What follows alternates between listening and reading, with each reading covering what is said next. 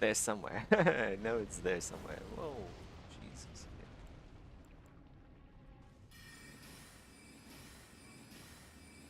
Oh, host is dead. Okay.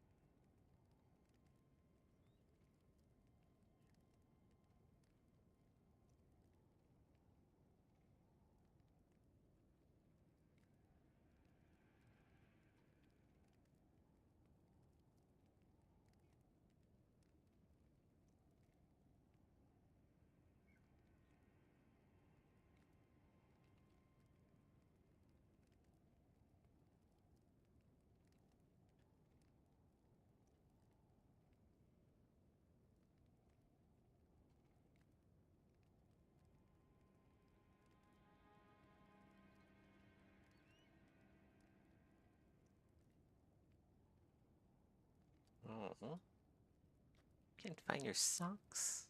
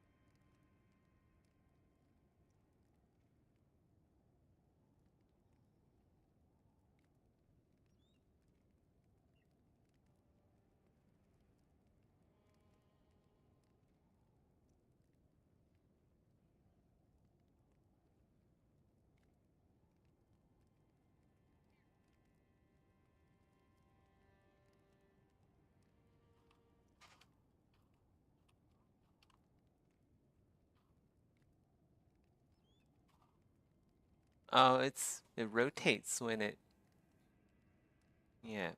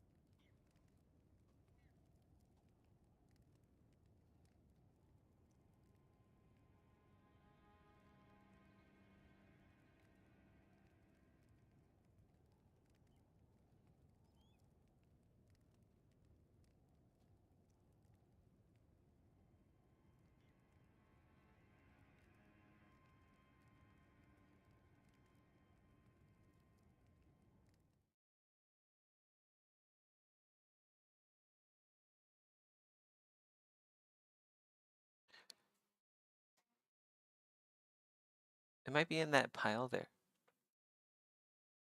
Yeah. Oh.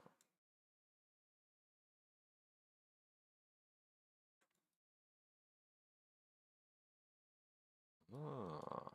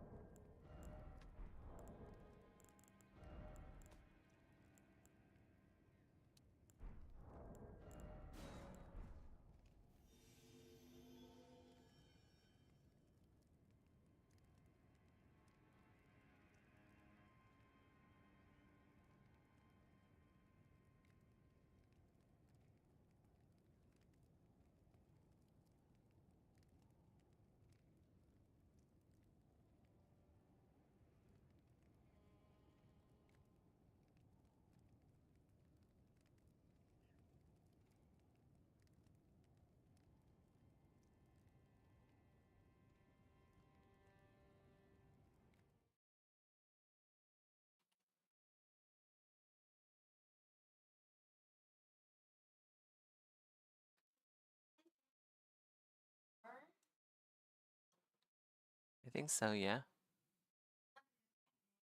Yeah. The kakak doesn't fold or close, right? Why?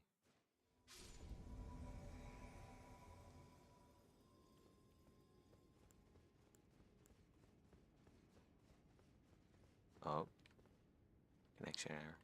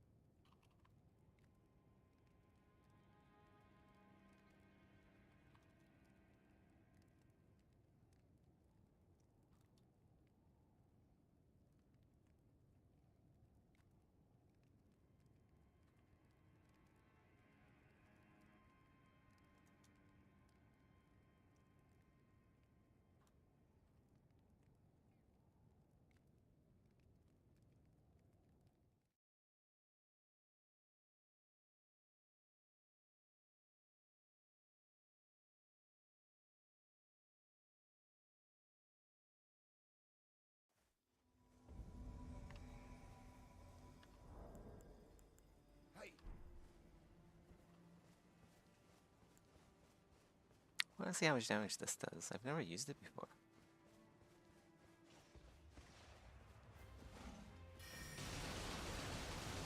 That's funny. Oh my god. Oh, it's a bit more reach than I thought it would.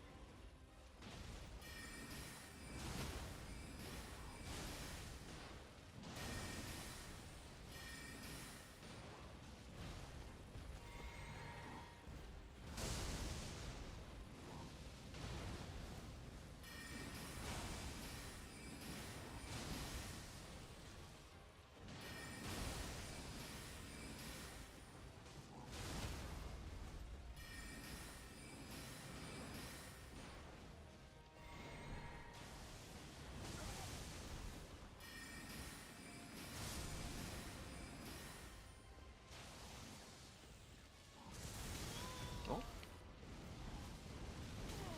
wow. Okay. I was getting roll cut to smithereens, I guess. Jeez.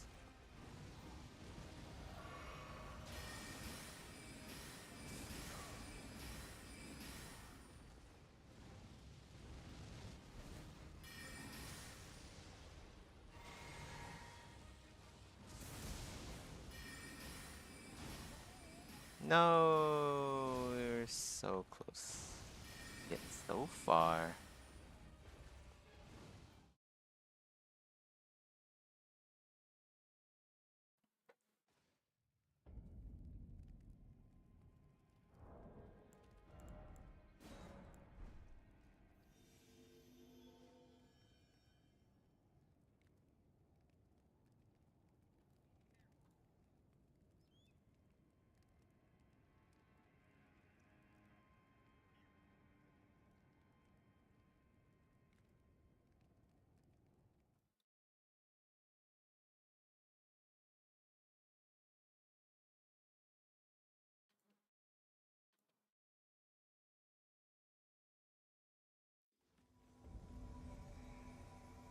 Oh, redemption arc? Is this the redemption arc?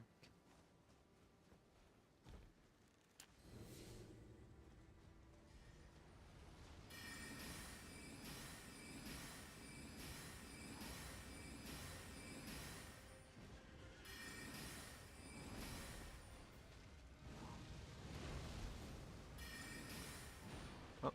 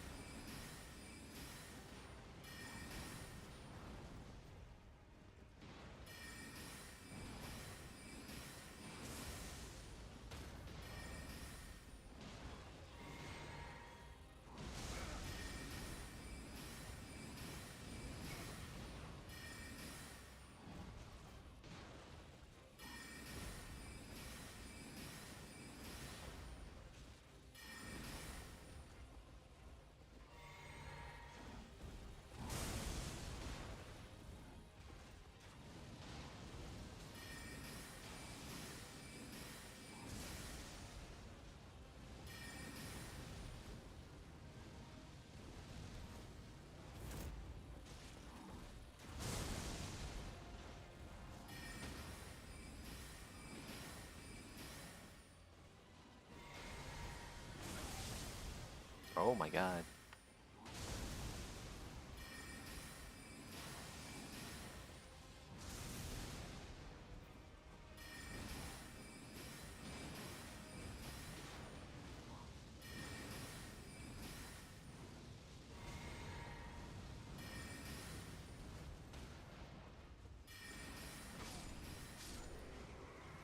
Nice. Well done.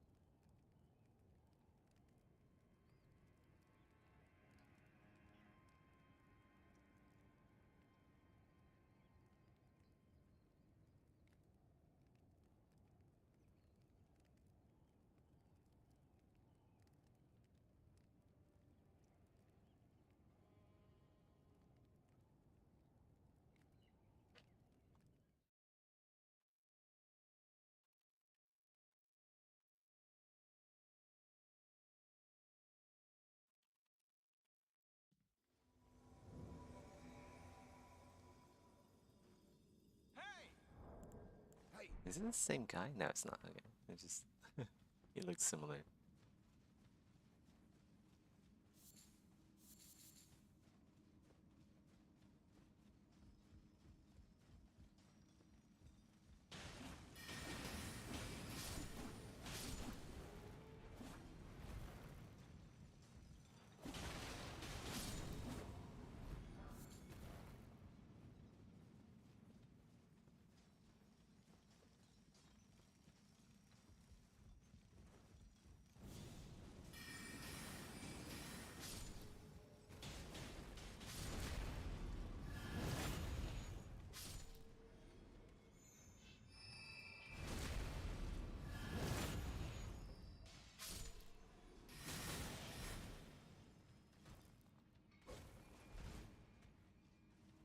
Wow, I haven't seen that before, where they just sit back down after they launch stuff at you.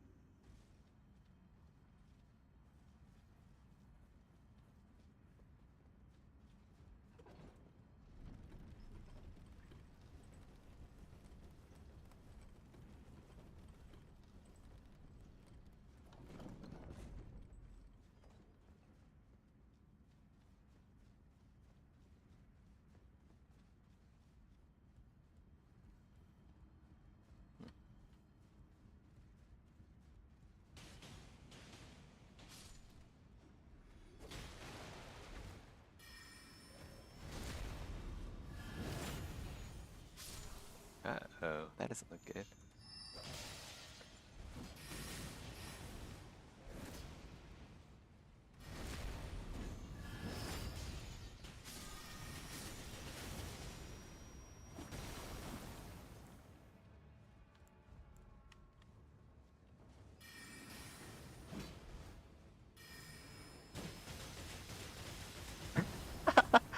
Oh, that's funny.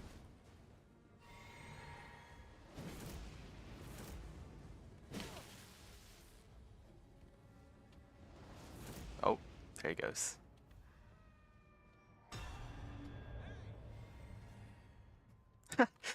Blaster, Blaster is such a funny weapon. Uh, Whee! Doesn't do a whole lot. Well, it does do some pretty decent damage, but look at my mana after that. It's a mana blaster, more like.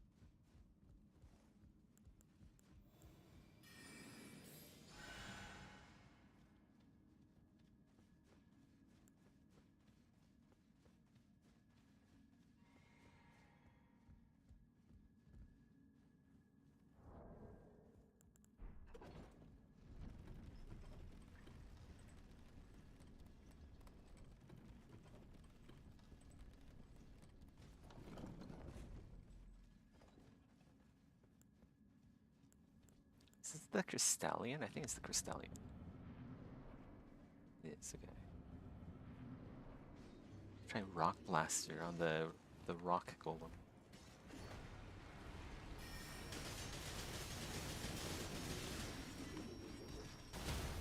Oh, that's actually really good against Crystallions. Holy cow.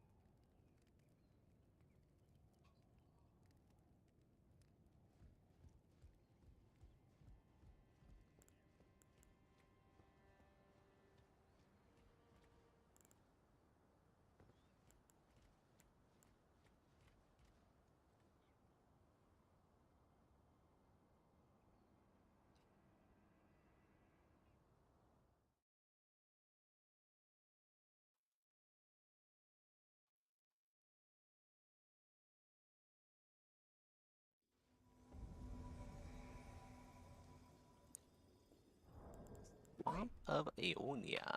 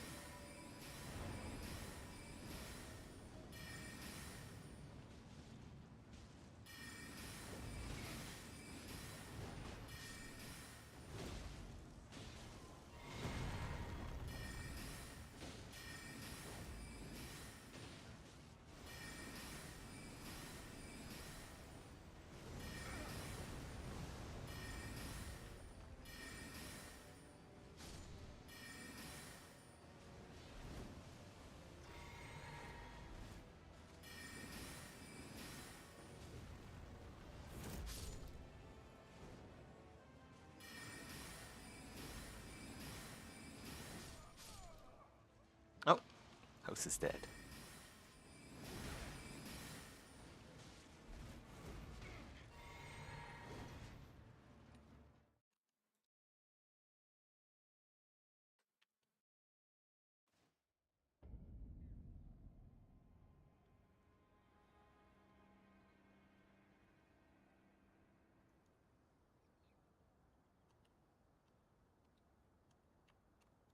I wonder if we can just do this?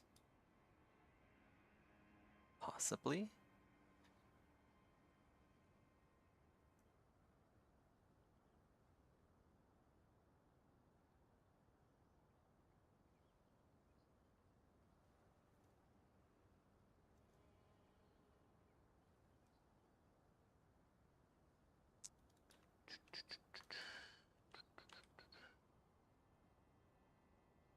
There we go.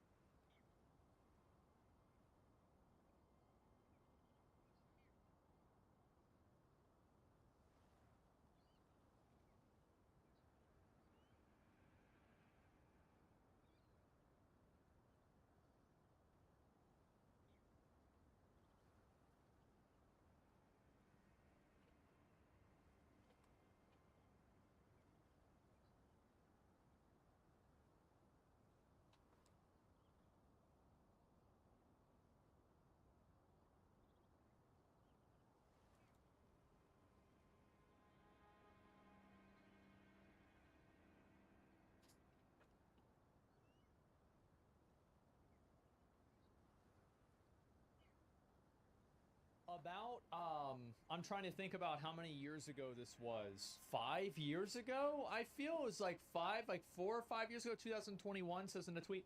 Oh, okay, yeah, I probably should have read that. And anyway, so Goldfish Memory, completely contradictory statement, only 2 days apart. And then some guy says, you work for Jews.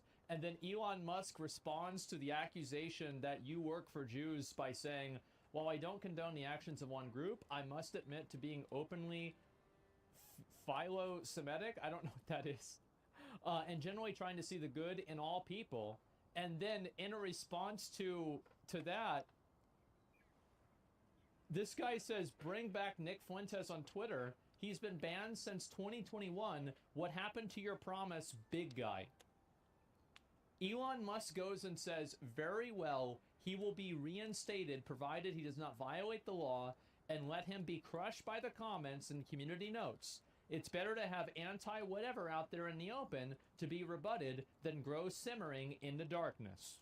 And so it's looking like Nick Fuentes is getting unbanned.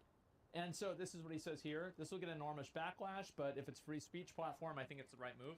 I think that what Elon Musk wants to do is that he wants to, what do you call it? He wants to bring everybody back on Twitter, so there's no longer an expectation that advertisers will have that content will be removed from Twitter.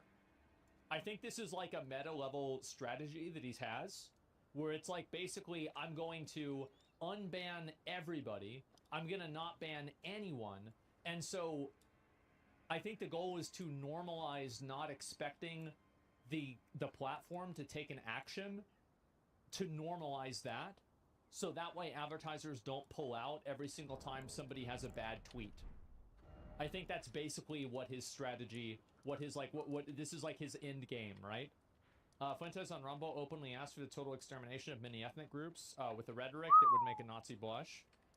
Well, he's not, guys, he's not calling for extermination of ethnic groups, it's of cookies, okay? Come on, you've got to get it right. And I think that this kind of stuff, I do agree with Elon with the fact that it's better to have this kind of stuff out in the open, because I feel like a really good example of this is Andrew Tate. I feel like after Andrew Tate got reinstated to Twitter, it became a lot more obvious that some of the things that he was saying were just fucking stupid.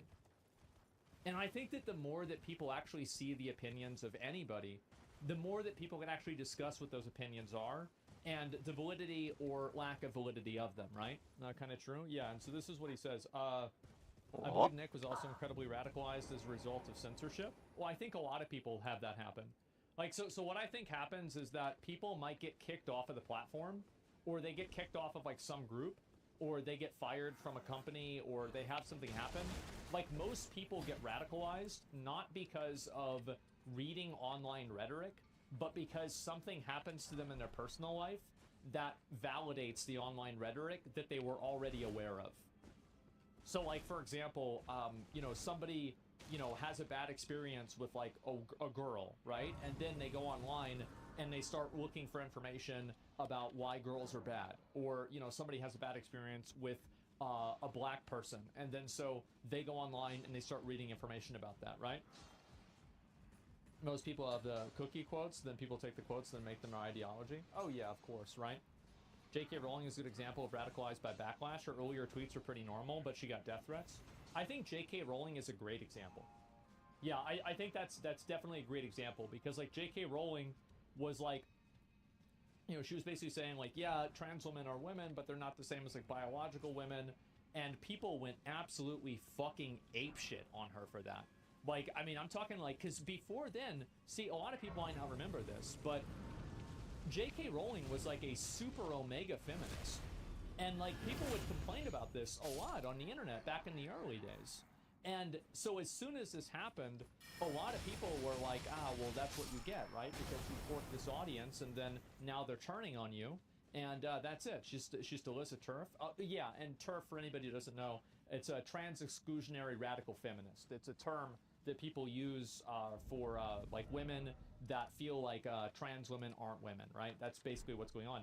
And so I think what's happened in the process of that is that J.K. Rowling has gotten more and more radicalized away from that group and away from like the ideology that she used to be kind of promoting, because of the fact that people lashed out at her so much because of that.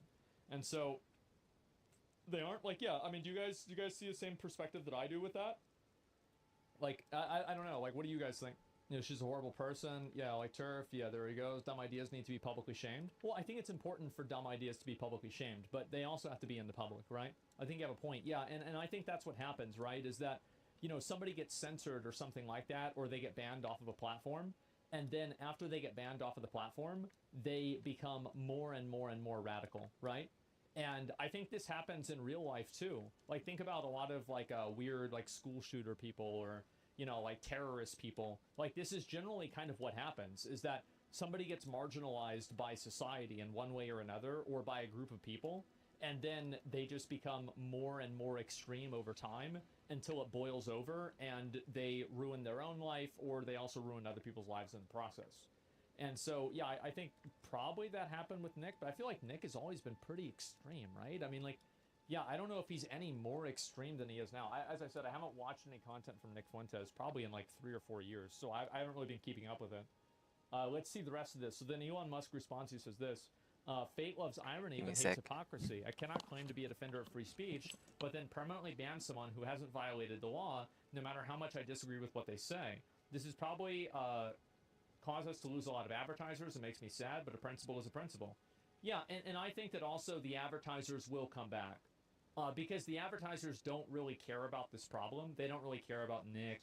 They don't care about Elon. They only care about selling their bullshit. And so as soon as they feel like they won't get bad publicity for it, they'll immediately go back and do it. They care about engagement, yeah. They want to sell their bullshit.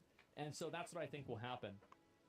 So a lot of people are actually pretty positive about this. And I think also, like, there is, like, a certain level of, like, the shareholders don't want bad publicity. Well, yeah, I mean, the shareholders don't want bad publicity, but what does bad publicity really do most of the time? Nothing. It doesn't do anything. I think that a lot of people, like, and this is kind of a problem, is that the internet has created a sense of urgency whenever people are angry about something. But one thing that I've learned, and, like, you know, here we go. Oh, look at this right here. Asmongold's controversial views spark heated online debate. There we go. See? And so I guarantee you in a week, nobody's going to be talking about that. It's going to be over. Yeah, that's it. And that's always how it goes. Elon is alienating 50% of the base who wanted his product, and by the end is shrinking his publicly traded company. Well, I think that he knows that he's doing that. And also, I think that if you're talking about alienating people, if you use the foundation of this person is, this is a bad actor or a good actor, and therefore, bringing them on will alienate other people, well, somebody's going to alienate anyone, right? I mean, like, Donald Trump alienates people, and they wanted Donald Trump banned. And then, what's his name? Alex Jones alienates people. There's a lot of people that get alienated. Elon Musk doesn't actually care about being principled in free speech other than making his product make more money. Well, we'll see what happens, right? I definitely think that bringing back Nick Fuentes will not increase the amount of money that Twitter makes, right? Like, let's just be honest here. Elon Musk is turning Twitter to be like a medieval movie where people shout for executions. Well, he's also making it to where he's bringing back every single person, and everybody can say whatever they want. And I think that really, like, I remember this happened a couple of weeks ago because it was Hitler's birthday. Man, there's a lot of people that like Hitler now. Have you guys noticed that?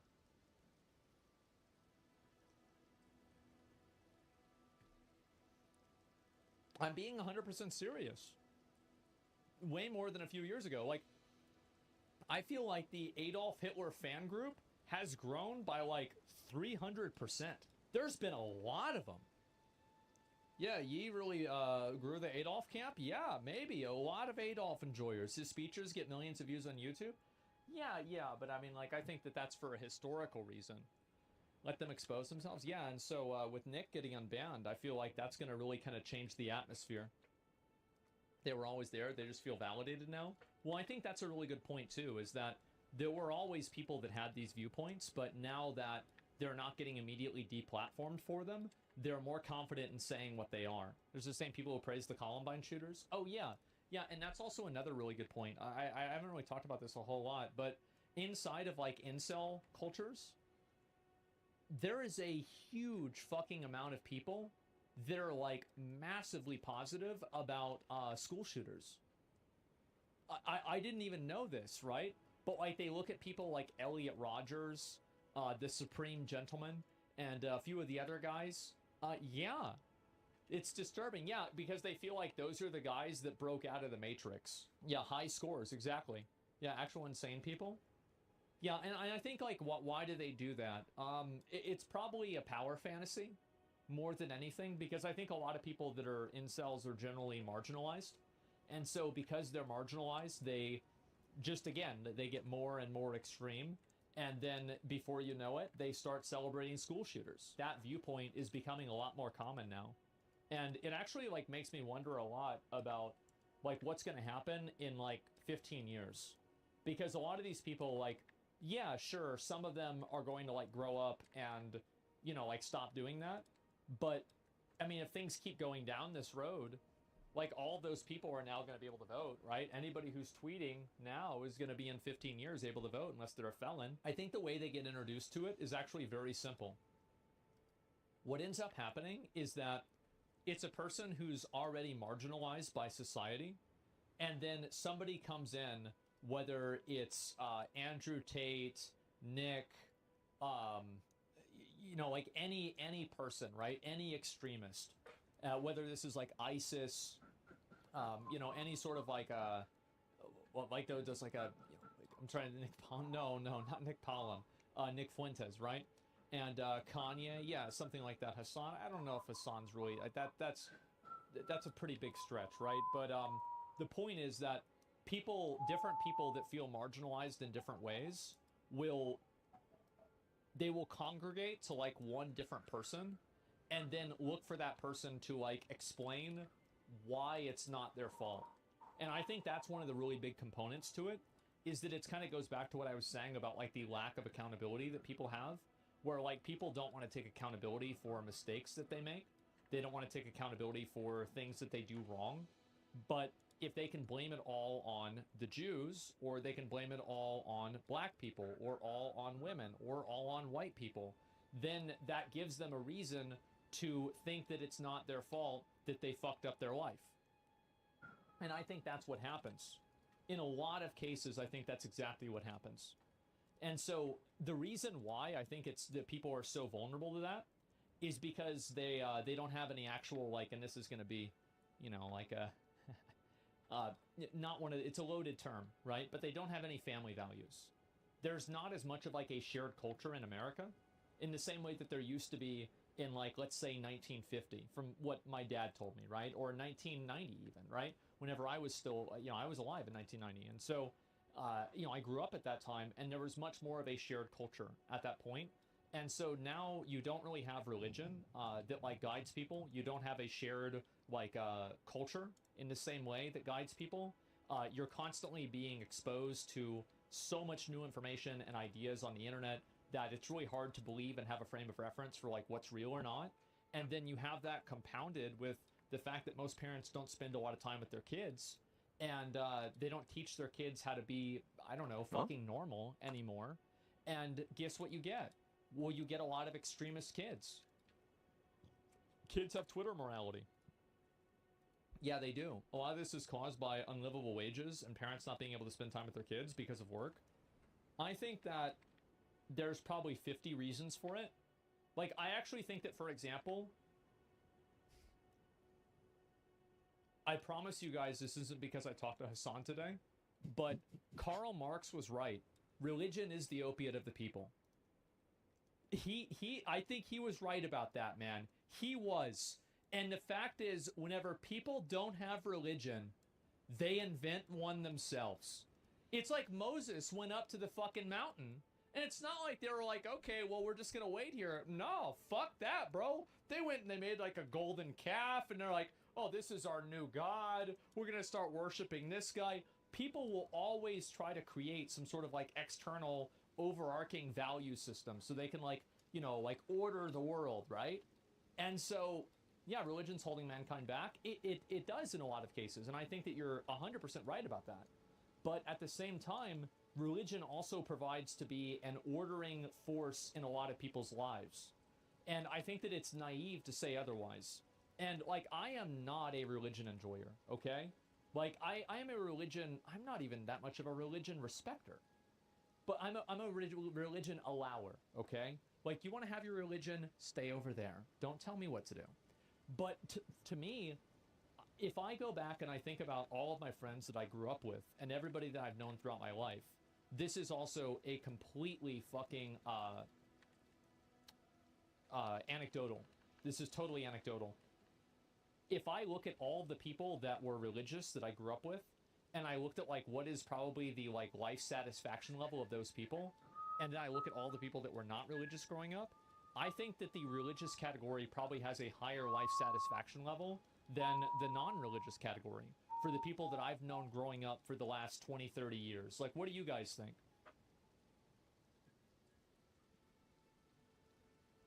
Yeah, you guys have the same experience, right?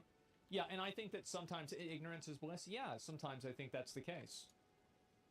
And because most famous athletes believe in God, yeah, I don't know. You said this before, and I've thought a lot about it. Yeah, that's wild because it's the opposite for me. Yeah, for sure. And I'm sure that there are a lot of people that it is the opposite for. But anyway, nuclear family is healthy psychology-wise. Yeah, and I think also, you know, this goes into, like, again, another black pill opinion that I have. I think that most people are animals that need to be told not to kill each other. I don't think that there is an innate... I think that if you let people do what they want, they will do horrible, terrible things. Because in every society, in every group, in every area, in the entire world, in every time in history, including now and 5,000 years ago, it's been happening. I think it's... You know, what's the common denominator here? So yeah, it looks like, Nick Fuentes is getting unbanned. I never thought this was going to happen, to be honest with you. Here. I definitely like what somebody says, support the right to say it, exactly. Yeah, it's looking like Elon Musk and friends Nick Fuentes will be reinstated. He was banned in YouTube 2020, violating their hate speech policy. Shit's about to get real. Yeah, I mean, unbanning him, like having Alex Jones on the platform, oh my god. It's going to be just like it used to be, man. Yeah, well, I think that, again, like, Elon is just trying to unban everybody, so the expectation for banning people is no longer on the table. I think that's his end game, right? That's what he's trying to do.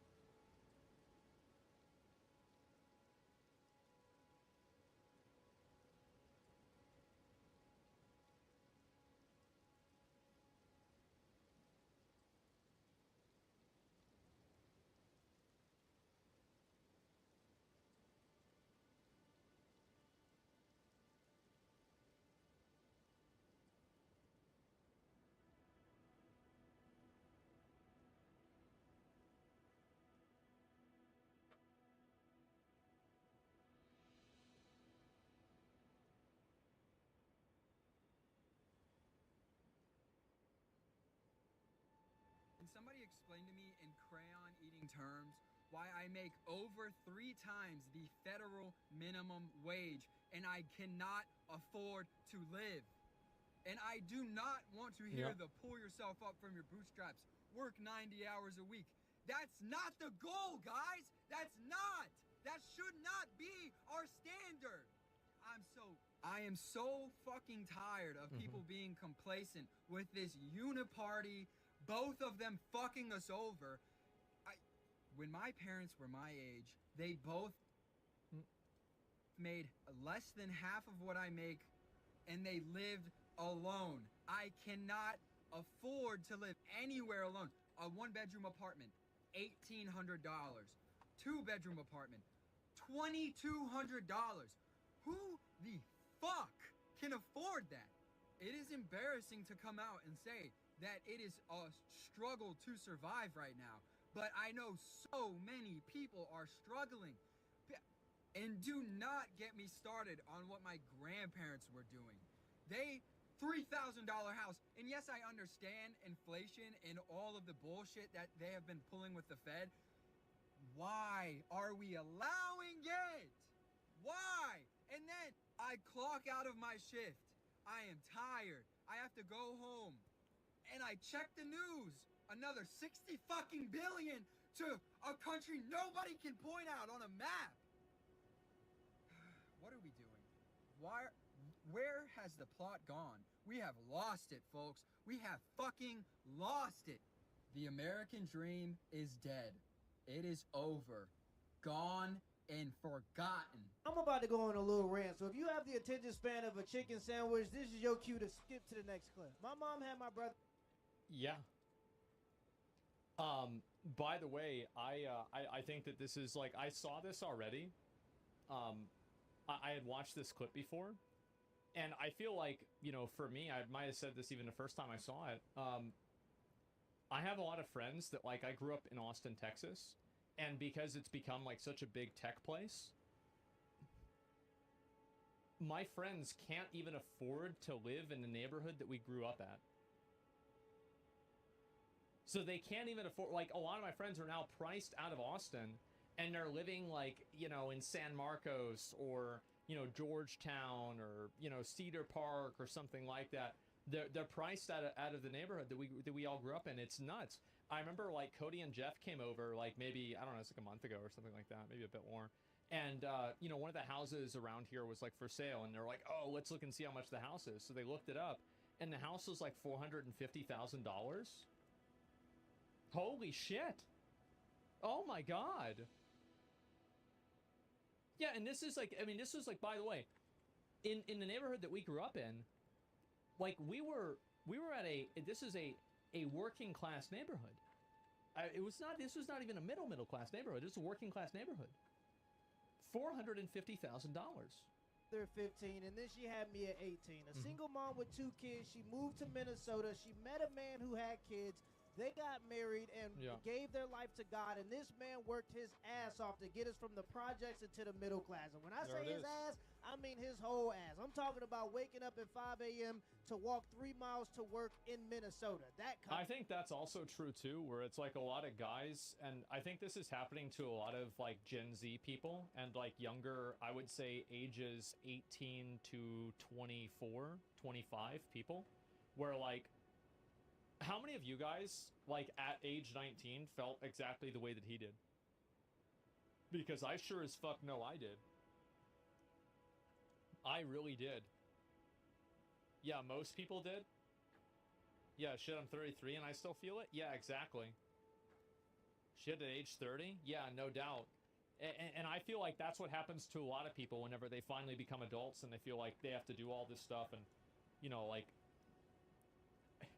You know, I remember whenever I was like 7, like I figured out this was going to happen whenever you would become an adult, because I'm like, yeah, what the fuck? Like, why isn't my mom just playing Super Nintendo all day?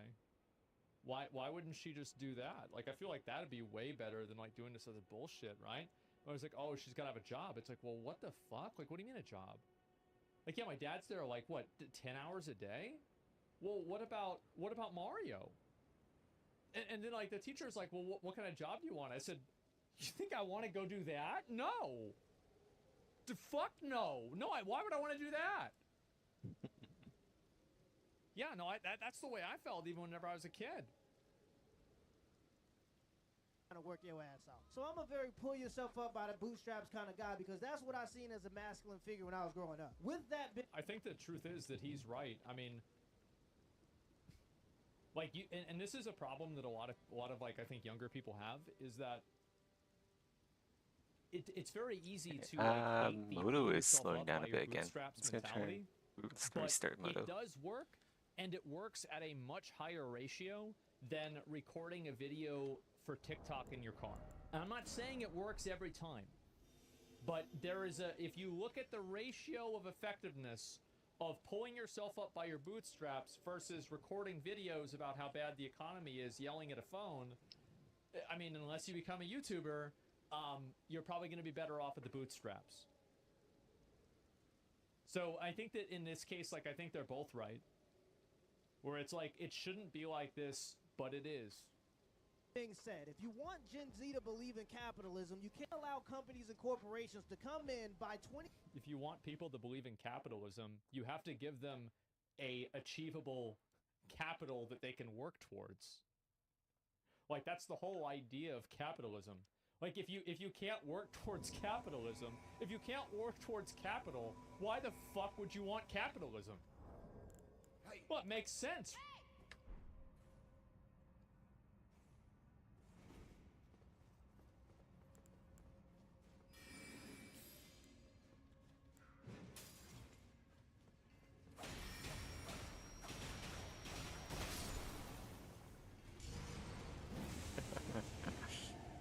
Whoa, there's like stuff above us.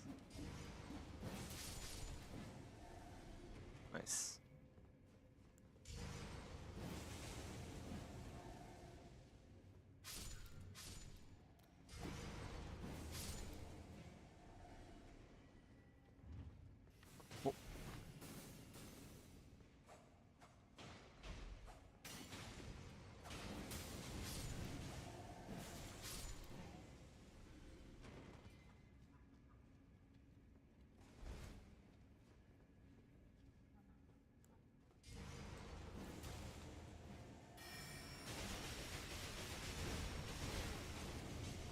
Maybe that's a bad idea.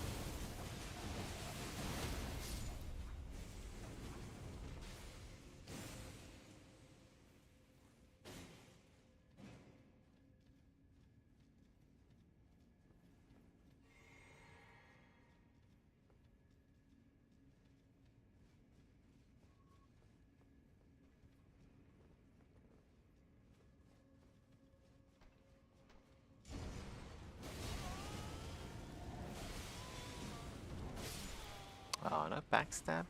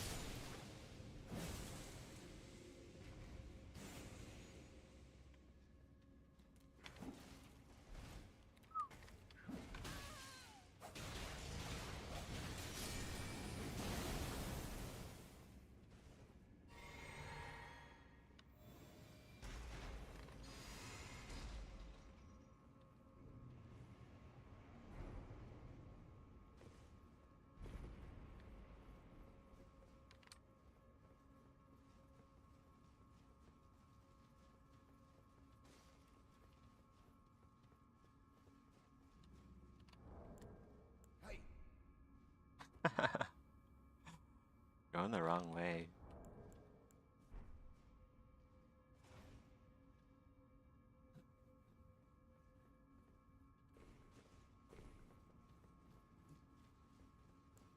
That's why I'm an int build. You see, these guys are arcane and also arcane. Int builds we know where to go.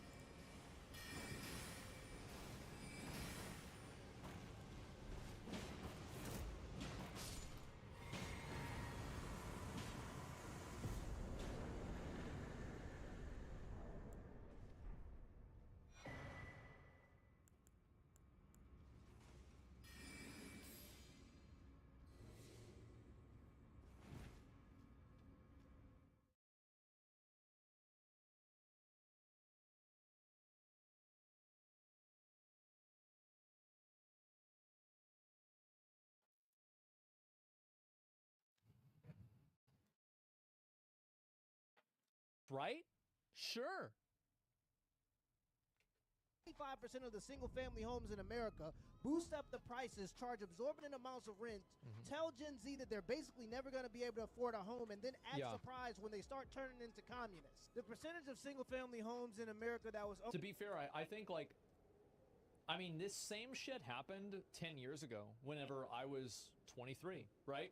Like, you remember, like, Occupy Wall Street and everything that happened then? That was a really, really big thing. And then it just kind of fizzled out and people moved on. So yeah, I think this will keep happening like every 10 years. It happened in 2008. Yeah, but like Occupy Wall Street, I think was like 2010. I feel like it was like around then. I could be wrong, but like that's how I remember it. Owned by companies and corporations pre-COVID was 5%. Now it's 25%. And you know the solution that they start turning into communists. The percentage of single-family homes in America that was owned by companies and corporations pre-COVID was 5%. Now it's 25%. And you know yeah, I think this is a game exploit that needs to get patched, and I don't really know how. I don't think the devs have figured it out yet. But this whole exploit where these companies buy up houses in mass, and like one guy or like a group of people owns 3,000 properties, or one guy owns 150 properties, this is going to go towards neo-feudalism. It is. That is what's happening. Monopoly housing, it is. It's basically feudalism.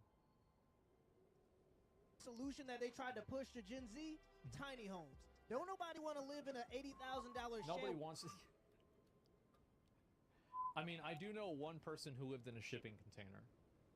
But otherwise, he's right. He's absolutely right. Yeah, nobody wants to live in like one of these pods. With plumbing, people want enough space for a family. And the craziest part is nobody's talking about the death of the middle class. It seems like the right's focused on Israel and the left is focused on identity politics. And when they do talk about classes, it's never... Yeah, and then you got people like this guy who's focused on being able to fucking afford a house, and he's losing his goddamn mind sitting in his car. Never the middle class because it's not polarizing enough to get votes. So it's always tax cuts for the rich or more welfare programs for the poor. They never talk about the middle class. And it's such a divide and conquer tactic. And if you look, you can see it. Everybody's talking about what group they identify with, and nobody's talking... I'm gonna get into a conspiracy theory, right? I mean, I've already had like one group of people getting mad at me this week, right, for the Israel-Palestine stuff. Let's go for number 2. I think that the reaction to Occupy Wall Street was an intentional push of identity politics to divide people and make people less likely to focus their anger on the upper class. I think that it was done on purpose. It was a top-down agenda that was created by different like media organizations. Really, yeah, I think it happened.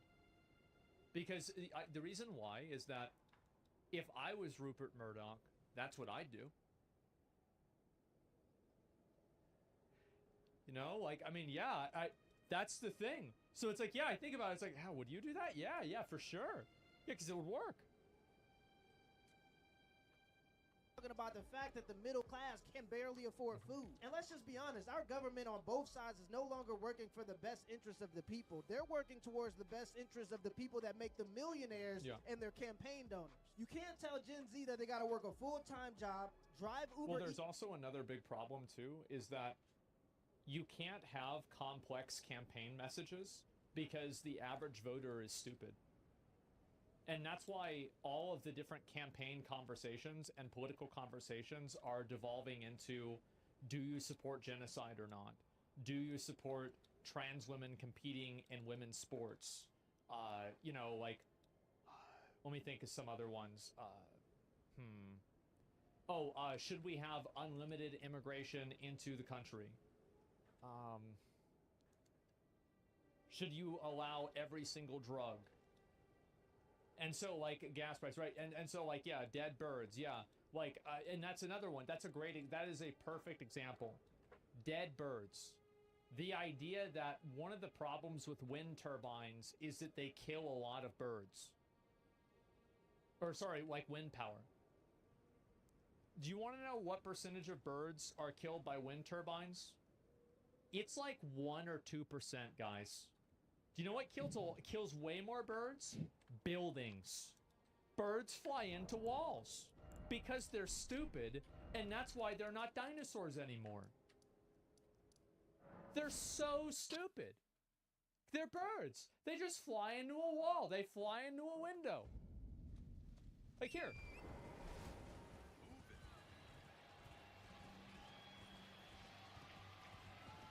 Oh, yeah, he likes the dirt instead. Oh, yes. Oh, yes. Oh, yeah. Quick.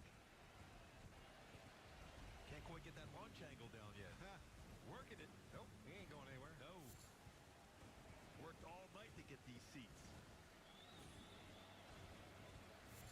And he's going to perch in left field. Nope. There he goes. He gone. He's in cruise control now.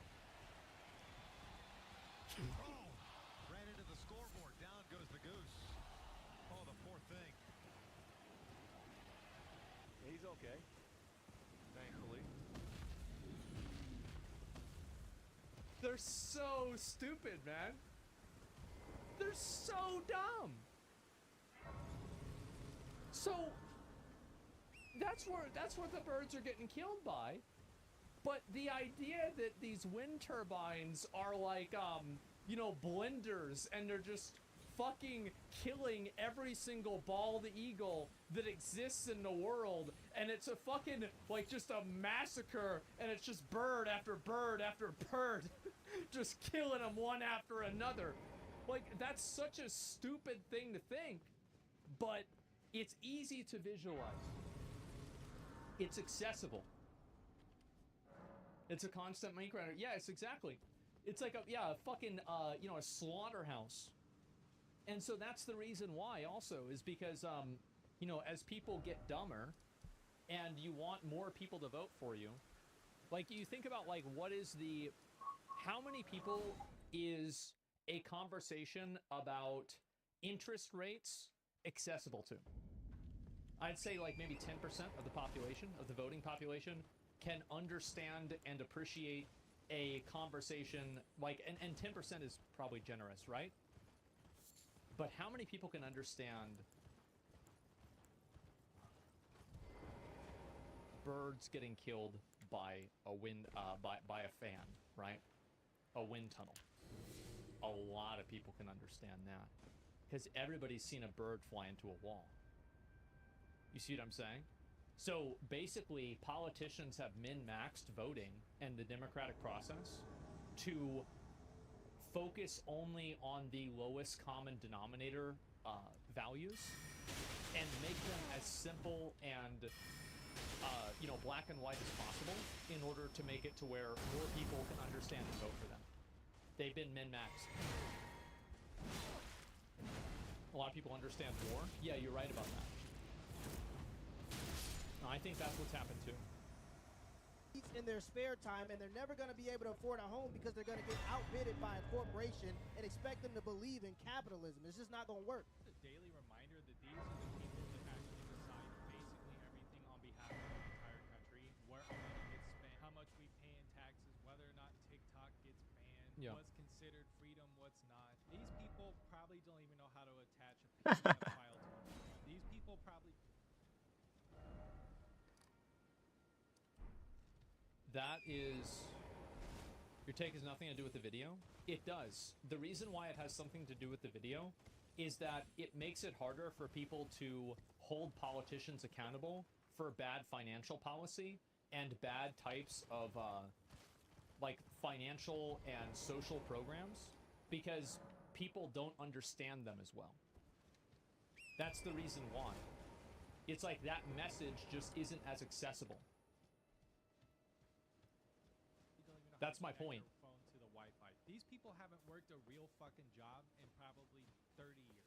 And also keep in mind that once you get voted into one of these political positions, you get paid at minimum like $200,000 for the rest of your life. So they can just sit in Congress, do absolutely nothing, and just age gracefully, in quotation marks. The worst part about elderly people being in political power is that they're not even going to have to live through the decisions that they are making on behalf of everyone else.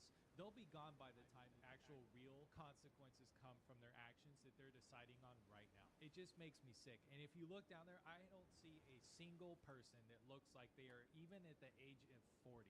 Every single one of these people is 60 plus, and there's a reason for that. Now that we talked about I disagree with that, by the way. I disagree with that mindset. I think that's silly. Because I think a really good argument against that is Bernie Sanders. I don't think that we should have term limits, because if we have somebody who's good at their job, I don't want to get rid of them for an arbitrary reason. I think that's... Give me a sec, I need to take out the laundry. There are also politicians and people that are young who are also incompetent and stupid. It's not like being like old people have a monopoly on being stupid. I mean, maybe with computers they kind of do. But with a lot of other things, no. I don't think that's the way you should look at it. Z, let's talk about the boomers for a little bit. And this rant is inspired by one of my favorite comedians, Tim Dillon. The boomers are extremely selfish and condescending, and they've convinced themselves that the only reason they prospered is because of hard work. They started with the sexual revolution to rebel against their parents, and then those hippies turned into capitalists and materialists. And to be honest, the sexual revolution wasn't even a rebel. It was just a selfish desire to indulge in sex. And because they came from strong nuclear families... My dad's take on this is that as soon as the Vietnam War was over and the draft stopped happening, a lot of this shit cut the fuck out. And he thinks that a lot of the reasons why this happened is just simply because people didn't want to get sent over to fucking Vietnam. Many of them ended up getting married. They bought houses for $30,000, and they love to brag about how that house is now worth $500,000. They got all the benefits of the nuclear family, and then they taught their kids they don't need family, they just need a Ferrari. Now they're hogging up all the real estate and all the positions of power. People who haven't worked for 30 years are making decisions on middle-class people that gotta work for every day. They refuse to acknowledge the fact that their grandkids can't afford a $400,000 three-bedroom home. There it is. And instead of helping them with their positions of power, they want to line their own pockets. It's absolute insanity. I saw this the other day, and like this is a good example of this, which is like kind of crazy. Let me see if I can find it. Give me a second. Where is it? No. Yeah. So Jeff Goldblum refuses to leave money for his kids. He says, row your own boat, which is like, this is apparently not completely true. But it's the same mentality, right?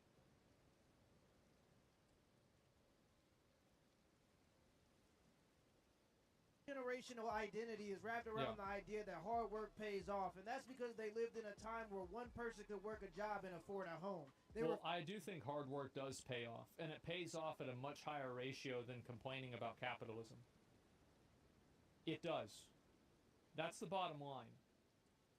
Like, I understand that it doesn't always pay off. But the truth is that if you don't work hard, the chances are that you will not be successful, and you won't make any money, and you're going to be fucked. Not anymore. Well, like, so if you had a kid, would you tell your kid to work hard, or would you tell him to just lay around and blame the government for everything? What would you tell somebody that you cared about? Because I would tell them to work hard. Lay around? Well, a mix of both. Yeah, sure, right? But like, what I'm saying is I would tell them to work hard, because even if it doesn't work as much, it's still better than nothing else. Like, I understand that, like, people are demoralized and they don't want to do it, but, I mean, you don't really have a lot of other options right now. Like, what are you gonna do? Okay, I'm back. I mean, that's really the truth, and it doesn't, like, and this is the problem, right? Is like, if I say this, it doesn't, people might be thinking that I'm justifying it, which I'm not. I'm not justifying it, but I'm saying that it is true. There are a lot of things that shouldn't be true, but are true. And I think this is an example of that. You're wrong, no? No, I'm not. I think that if you take 100 people that make TikToks about how bad capitalism is, and you take 100 people that work hard at their job, and you did a 10-year experiment of who's better off 10 years later, I bet the people that are working hard would be better off. I do. I'm sorry, guys. I really think that's the case. And I'm not saying that every single one of them would be happy. There's a lot of people that work hard and they still lose. But there's a lower ratio than people that don't. And that's the only thing I'm trying to say. I think this is indisputable. Refuse to acknowledge the fact that the world is different mostly because of their decisions. We need young, ambitious leaders that are going to be alive for the next 20 years to help us make decisions on what's going to happen in the next 20 years. It's a bag of bushings. This bag of bushings, stamped out by machinists, don't need a high school diploma. There's not anything high tech about this. All of this bag is compliant with the FAA specifications. How much do you think the Air Force pays for this bag of bushings? There are some people who say that I'm wrong about this. I will actually accommodate a couple of these people and like just listen to what they have to say. So if you want to type out like what you think, go ahead.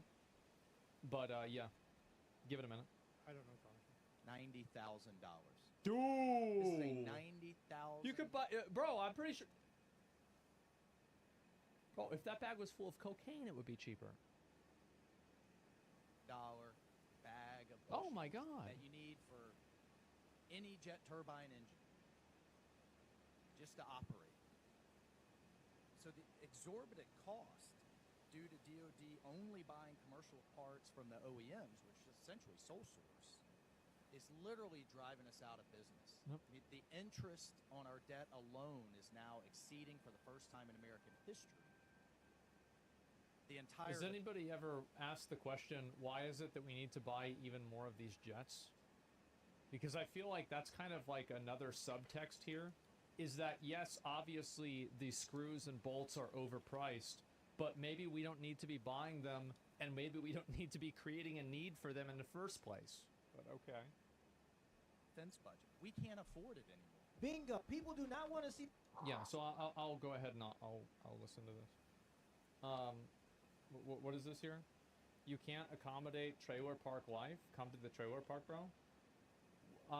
Okay, let's just... I don't want to waste my time with this.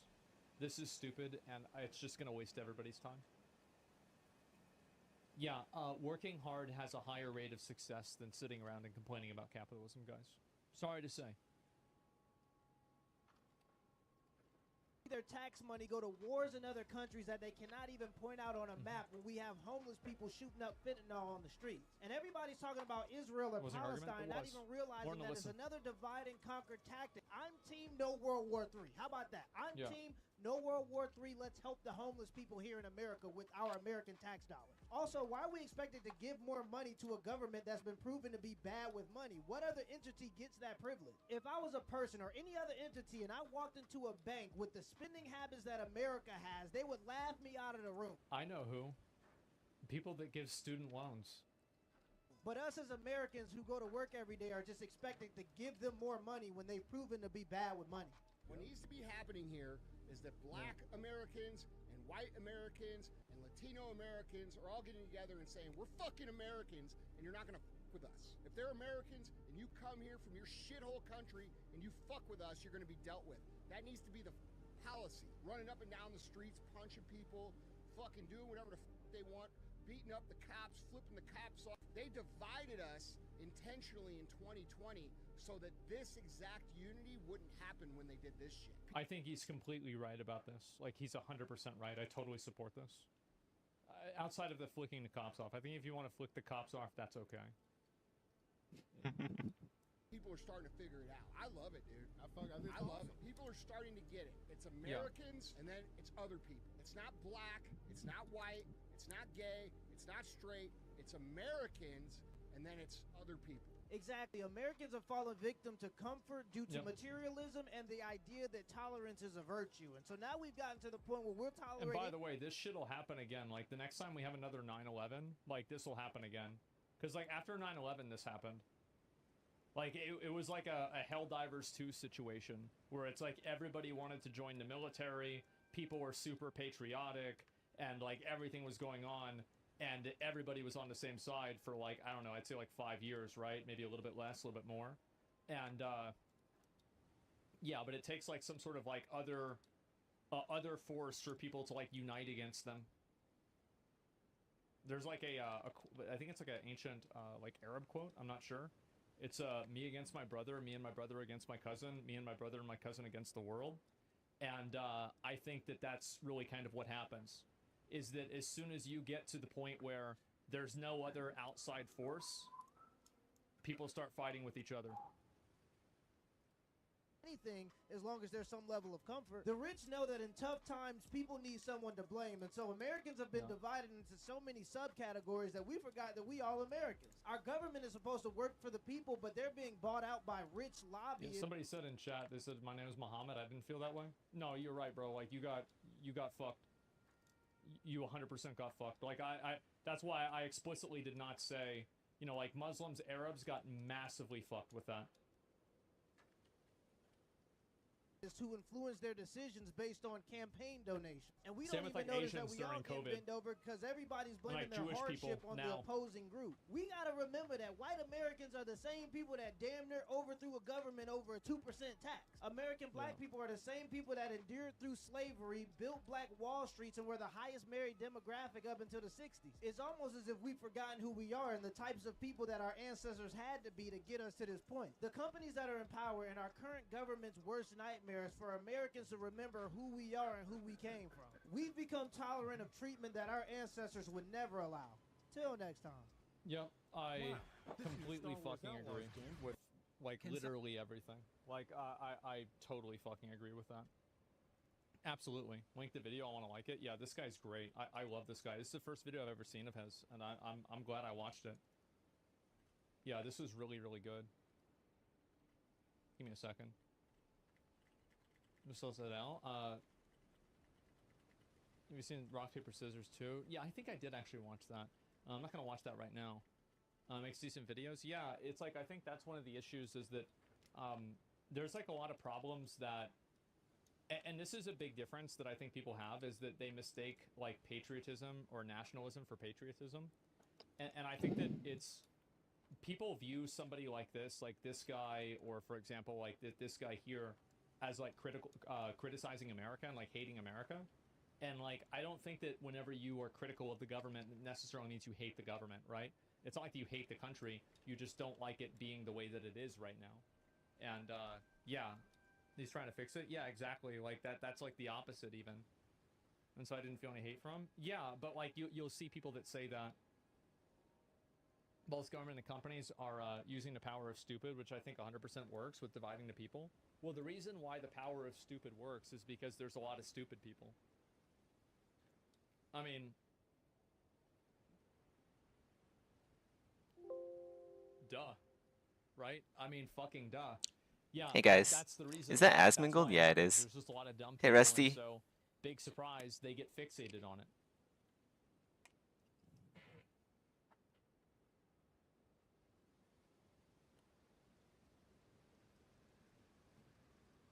Let's go watch something actually game dev related.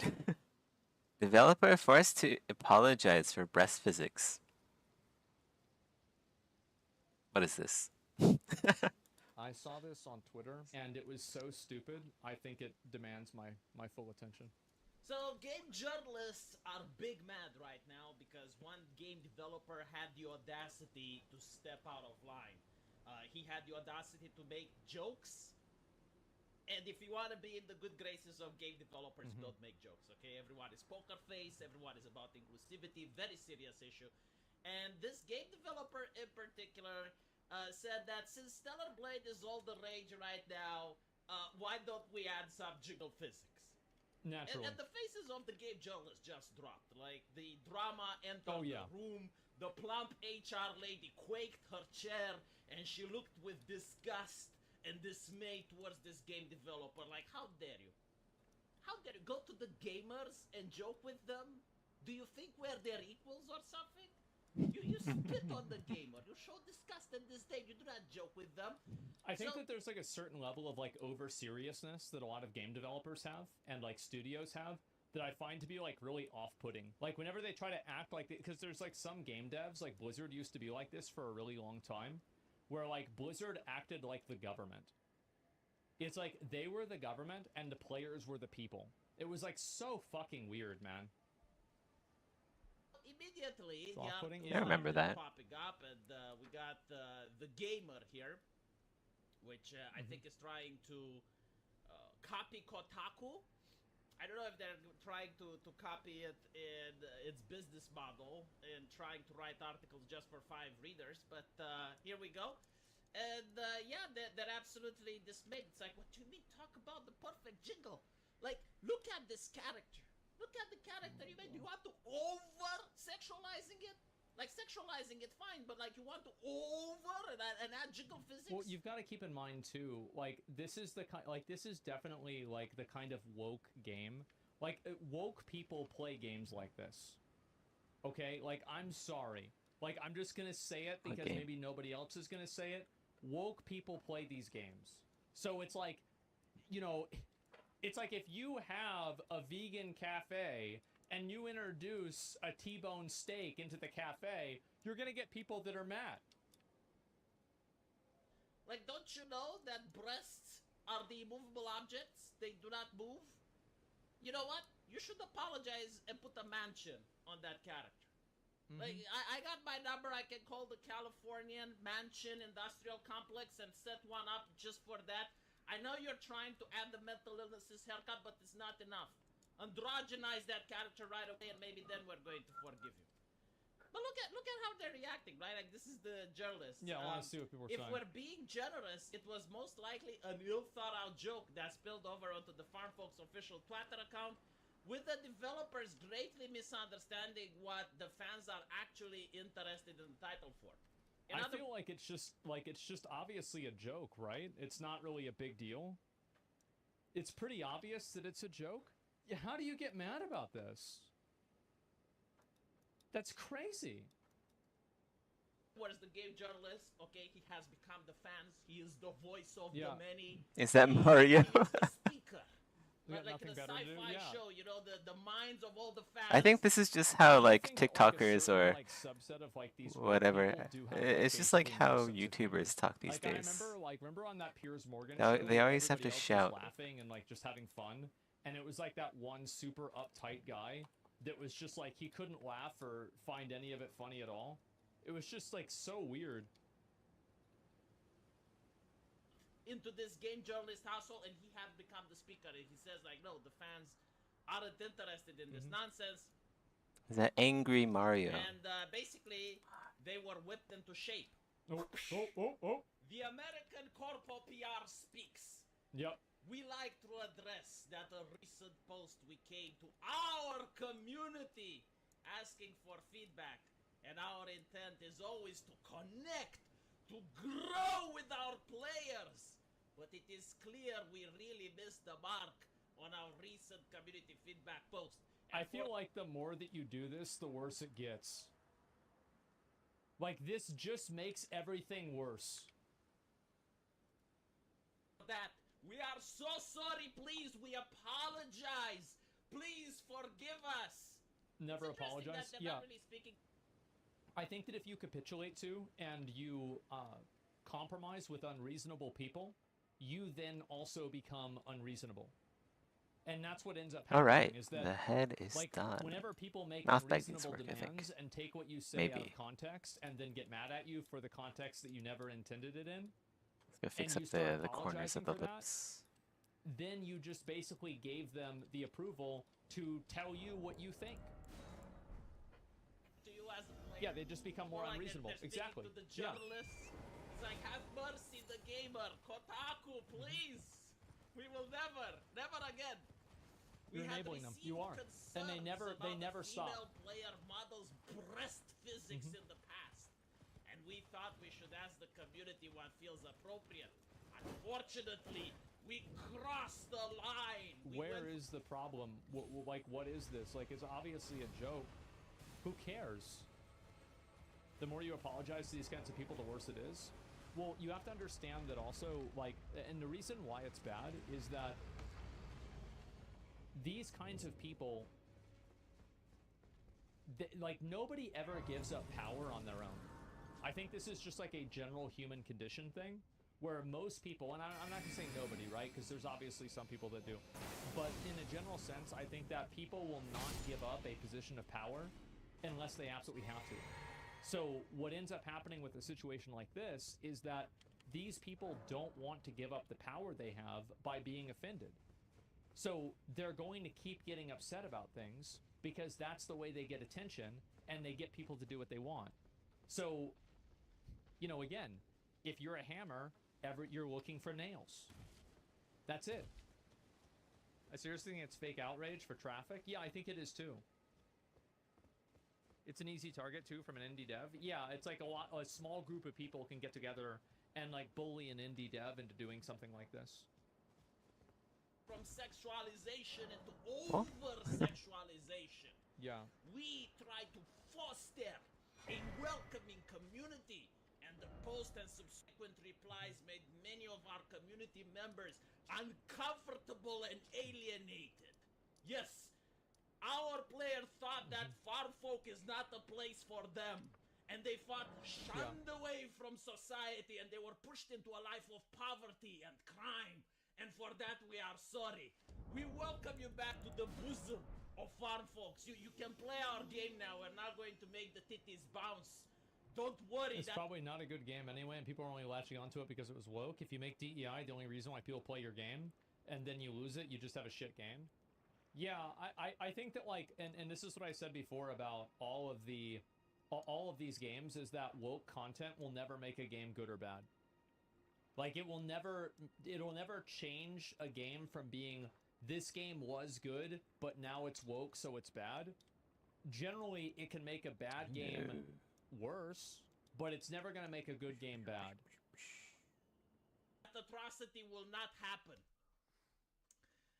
The reply made about 150% physics was inappropriate. It's like, we insulted your mother. And we apologize for that. Oh, we are course. taking the necessary steps to learn. We are knocking at the door of our HR lady, and we are making her work overtime so she can teach us. So This reminds me of like a, you know, like the NPC in Blasphemous 1 that was like, you have to prostrate yourself like to the god, and it was all about like, you know, ruining your life and, you know, contorting your human body in ways that are painful in order to make some god happy. I feel like this is basically it. Can feed her knowledge into us and tell us how to be more inclusive, Yeah. more better Americans. We value the feedback of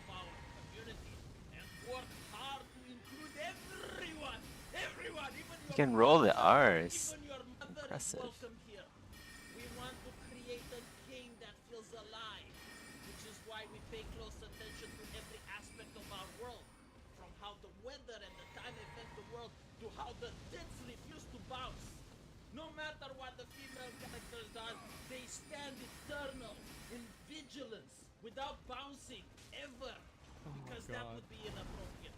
We want everyone to feel included. Oh my god, how many times did they mention this shit? Lagging a bit. It's ridiculous. It's a little bit. And I think that like this is a really good example of like what I was saying. Like this is why gamers are unreasonable.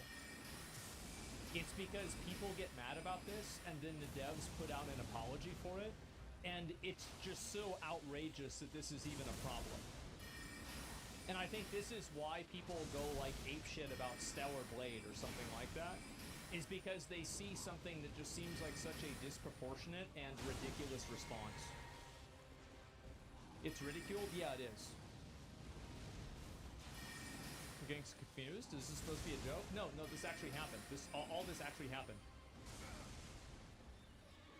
People are tired of that shit? Yeah, they are. As well as how to best ask for feedback from the community. And I think also, like, you know, people say, you know, fuck, you know, it looks like we're in a circus, might as well act like a clown. And so that's whenever people start, like, taking these things... Oh, that got me. I rolled a little bit too early. It's the same thing as, like, changing the photos or the paintings in Warcraft, right, into fruit. It's just ridiculous, and I think that it creates, like, a lot of, I think, just straight is the host gonna die? This, and they're like, this is fucking weird and stupid, and I don't like it. We get mad, they get mad at us for being mad, and they position themselves as the protectors and make us look like villains, and it works so well for them. Well, yeah, in a lot of cases, but I think also, like, players get tired of being vilified for doing something that had no ill or malicious intent. Future. Holy shit, like, this guy was writing on a drum, like, his fingers were going on the keyboard, like, click-click-clack, click-click-clack, please, what else should I write? Yeah. What else should I write so that they know how sorry I am? Your input is instrumental as we continue to develop Farm Folks. Okay, so, most people in the comments are like, what on earth are you This is it. See, this is the thing, is that you never, this isn't even an apology, this is doubling down on excuses. There we go. Let's smooth this. Okay. Are you high? Why are you apologizing for? Like, no one was even remotely upset. This is what they do. But then you have individuals like this person, and I love it. Because this is literally the type of customers that they want to foster. This is the type of community. When they talk about inclusivity, they're referring about this person. Okay. And this person says, this isn't even an apology. This is doubling down on excuses. You guys understand why the initial tweet was upsetting, right? Because the problem with this is that it's built on the foundation that somebody getting upset about something justifies their feelings, and her being upset about it, or other people being upset about it, is a justification to have it be changed. Not necessarily. Just because you don't... That was the woke mob. They tried to shut me down because I was too based. Anyway, yeah. I think that the whole problem here is that the entire issue is predicated on the assumption that her being upset is valid. Just because you feel a certain way and you're mad about something, that doesn't mean that you're right. That doesn't mean anybody needs to sit down and listen to that. Just because you get pissed off about something, you don't like it, that doesn't mean that the world is obligated to accommodate you. And this is, I think, what the problem is that these people don't understand that they're not the center of the universe. Doesn't sound like you do. Mm-hmm. And as you can see, you got people confused. It's like upsetting. Please elaborate how and why so that I can better understand. Mm-hmm. Oh, I'm sure that a great journalist and writer like yourself can figure out how to read all the upset comments in the original post and determine why people are mad without me personally needing to hold your hand and explain. And this is also the problem, is that people that act this way are always so dismissive, patronizing, and obnoxious. Like, who would want to be around a person like this or have anything to do with them? Yeah, it's just so obnoxious. So it's like, what the fuck? Like, why are you talking to somebody like that? Yeah, somebody asks, like, upsetting, please elaborate how, and then she's immediately being patronizing and mad. You should never try to deal with a person like this. There's many people in the comments saying, I'm a woman, please explain. What the fuck? But as you can see, they did nothing wrong. This is why they should have never apologized. It's never enough for the crowd. It never is. If you really think that this tweet was upsetting, then I'm sorry, but you need to grow a spine. It's never enough. Well, I mean, like, they're not... Like, she's getting mad about the apology, then she's getting mad about somebody asking why she's getting mad. This is a person that just gets mad all the time. Why are you listening to them? It wasn't even that fucking bad. Fun to watch a train wreck. But the reason That's that why. upset and they counter-articulated is because a lot of these individuals, they do not care about the video games. They are part of an ideology, of a cult. It's all about Everyone that's watching not part of the cult is an enemy. And why the they live on hubris the of internet mankind. is to see the enemy getting upset. Dumb people are Like, entertaining. I think this is true. And this is another big problem, is that people on the internet have, like, this... Like, they've, like, You see me? themselves. I'm not very where, entertaining. Like, if you believe one That's thing, because you I'm believe a smart. bunch of things. Like, for example, whenever I say something that Twitter disagrees with, I also hate black people, gay people, trans people, all minorities, disabled people. I hate women. I hate poor people. I hate, Jesus, there's got to be more. I hate animals. He hates Jesus. I hate, anybody in a bad situation. I hate them. I hate fat people. I hate skinny people. I hate people with disabilities. And so it's like, as soon as you do one thing, they just basically put this laundry list of bad things associated with you. And it's like, well, where's the evidence of these things? They're like, well, just go look it up yourself. It's like, well, what the fuck do you mean? And so what happens is that these people, as soon as they see that you disagree with them on one thing, they immediately, like, dial everything up to 11 and act like you're this terrible, bad person. Where in a lot of cases, no, these aren't terrible, bad people. They just don't think a tweet was a big deal. Someone that's Nazi, not part of the cult is upset for any reason, like their entertainment is being ruined or they're being inconvenienced in any way. These people are happy. So if they see a company joking and having fun with people that they perceive to be the enemy, they get upset. And they can't articulate that because it sounds bad. So this is what it's all about. This is the fact that the developer had some fun with the gamers, and they were like, oh, well, if Stellar Blade is all the rave, do you want us to add jiggle physics? And this person was livid. The game journalists were livid. They were like, what do you mean? They're the enemy. You can't joke with them. You're not fraternizing with them. Stop that at once. And the person goes like, well, they're over-serious people that want to ruin everything because they're unlikable in real life. Nobody wants to be around them. That's why they're on the internet. And they can't get along with anybody in real life. Everybody hates them. They grew up and they probably didn't have friends because they were disagreeable and obnoxious. And here they are again, getting mad about something and starting to go to war for some issue that nobody gives a shit about. And that's it. Bring our people down to their level. Yeah, these people are awful. yeah, I apologize. Holy shit, Jesus, so sorry. And they're like, no, we're not forgiving you. Yeah. We're not forgiving you. Yeah, you never win with these people. And this is what it's about. The absolute state of 2024. Let me know what you guys think. And as usual, I will see you in the comment section. Yep, I agree. I completely fucking agree. I think that the moment that you try to make these people happy is the moment that you become unhappy.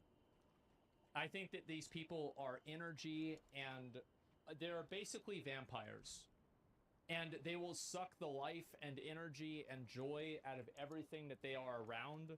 They will infect everything with their fringe, cringe opinions. They will want everything to be a platform for them to express some sort of viewpoint or agenda they have. They're awful. They're social vampires. They're awful. Yes, I hate this shit. And it's like, and I think the problem, the real reason why I think this is a big problem is because it's the assumption of ill intent. I think that that's the worst thing about it, is that these people are going into it assuming that this company like wanted, like, what do they want to do, like sexualize women? Like what number one, how are you gonna sexualize they're not even real, but like you're gonna get mad about this. Like what's going on here? How can you get angry about this?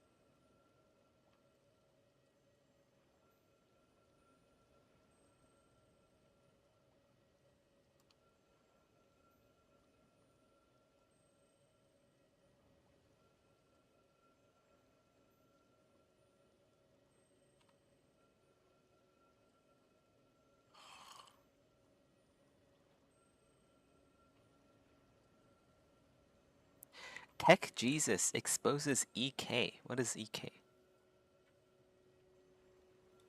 This has been like some crazy story. People linked this to me and they wanted me to watch it, so I'm gonna go through it. It is really good journalism. Yeah, I mean, Gamers Nexus is like almost everybody respects them. EK is imploding, and the quickest way they can prove us wrong is by paying the employees, the contractors, the suppliers, and the governments. Well, that sounds like it's pretty hard to do. Because yeah, if they're doing things wrong and part of that wrong includes not giving people money, then yeah, it's probably not going to happen. To whom they owe money. EK has a liquidity problem, one employee told us. All the money is tied up in stock. We just don't have the liquid funds to pay people out, even though we have the money, another said. Oh, jeez. Oh, this again? Company that tried to pull this shit. They said like, oh, we can't pay you right now. Oh, God, I forgot even which one that was. All of them? Yeah, all of them. Yeah, what the fuck? Every bank? The suppliers told us that EK Water Blocks currently owes them 5 figures and is almost half a year overdue on payment. Another party told us that they have an invoice outstanding for services rendered that's been sitting for 4 to 5 months now, unpaid. My main problem is that they are clearly trying to hide how they operate to treat people. This is a problem, and as I said in my post, there's no place for this kind of 5-month turnaround for getting paid for that. Didn't mean to do that. I wonder when FromSoft will implement like a stamina flask. Okay, here we go. Wonder. Damn. Holy shit. Another employee told us that, quote, vendor relations were screwed by late bills causing our customers to wait forever for parts that would finish their orders. Inventory too often was almost completely wrong. That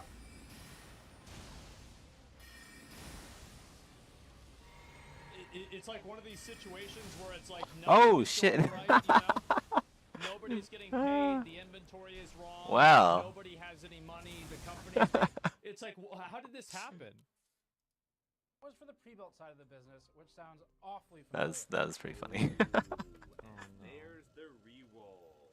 We wanted to verify what was meant by vendor relations being, quote, screwed. And so we contacted some of EK's larger industry partners, and one had a system on loan from EK. They had been waiting for a payment upwards of 6 figures for an agreement that was being finalized. And they told us this, quote, once they received their PCs back from a loan, we were ghosted and never spoken to again. And based on our investigative reporting today, we believe that EK Water Blocks is behaving in an irresponsible and negligent way in the way it's handling its money, its payments, its suppliers, and its own personnel, who are performing work, in some cases, unpaid for months at a time. Jesus. Additionally, EK is unnecessarily subjecting these parties to potential fines. It's like, I guess that, like, from my perspective, I would think that if I wasn't getting paid, I would stop going to work. Now, like, obviously, whenever you're in the situation and you're potentially being intimidated, it's probably way different. But it's always crazy to see how these people maintain that power dynamic. Financial hardship. When EK learned that we were starting to talk to their suppliers, negligence or their malice, employees, probably both. Their contractors, and This their sounds a lot like both. suppliers, employees, and contractors, the company panicked. It immediately, as we understand it, set forth to scramble to try and get payments out the door before we could put this piece together and finalize it. We'd assume so that they have the cover fire to say no, they have been paid. It also sent out at least 2 legal letters, one of which was a cease and desist sent to a former staff member who began expressing desire to be paid for work which the staff member believed had been, until now, and we'll see in a few days, unpaid. Right. EK's cease and desist said the following, quote, we demand that you immediately cease and desist and comply with the following. 1. Immediately delete and remove the disputed LinkedIn post attached in Exhibit B. 2. Tender payment of 70,000 euros by April 25th, which EK is entitled to receive as a contractual penalty for your... This, by the way, like, you can't use an NDA to prevent somebody from talking about a violation of the law. So like this is something that they just send to people to scare them, and it actually has. And like also, I don't know if this is. I'm pretty sure this isn't really an American company, so it might be different. But at least here, that's the way it works. Thank God you can't. Yeah. So like if they're not paying him and it's unlawful that they're not paying him, then he legally can break the NDA. It's intimidation. Yeah. And eventually, 5 cease and desist from making defamatory statements about EK. Unfortunately for EK, the individual who initially posted the complaints is not the only one who has had complaints, and we've been able to dig up a lot of those. EK has a liquidity problem. It's making its suppliers and its staff members the ones to bear the burden of that liquidity problem. And in our search, we also found that EK presently owes and is delinquent on its franchise tax in the state of Texas, where it previously operated. It operated EK Cooling Solutions there, which was an EK US-based subsidiary to EK. I don't know where the fuck that is. Based in Slovenia. The company moved these operations to a different company in California, but they still owe taxes in Texas from what we can see in public record. Okay. They've kind of confirmed that too. The decision of EK to attempt to silence one source of this criticism, we think, is a smoking gun to greater problems. And for EK's lawyer, I think you're right. It's like if they're trying to shut down and like pull rank with NDAs and shit like that, just because people want to get paid, it's like, what are the odds that that's the only point on the graph? Yeah, it's like somebody that's willing to do that is probably willing to do way more other stuff. Who are inevitably watching this video, I have a message for you as well. We have everything, and we would encourage you to play nice and peacefully with the people to whom you owe money. Do the right thing and rectify the issues. Pay your people, apologize, and try to move forward to making the company that it should be and that it claims to Imagine be, that. rather than trying to go this path, because it may yet be recoverable, but that potential depends on the actions in the next few days. Here's the story. Following a public LinkedIn post from EK former contractor Dan Henderson, he's right. Gamers Nexus immediately began an investigation digging into some of the allegations. These included non-payment, among others. Jesus. And Henderson claimed that he went... I feel like most people, like, I don't know about you guys that do, like, contract work, but I know that for, like, in entertainment here, usually it's like net 60 or net 90, which means, like, that you need to get paid within 60 days or within 90 days. Yeah, like, what are you guys at? Because I feel like 4 months for getting paid is fucking ridiculous. 3 months is also usual in science. Yeah, exactly. It's net 30 or 60. 90 days? Yeah, there's a few, like, big contracts I've had that have been 90. But, like, the majority are probably a lot less, yeah. That's crazy. For months. Likewise, Gamers Nexus has received a number of communications from current business partners and former ones of EK and current and former employees and contractors. We've spent the last 2 days vetting these claims. We have, at the time of filming, at least 13 different parties that have commented to us and provided evidence. This includes business partners, contractors, and others. And we have screenshots, documents, PDFs, legal filings, inventory numbers, cost, and more. And so we've done that vetting, heard stories similar to identical to what Henderson posted from multiple other individuals, former and current. And so that's where we start with some facts and some claims for all of this. But Dan Henderson posted the following on LinkedIn. Quote, I left EK almost a month ago now. The past year with EK Waterblocks has been one of the most stressful times in my career. From losing all leadership and effectively running U.S. operations by myself with no budget, what I could only describe as a skeleton crew, albeit full of amazing humans, and having all resources slowly taken away until the business can do nothing but fail. To not being paid for almost 4 months, strong-armed and bullied into signing a new contract through fear of losing my job, and also financial ruin. In our research, we I wonder if it'd be happening, right? And that's how they keep people better on the line and on the hook. Is they just like constantly like promise Let's you, not okay, you have to do this new do thing, and then this. you're gonna get paid. And Let's it's like, okay, one more week or one more day. Oh, things are like, about to come through, and they keep you on the line for like instead. 6 months or a year. Yeah, they keep moving the goalposts. This might give us better results. The non-payment, and this is one where we Can't give exact, precise amounts, dollar It's amounts. kind of hard to see the really Exact thin timelines strip because on the any would edge. reveal are So improbable potentially.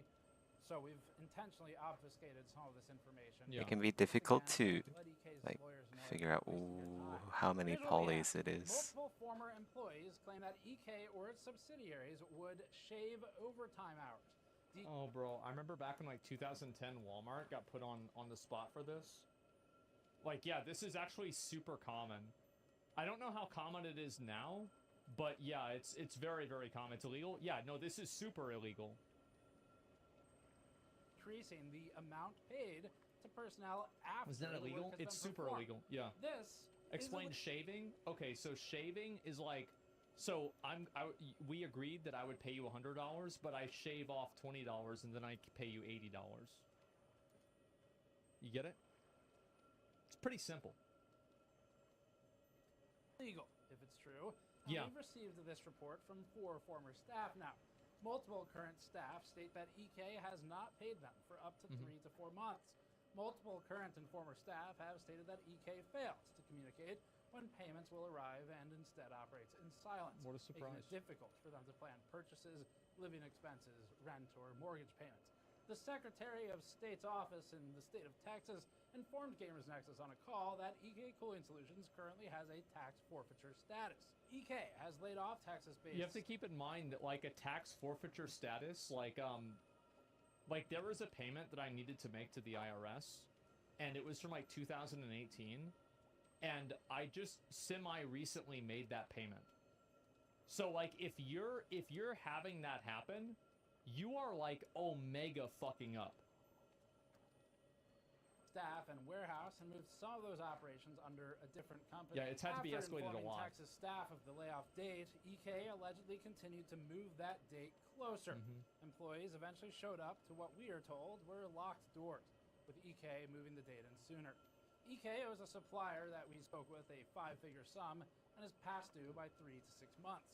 EK has informed a supplier that it may not be able to make lump sum payments for reasons we assume to be liquidity challenges. Let's get rid of these middle bits. Drosser are no longer working with EK.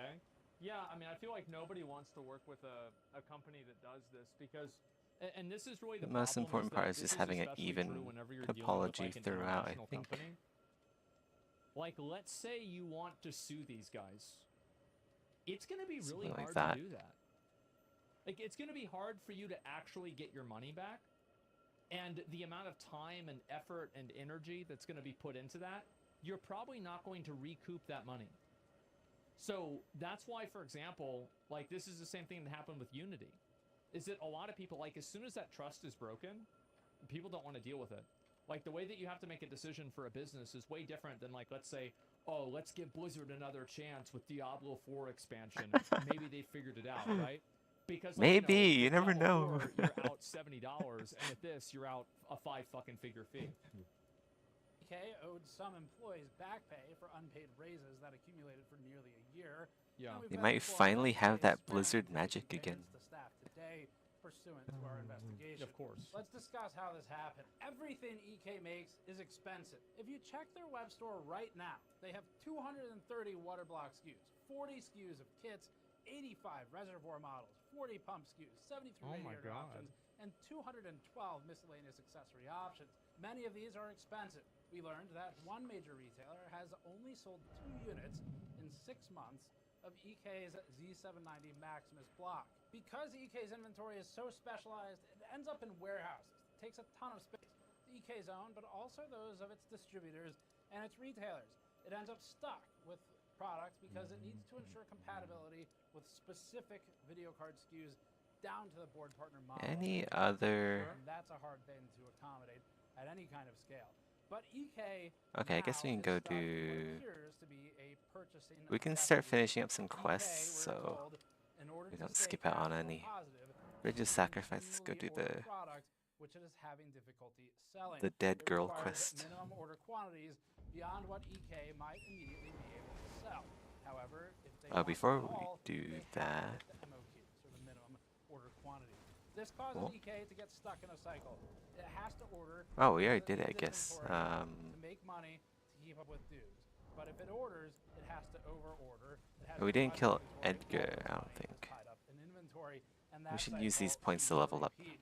And that means that it doesn't have the liquidity it needs, apparently, to pay something as small as a 5-figure invoice. When you're talking business to business and a company that has if you can't pay out $50,000 or $60,000, and like the odds are this could also be $15,000, and you're a business,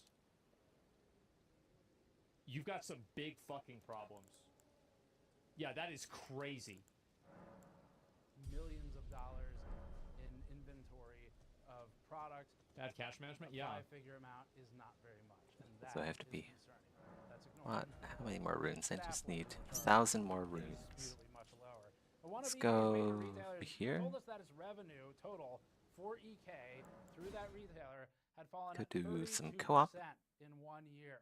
And likewise, its individual item sales dropped by 20 to 25% when looking at unit count. Unfortunately for EK, though, despite it being established for so long, our understanding... Which makes sense. I mean, they're selling shit that's so ridiculously fucking expensive in a time where people don't have money to spend $700 on a water cooling unit. I mean, guys, let's be fucking honest here. That's crazy. Is that it does not own all of its manufacturing facilities, and it instead is still outsourcing manufacturing to other companies, and that means it has to... Wow, let's just get rid of this entire strip I here. think that what's happening here is that it's mismanagement, and then it is fraud and criminal charges or criminal activity in order to make up for the mismanagement. That's what I think is happening here.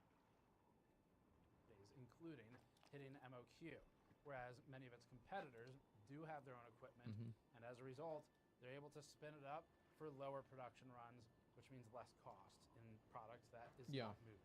Inventory isn't the only reason that EK has financial problems. The company also has a culture of financial mismanagement that seems to operate at a higher level. The model is unsustainable, and that's why EK created its fluid gaming PCs and its workstation systems previously. These were supposed to help EK stabilize in cash flow by offering something outside of just selling individual components for open loop liquid cooling. EK Cooling Solutions would generate profits in the US, and then EK headquarters continued to operate in Slovenia, and it would draw those profits, as we understand it, to pay down its own projects and to attempt expansion at the headquarters level. On the surface of things, this sounds fairly normal for how two companies might operate when one is a subsidiary of the other. However, the cycle stymied growth in the US office, and as a result, it was left with little budget which it could use to try and expand. The problem here is that in speaking with teams across the company, we observed a situation of open hostility between the two branches of EK. This is beyond a friendly competition. They are borderline actively hating each other. The US This happens with again. Artesian builds. This area is a little bit weird. I might have to. I remember this Oh, is wow, like also this a again. component with that. 3 in a row. Office viewed the HQ Yeah, office in deja vu, Slovenia exactly. as untrusting and overbearing, referring to members of Yeah, the East versus US West, exactly. slimy, while the headquarters office viewed the US office as incompetent. One employee told us that headquarters referred to the US office as, quote, lazy idiots. Right. This is not productive. Uh-huh. And it will never be possible for a company in this position to right itself Oh. while it entertains, and allows corruption. That has to be addressed. It's like, if they're incompetent, aren't you also incompetent for working with them? Like, because, like, they're stupid, but aren't you stupid because you're on the same team and you're working? Like, I don't know. I feel like this is, it's a kind of a bad way to look at things. Not paying them is, yeah, I think that not paying them is probably why they're lazy. Yeah, I think so too. That's a good point. Levels that are beyond the fun. Yeah. It requires a paradigm shift. People from both branches, in discussion with them, accused the other branch of stealing from EK. We don't know who or That if should any heal. of them are correct. The fact that they both accuse the other branch of theft is concerning within the company. One former staff member with whom we spoke said, quote, Yeah. Swintech in California was given the responsibility of producing the products of EK Fluid and eventually EK Fluid Gaming, removing them from EK's own individual continued and said March 1st, management stood at the door saying high-value items were reported missing, so you will be escorted to your desk to grab any belongings left behind. Law enforcement may be required to search your homes for said missing items. We were able to find one other individual who verified similar statements. The individual said this. So they didn't have a reason. Okay, so they wanted to send everybody home or like temporarily postpone work. So they cooked up some bullshit and they told the employees they stole everything? It's never actually happened. They loved threatening us. The former employee continued and said it was EK Slovenians versus EK Americans and their mole, the office manager. You never knew who to trust with a small group of management in between it all. Oh my God. Another EK US employee said this, quote, every time we made a sale, a member of the finance team in HQ Slovenia would go into the EKCS branch in the US and take profit from that sale. We had no budget as a result, but we were blamed for not hitting targets, end quote.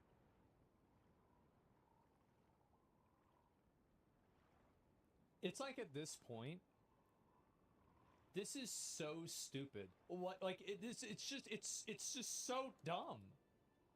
What are you doing? It's like, I'm not even mad anymore. It's just ridiculous. I almost don't believe it. Yeah, I know, this is insane. Are kids running the company? Said yeah. EKHQ suspected everyone under them of stealing when we always suspected them of doing it. Yet another US-based former employee told us this, quote, HQ also liked to have us pay for work things up front out of our own pocket, claiming that we would be reimbursed. However, I wonder if I should do the Monster Hunter thing where like the edges here are actually alphas. There's probably a small amount. I just feel like it doesn't look good because like if you zoom in enough you can like see through the model. There's like no emergent breaking. I don't know. We'll have to see what works best here. Telling us that they would often have to buy EK's own components from different suppliers because purchasing from EKHQ directly would sometimes mean retail prices to EKCS, and in order to hit targets and hit profit margin expectations, they needed to get those parts cheaper. No, I want to listen to that again. The two branches would fight over inventory, with the team responsible for building the pre-built gaming PCs telling us that they would often have to buy EK's own components from different suppliers because purchasing from EKHQ directly would sometimes mean retail prices to EKCS, and in order to hit targets and hit profit margin expectations, they needed to get those parts cheaper, and they told us they would instead buy them from other partners within the channel. Now this in combination with they buy their own. The reason why they're doing it is they're buying their own components to meet mandatory like inventory requirements and cash flow requirements. So they're effectively faking business by making the other branch buy the products instead of actually selling it directly to them. Isn't that fraud? I guess we'll find out. But some of the other commentary on money movement. It's got to be illegal? Yeah, so if you want to find out if things are illegal, the best way is like think about what guys did in like the 1800s. And all of these things, we've already figured this shit out. Like it's like, well, you're just buying, you're buying stock and then they just keep printing more stock. And so you can never buy enough stock. Like, we figured this out a long time ago, right? There's already a rule against this. And yeah, the odds are there's probably like 10 rules against this. And the lack of payment meant we consulted with an attorney. And the attorney told us that a company might do this as a tactic or a common tactic to reduce the taxable profits in one entity by extracting them as cost to that entity and expense, in other words, from the purchasing of higher cost. I'm gonna be right back. That money, the profit, into the other entity. Gonna go stretch. Take a quick shower. 10 minutes. Where they might have different debts and expenses with which they can mark those profits against to try and further reconcile and reduce tax.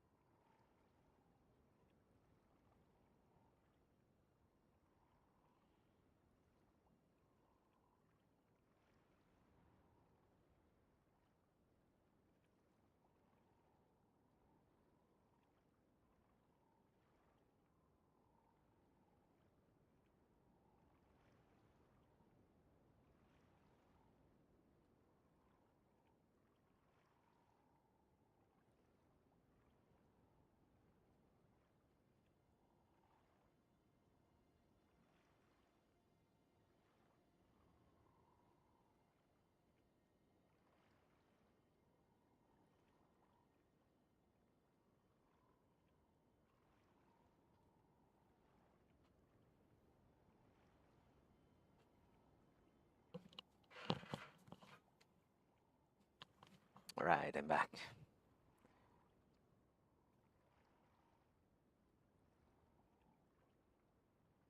Taxable income. Yep.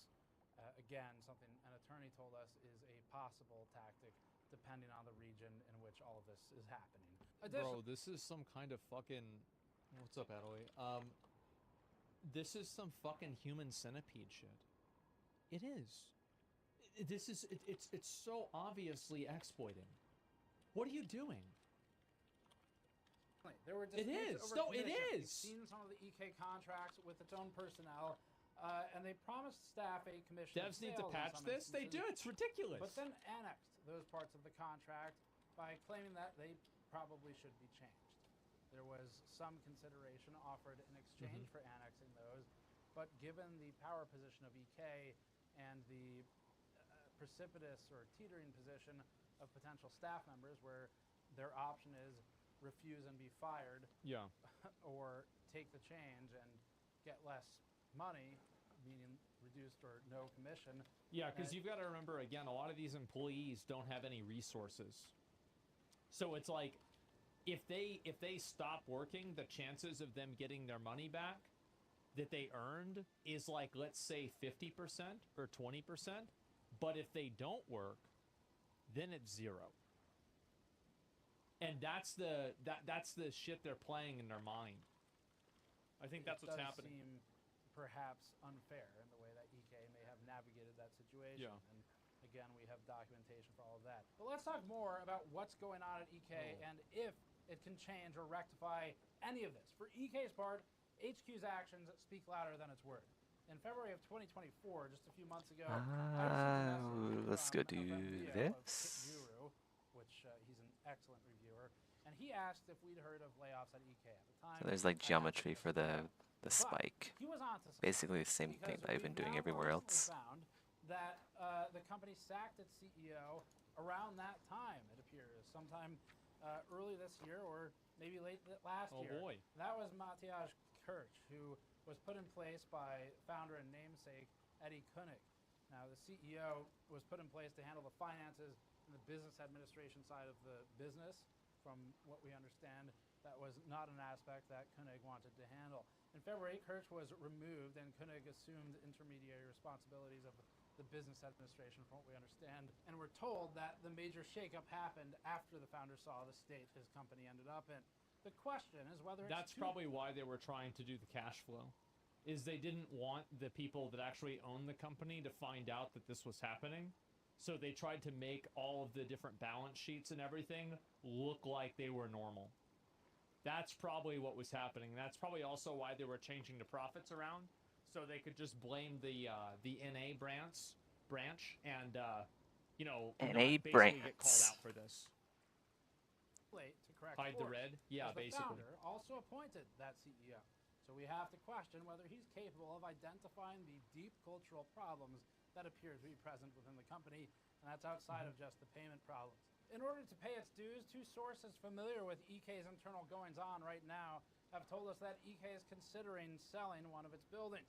This could potentially be a leaseback situation or just an instant influx of cash to try and deal with some of the debts. Some of the suppliers we spoke with said that they are actually changing their terms of agreement with EK, and that means EK will have to move to a potentially cash method or an upfront method rather than credit, effectively a line of credit, yeah. at least a net 30, net 60. Well, that's what happens, right? Is like usually, and like if people are doing business with you, a lot of times like they'll let you keep doing business, but yeah, they've got to get the money first. Absolutely, yeah. Upfront is brutal. Yeah, exactly. It may have been previously. Likewise, from speaking with EK's staff, current and former, the company would need to immediately begin communicating what it expects in terms of when it can make payments to its partners and its staff. EK, if you're watching, instead of being pissed off, what I would suggest, just talking openly here, is you listen to them. Because every single person who currently works there, with whom we spoke, all voiced the same thing, which was, I would really like it if they'd tell me there's a delay and when it will end, rather than operating in silence. The companies... I think that this really, like, do you guys agree with me whenever I'm saying that, like, I think that they're doing this to obscure the fact that they're mismanaging the company from the ownership. Because everything that I see here seems like that's the case. And the only other circumstance that I think it could make sense for is if they were trying to get loans or investment. But at least so far, there hasn't been any evidence of that. Suppliers getting screwed, it's not great. But a company can probably soak an $80,000 debt if it's dealing on the order of millions of dollars in purchasing. Cost of doing business. They sucked. They didn't pay us. We'll learn from that and not make that mistake again. Individuals, though, who have no alternative source of income other than the company, they have to. That's where they have to come to the table. Should be taken extremely seriously, and communication is key for that. Well, it's fucking illegal. We've been told by multiple staff that the staff that is, are struggling with things like mortgage payments, rent, being able to plan their lives outside of work. And that is because of exceptionally late payments. And we are talking here on the scale of months. The common number I was hearing was 2 to 4 months for most of these individuals. EK, interestingly, just... And this is kind of like what happens also, I think, with a lot of these companies, is that the companies start doing badly, and then they manage the decline badly, which causes them to manage the further decline even worse, right? So it's like this vicious cycle of bad management leading to bad situations that are badly managed, with more bad management, badly managing bad situations that are caused by bad management, right? It's a snowball, right? And so it's like at the beginning, they're probably just trying to buy a little bit of extra product and, you know, make sure that things are fine. And then after they run out of that cash on hand, then it's like, okay, well, we can't pay the employees quite as much. And then after that, it's like, well, we can shave off a little bit of the profit from this branch over to move over to here. And then before you know it, you've got to have like 5 different things in a house of cards to keep up an illusion. And I think that's what's happening here. It's like taking a second mortgage out and refusing to get a job. Yeah. It's like you're basically, you know, kicking the can down the road for, it's like, oh yeah, well, we'll deal with that problem in 3 months. And this was a year ago, and so you have 4 new problems. Media invite to check out its booth. Yeah, Computex 2024. Yeah, it's like gambling, right? You're trying to dig out of the hole by, if you just keep gambling, eventually you'll win. Eventually, we're gonna have a turnaround, and everything's gonna be okay. And maybe in a moment of complete unawareness, it is inviting the media to visit its extremely expensive, probably 6-figure cost booth at a trade show so that it can try to generate enough business and drum it up with business-to-business partners in the industry so it can then pay the people it owes money. If EK even pays the people who run Computex for the booth. And we have one of our... This is exactly what I was talking about. That is a 100% desperation move. You see what I'm saying? I think that pretty much, like, in my mind, like, that's what I'm thinking. Right? They're thinking, okay, well, all we have to do is do this, and we can land a few sales, and then we can start, you know, solving all the problems. Yeah, they hit big, exactly. I've shared this in the past. There's actually 2. I've shared this in the past. I don't remember if I named EK in it, but I'm okay doing that now. But the one that I actually care about, and that still bothers me today, and that I still find gross, is years ago when we were visiting EK's booth at a trade show, and we covered their product. Basically, it was set up. All the stuff was on the table. We thought it was cool. We said, hey, let's make a news video. And we shot the product and talked about the news from EK. After that, one of the EK representatives in the booth sort of nudged me and said, how much? And I said, what? Yeah. And he said, how much? Like 2,000? And I said, no, we don't charge to cover the booth. The way it works, my job is to talk about news and things that are cool in computer hardware. It is my job to go to the booth or go to the suite, as it was, and determine if I think it's interesting. We walk out all the time. If it sucks, if That's it's not weird. And you have to also keep in mind that, like, this is money that's being paid presumably under the table. So, like, for example, Like, if I take a sponsor for a game, I have to disclose that I have the sponsor. But if he's only paying $2,000 under the table, well, then maybe they don't have to disclose that. That's the implication. And also, yeah, 2K, how insultingly low. Remember what I said before about, like, whenever you're doing business in something that, like, is, like, let's just be honest. Like, if you're doing business in something that's illegal, that, like, the moment that somebody does anything that's off the beaten path, the moment that they diverge from being completely transparent and totally forthcoming with everything, that you should immediately get the fuck out of the entire thing. There it is. Right there. Sometimes we're polite about it. We say, yeah, we'll cover it later. Yep. And then never do. And the reason we can do that is because we have the freedom to do it. Because we do. Have you ever seen the donations politicians get? They'll fuck up the public for a few K. Yes, politicians are willing to sell out an entire constituency for less money than a 15-year-old would have more integrity not taking a phone sponsorship for. That's right. There are 15-year-old and 17-year-old, 21-year-old streamers that are not taking phone game sponsorships, and they have more integrity than politicians. That's crazy. Yes, it's the same thing here. Don't charge to cover a booth at a show. We sell advertising as pre-rolls. You're all familiar with it. Of course. This video is going to be a GN store ad, but in that same spot, we'll have an advertisement. That's an external different thing. What EK was asking was if they... Do you have to deal with that in your business? I have never had anybody try to bribe me for anything ever. I have had people ask me for free things. Like, you know, I will... like, basically, there's, like, two categories where it's, like, sometimes if I have a contract with somebody or I'm doing something and I deliver 95% of the way, but there's, like, something that I don't do or something that's, like, a little bit off, and then they ask, well, like, hey, can you do this instead?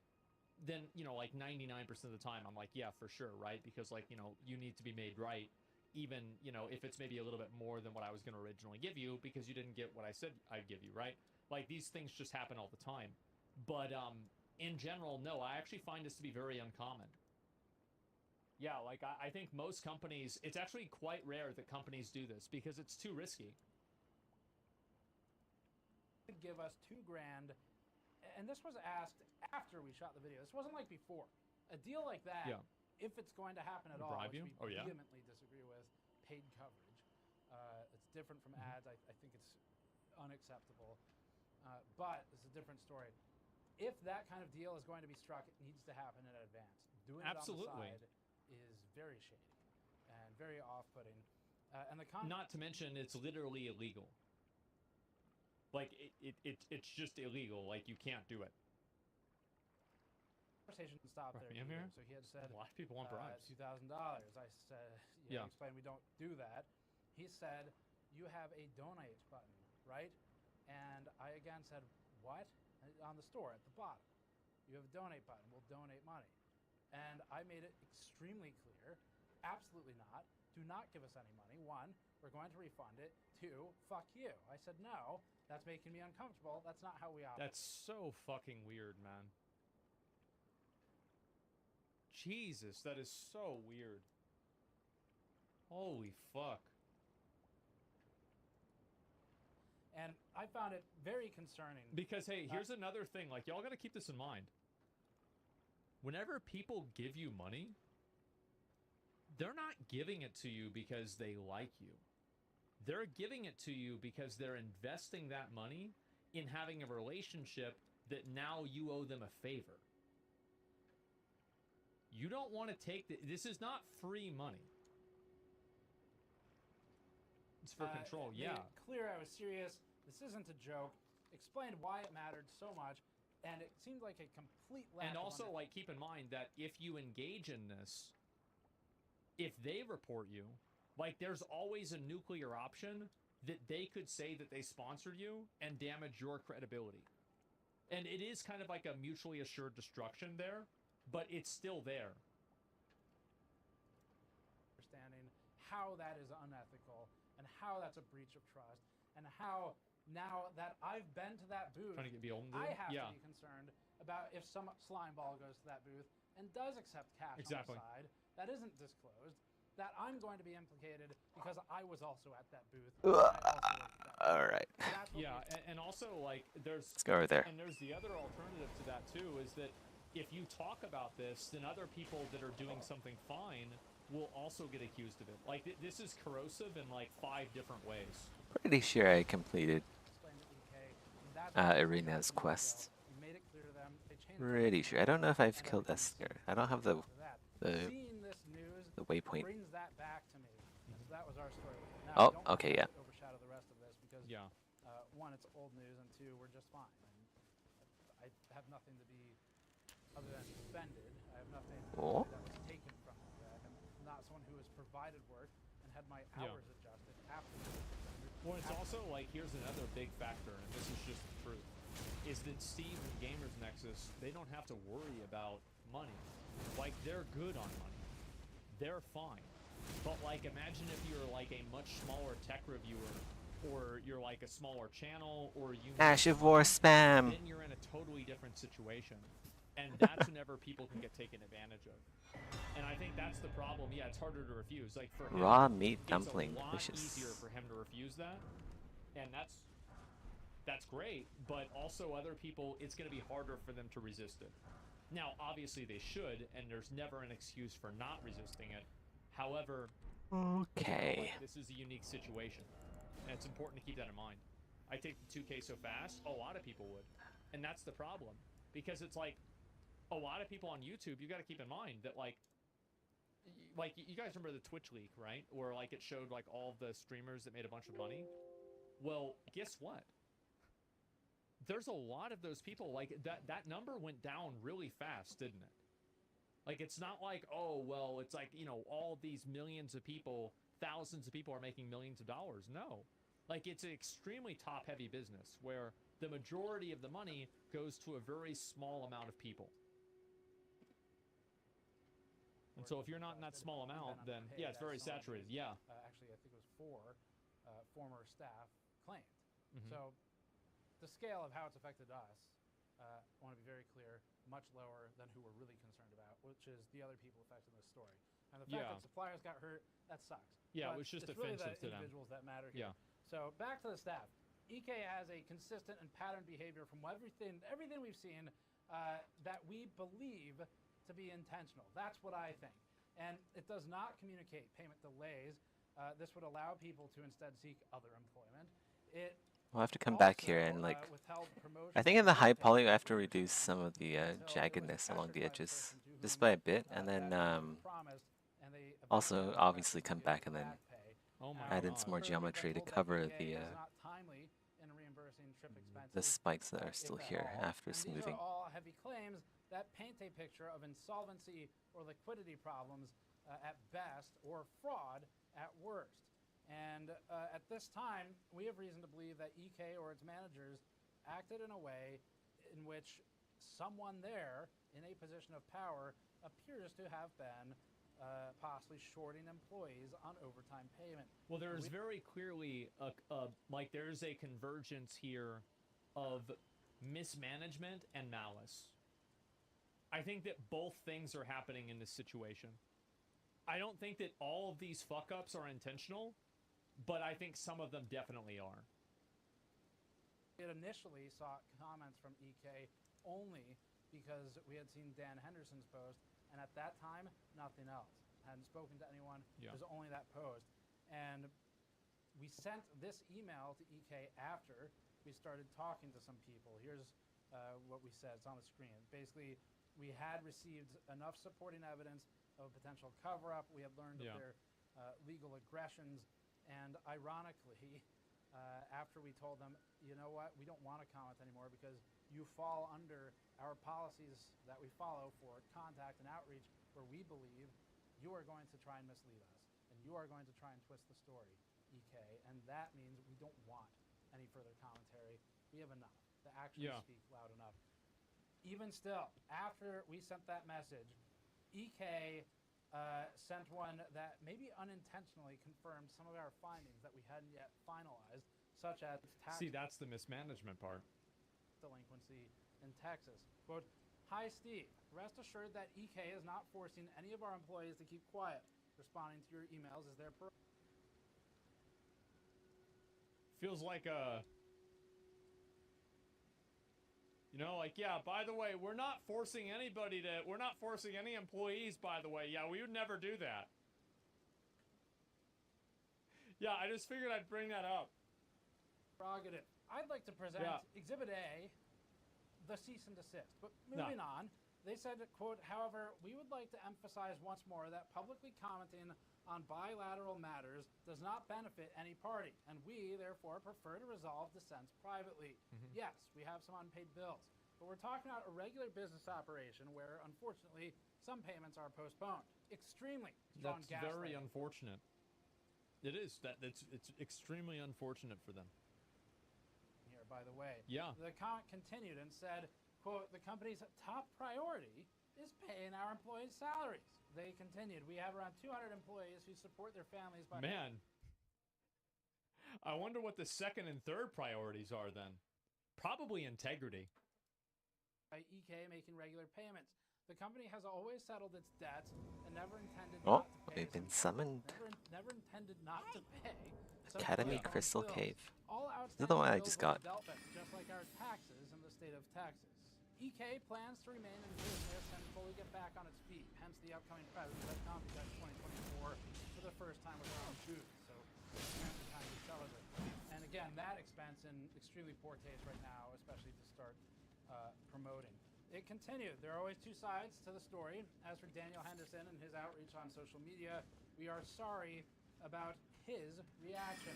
Some reasons for his vendetta are likely linked to previous management. No backstab.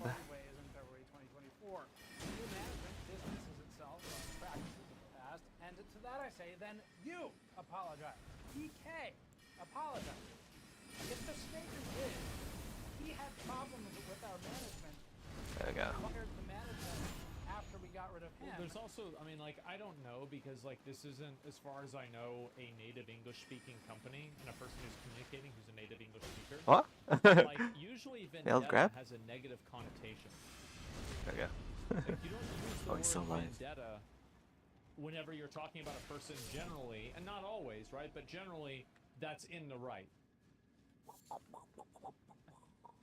That's Cave really moss. Yeah. The manager who worked for EK was the one who was... Give me a second. Let me get pause Asmongold. Just in case they get invaded, it's just... like the sound would be too chaotic. Trying to fight an invader while listening to... something that doesn't really matter.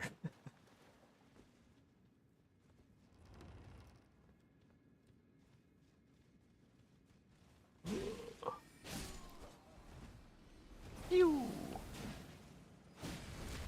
Backstab.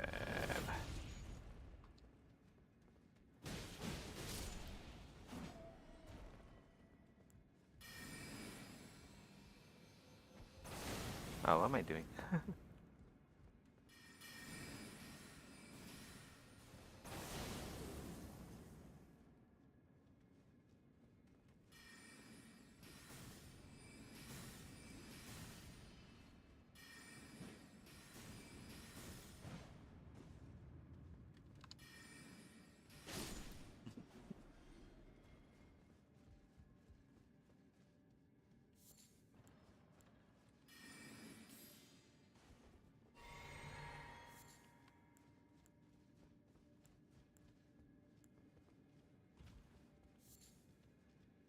What is this? Triple crystallines, I think. We'll try Rock Blaster again. Oh, just 2. Rock Blaster worked really well on the last Crystallion. It's just like the sheer amount of hits. I think breaks poise pretty quickly.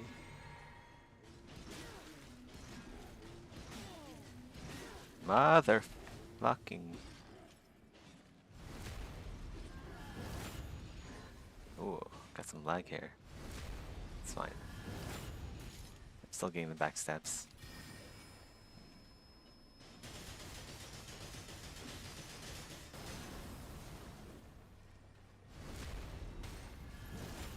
That sounds like dance break.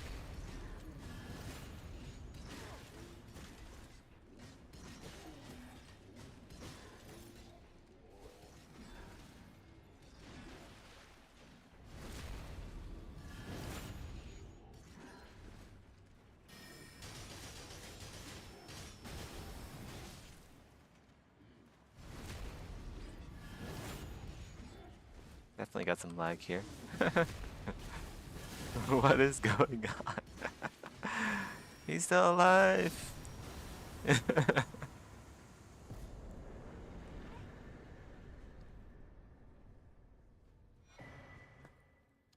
funny.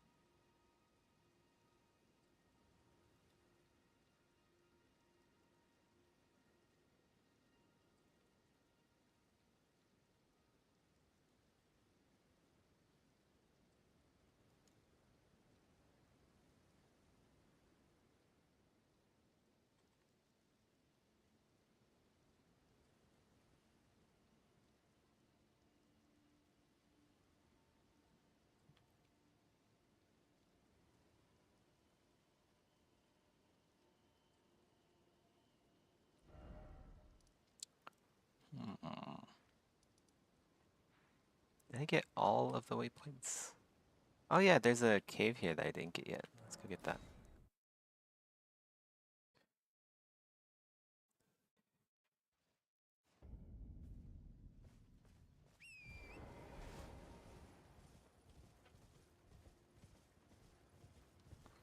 I think there's a lobster here too, so I have to be careful. Either a lobster or a crab. Pretty sure it's a lobster.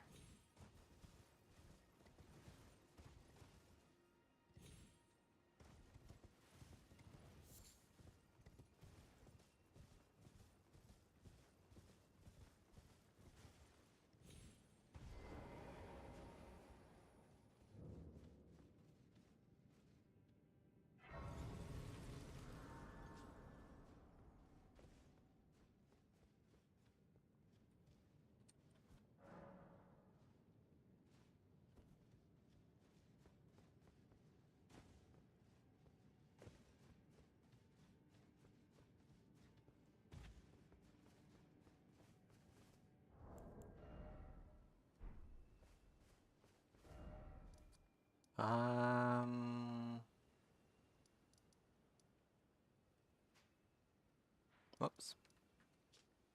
Okay, I got that.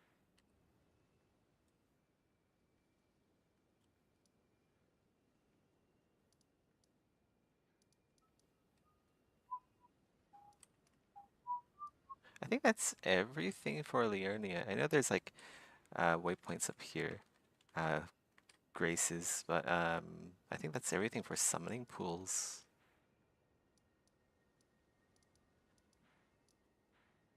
Miss any in Caelid? I think I got everything in Caelid as well. So yeah, I guess we'll just chill for a bit. We'll get some more crab. Or we can level up one more. Don't want to level up too high, otherwise it won't get summoned. Let's go back to the round table, buy some crab or something. Running a bit low.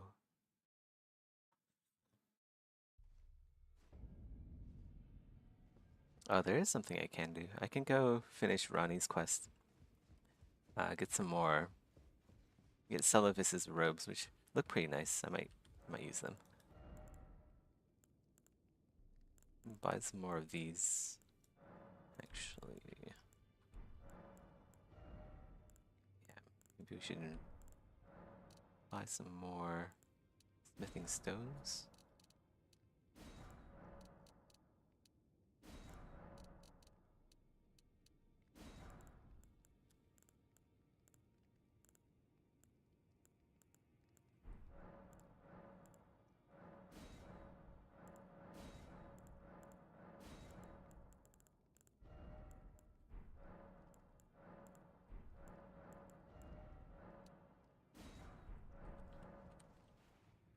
Oops.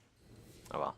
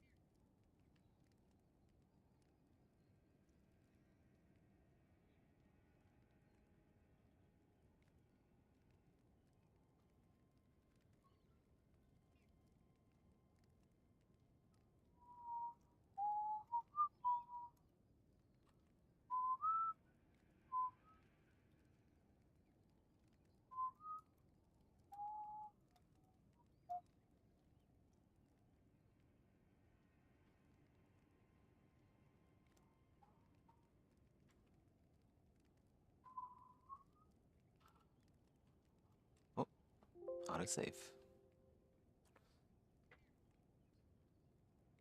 Being described in the response from EK in this email.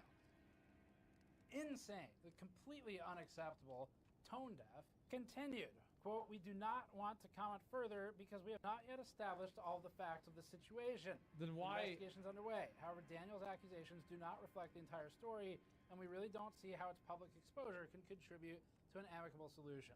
Ultimately, any offense taken at us is solely between Daniel and EK. I hope this clears this up." So they're basically saying, don't talk about this publicly. Again, not mentioned here is the fact that around a dozen or so entities, we spoke with people and companies, are in positions that are likewise affected by some of the actions described herein. And we didn't even go over some of the other ones, but I do have documents for those too, and EK knows to what I'm referring. It's not just two parties. That is a lie. It's more than EK and Daniel Henderson. If it's not a lie, it is profound ignorance. And evidence suggests that we believe This should probably actually be down or at least a to financial here. controller culture within the company, Oh, those who manage polygons. how the Okay. money is spent. Yeah, this to should whom be debts like are paid, in what order. that. There is something there that from the top down in the guidance of how this company operates that suggests this is the way it is intended to operate. And our own experiences do kind of And line then, up with some of this yeah, they stuff. should be squares actually. But we We'll didn't leave the have enough rectangles I'll for be honest, later. Like, I mean, Oh, I wouldn't only a report a crystal story tunnel. like this, but if like they went up to me and they help Mogu. Hey! Hey! Engun? Engun? How do you pronounce that name?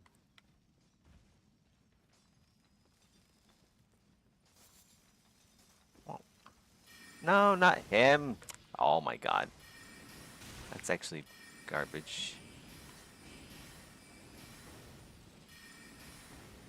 Oh my god, seriously?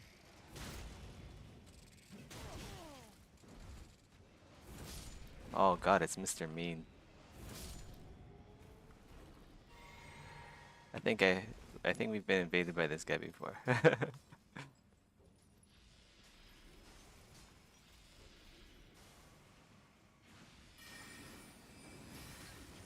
Oh my god. Fucking hell, dude. Oh, this guy is the guy. Oh my god. Seriously, where the fuck? That is just like too OP. I'm gonna die here. Holy shit, man. He's like curving around everywhere. But yeah, that's what happens when you don't kill enemies as you progress and just like try to run to the boss.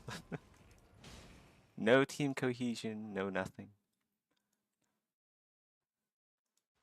Just absolute chaos where everyone dies.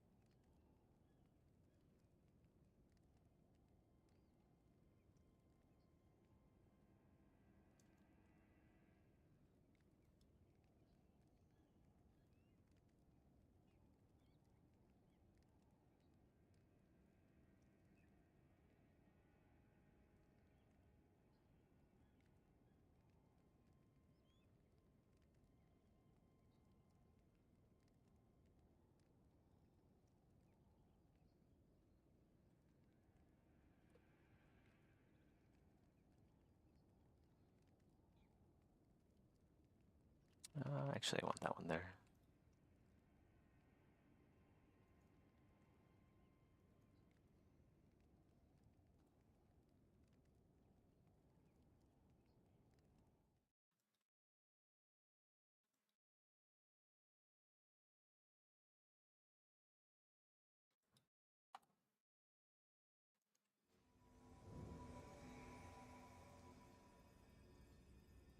Minor Erdtree Catacombs.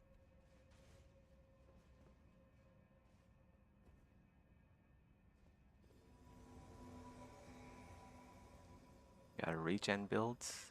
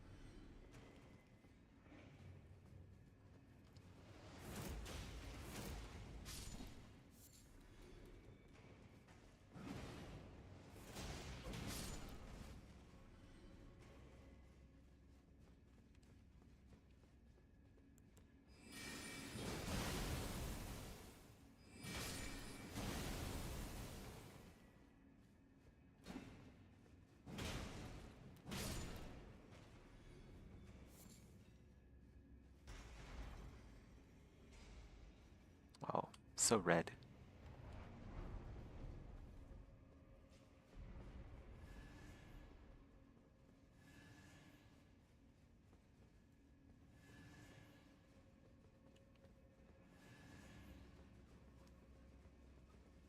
Ooh, where did these guys come from?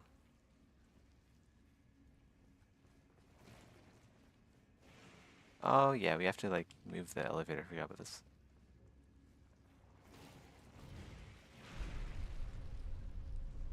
And then we go down.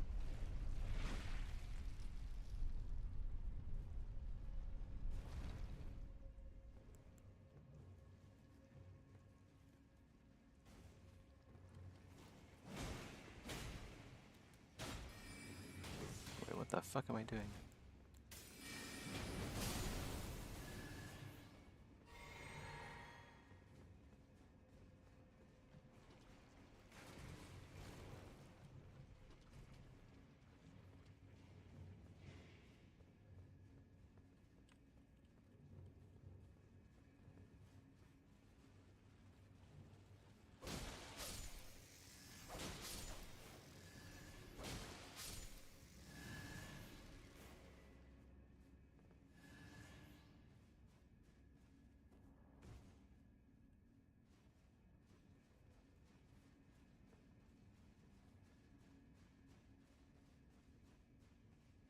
Where does this go? Is this back to the start? No.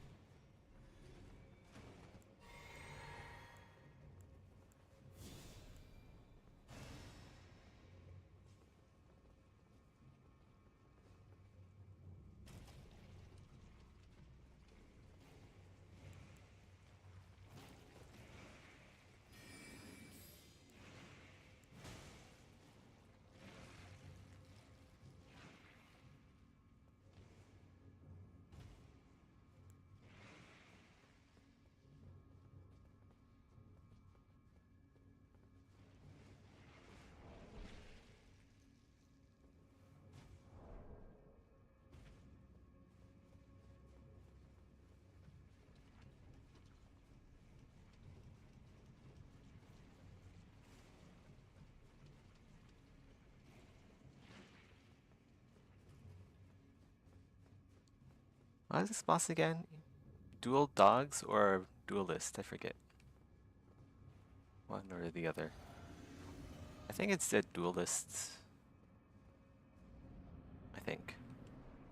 Oh, okay. Dual dogs.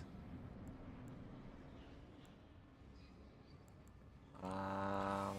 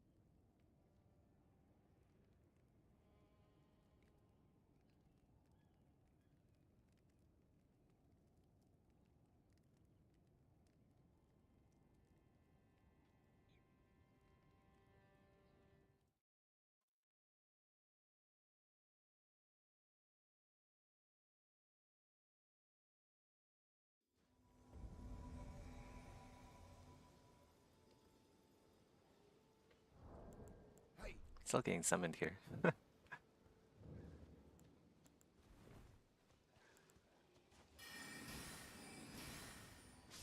319. Man, Stormblade is just OP. It's doing 100 more damage than Great Winston Shard.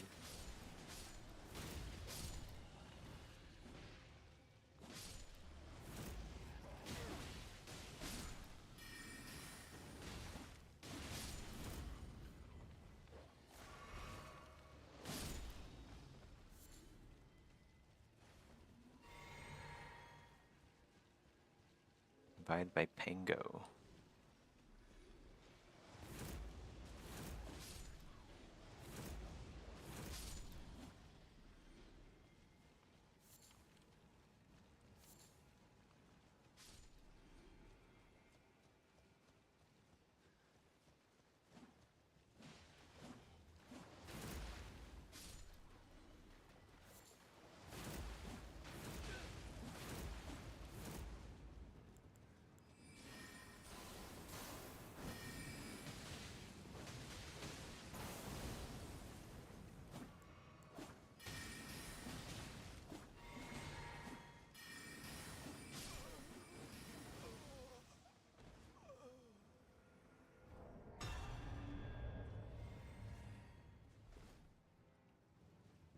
Let's go follow Sandreef.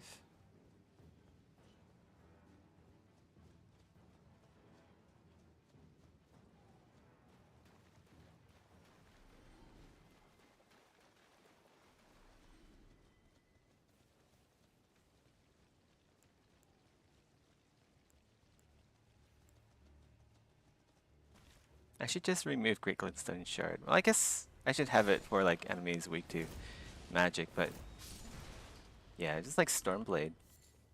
I don't need any of like the little pew pew shards. I just need Stormblade. I can use like the melee and the heavy hitters that knock people around. Those are the sorceries to keep.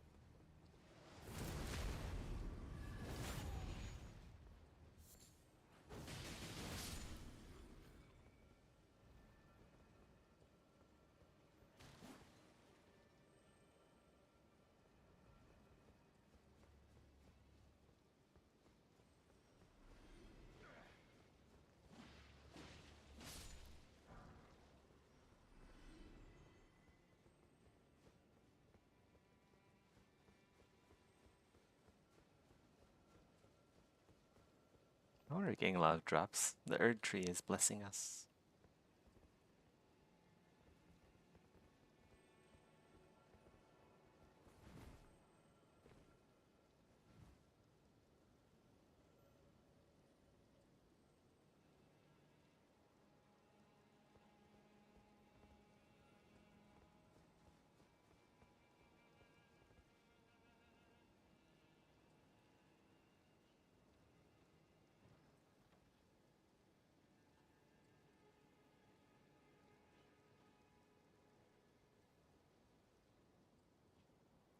This tower, by the way, you can just jump off it without taking fall damage.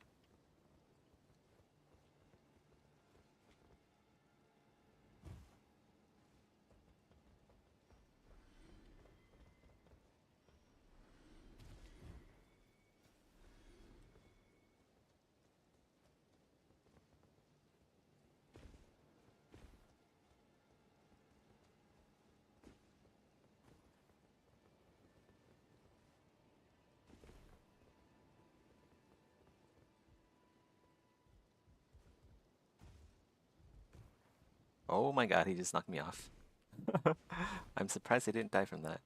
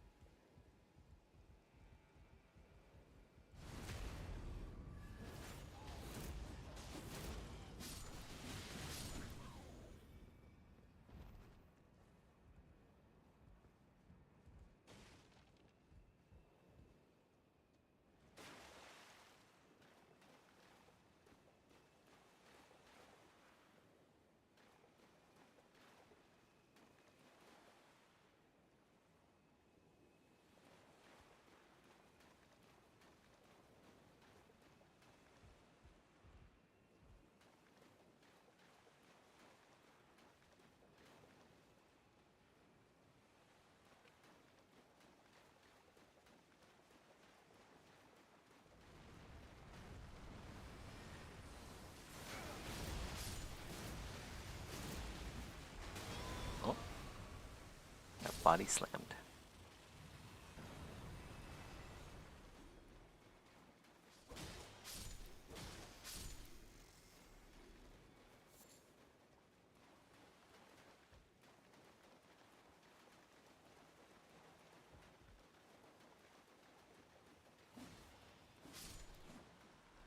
Oh no. He's disrespecting the jellies.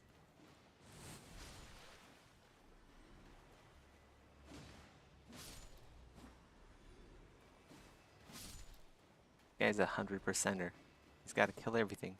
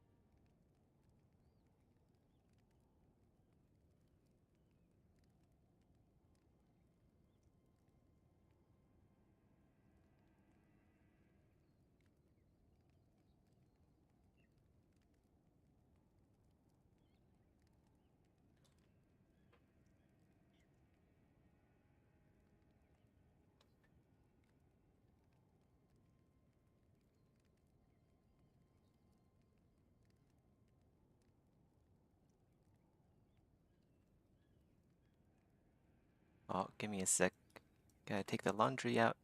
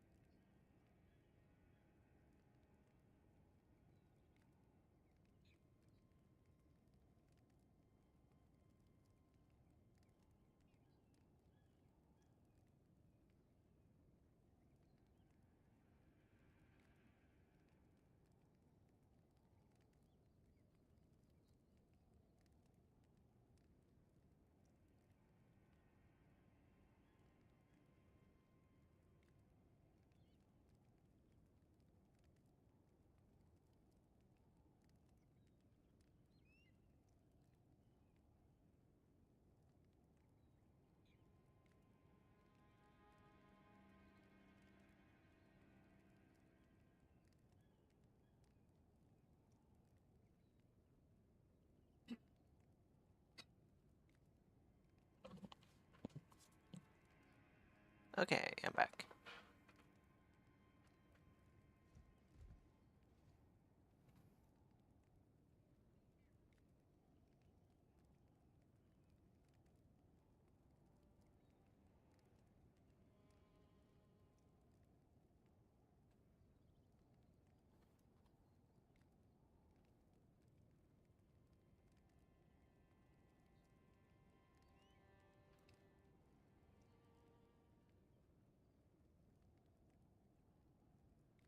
They wanted to bribe me for coverage, I would immediately assume they're scammers. Instantaneously, without even a question. To bring it really any further at that time. So it's not distant from Noah Katz asking his employees for investment for Artesian build. That was one of the things that happened when the doors were closing. Yeah. He asked his employees, the CEO of Artesian Builds, the company that rocketed to success, $20 million a year, asked his own staff to invest money in the company to try and save it from his own decision. I forgot about that. You're not better. That's what's happening here because short of actually literally asking the staff and the suppliers for investment, EK is instead taking a loan. That's what's happening here. By not paying for months at a time, we'd assume EK is not calculating interest on these payments owed. It is effectively taking a loan. It's borrowing money that it doesn't have to try and fill or tide over between the payments it's receiving from its product sales or its deals, whatever's going on. It's literally Gambo logic.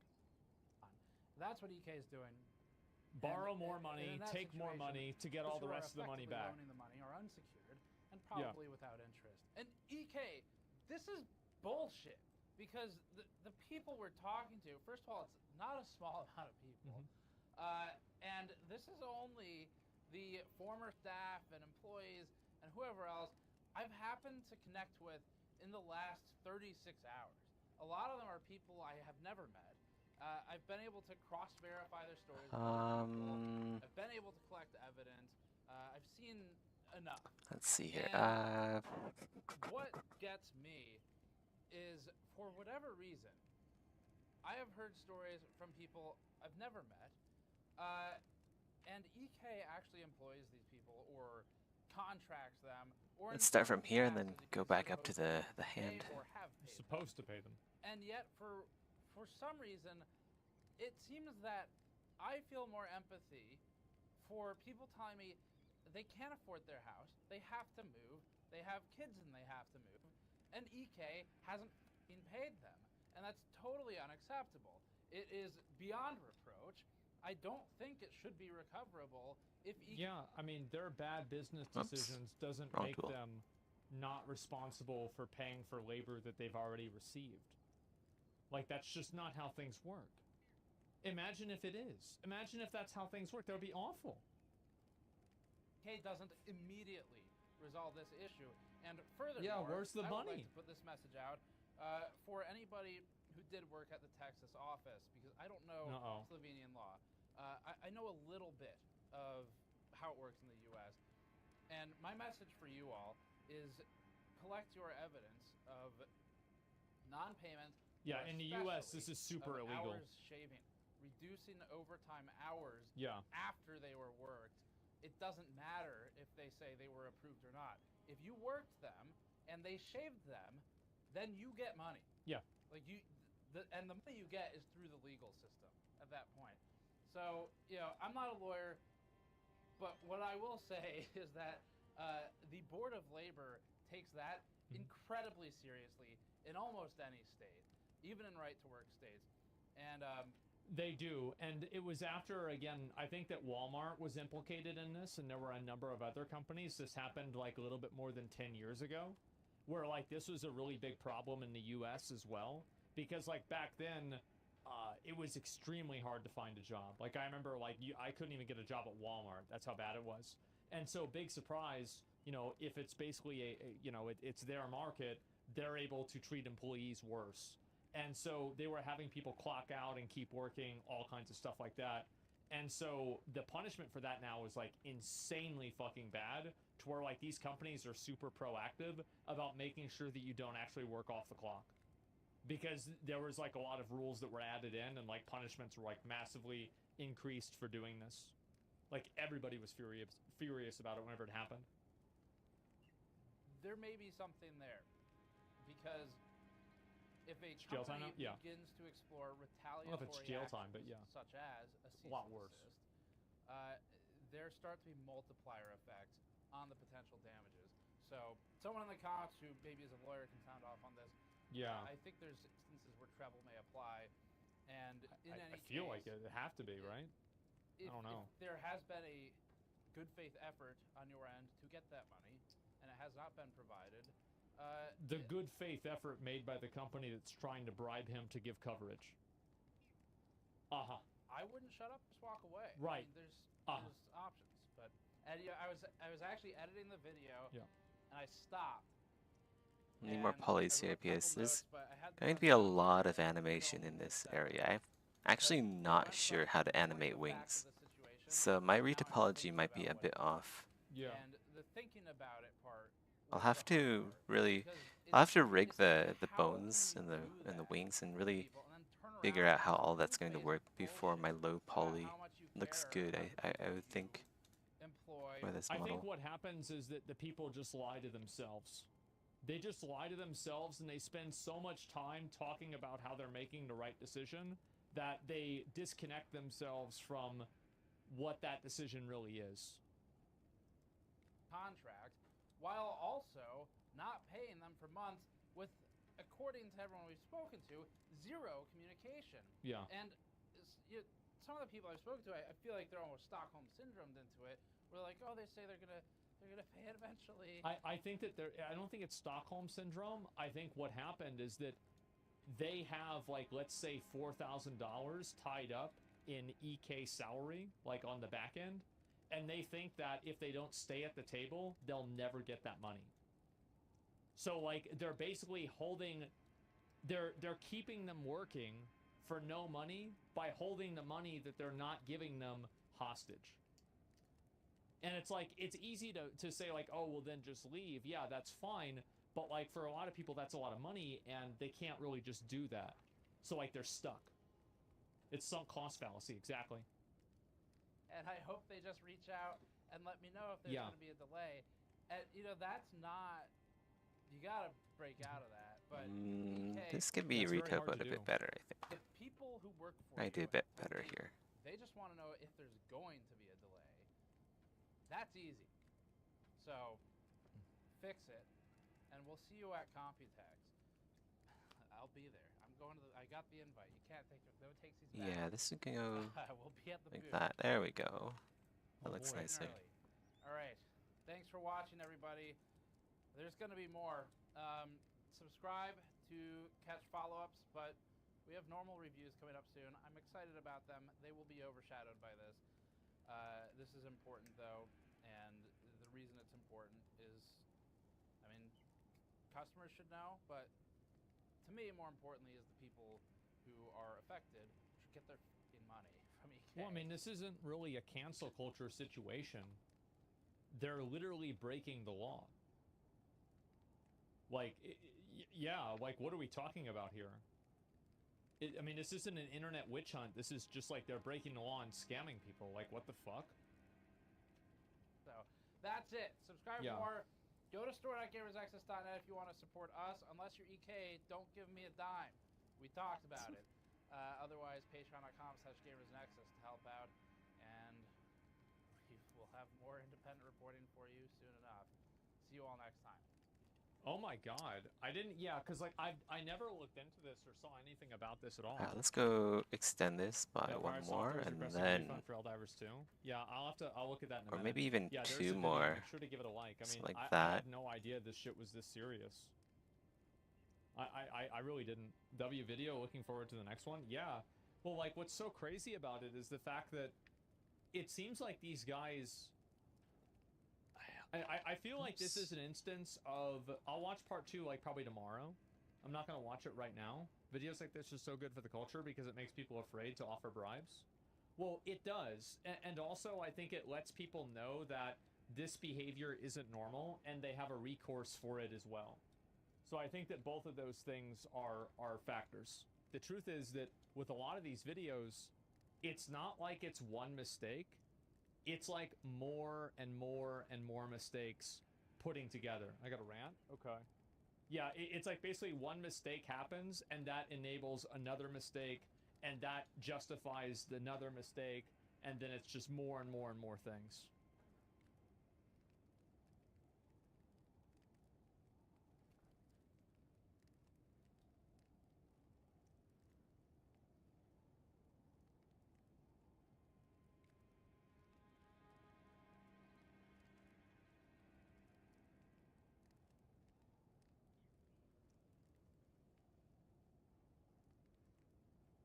Okay, we sort of have the outline here done. Gotta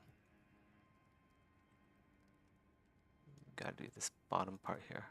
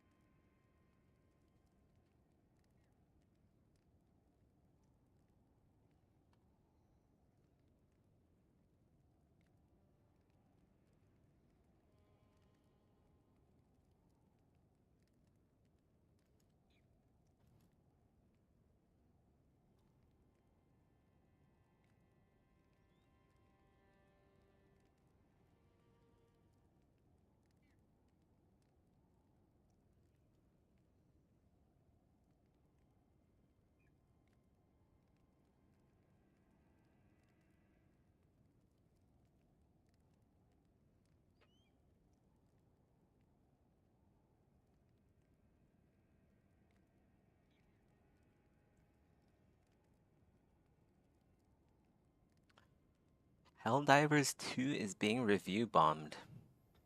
What is this? Welcome back. I hope you're doing well. Today, we at the very least have got an interesting story to talk about with the whole debacle happening with Helldivers 2. And of course, that's always a sad thing. I mean, I absolutely love Helldivers 2. I think it's a fantastic game. I think Arrowhead have been a fantastic developer, and it's been so amazing seeing a company actually run a live service in a way that works for players. So, broadly speaking, the picture's been really positive. They've just recently actually had some information about how well the game has sold, and it just proves that this is an amazing experience, an amazing win, and that's why it sucks when something like this happens. So, there is a bit of a mess going on in Steam right now where, well, you'll soon have to log in with a PlayStation account.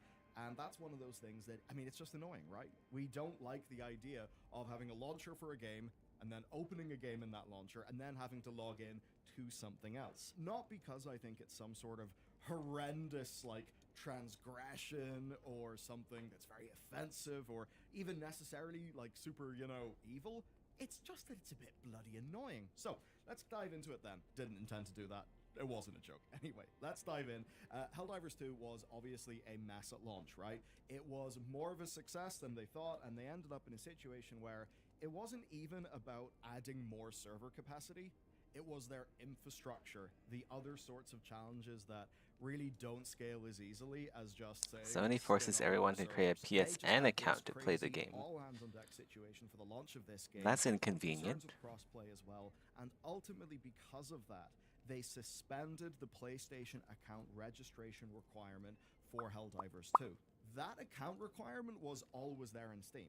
Like, you know the way when you get a game in Steam, you take a look at the store page, and if there's anything that Valve thinks that you should know about the game, it'll be called out. So there was one of those kind of like golden color call out things saying about like a third-party account thing being needed, right? So that was always there, but at the end of the day, when you hit the play button, you did not need to link a PlayStation account. What's changed though is a new update, okay? So this was posted on Steam and it just says Helldivers 2 account linking update. So this update dropped today, May 3rd, and it confirmed that the suspension of the PlayStation account requirement, that was because of launch difficulties, okay? They then said that as of May 6th, it will no longer be an option, right, for a new player to not sign in using a PlayStation account. Of course, if you're playing in PC, there is a chance you won't have a PlayStation account. So for me, logging in was very easy, you know, just QR code, phone app, whatever. My password manager had my info saved. There were no problems. But if you don't already have a PlayStation account, it's just kind of frustrating. You don't want to have to make another account for something, generate another password, put that in your password manager, and it's one of those accounts you really think you'll never actually use. So as a player, you really don't see any benefit in that, and it's just a bit of friction, right? That I can understand, and the ultimate rub here is that this is a mandatory thing for all Helldivers players eventually. So if you have been playing the game but not with a PlayStation account, you will soon be forced to make one. And this, I suppose that's the weird thing. It technically has always been a rule, it's a rule that was suspended for, for technical reasons. And I suppose if a rule isn't being enforced, do you really say it's a rule? And I think that's why we've ended up in this situation where people, like, quite literally haven't been betrayed by the wording of Steam pages, right? Like, technically, but emotionally it does feel a little bit like that because it's, forcing you to take a rather different action.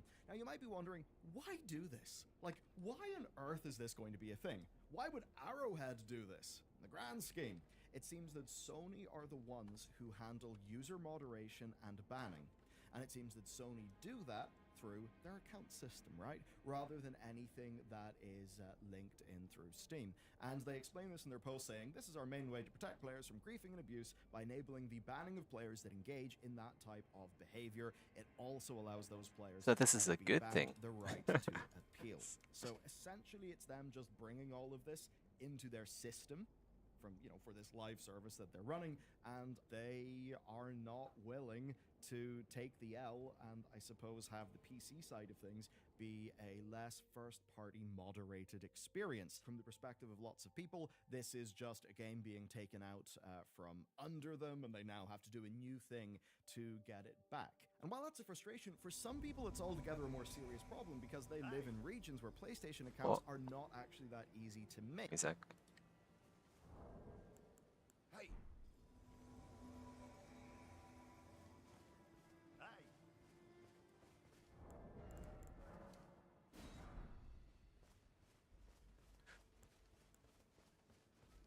So Stormblade actually does more damage. Let's see. 280. Whoops. Wrong spell. Yeah.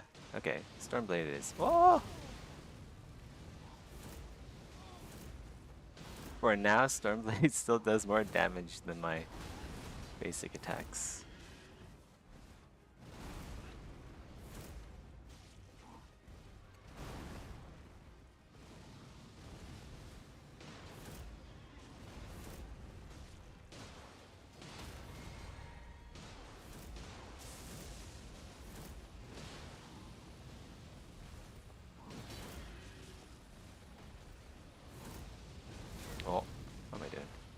What am I doing? I gotta pay attention, that's what. Stop messing up, that's what I gotta do.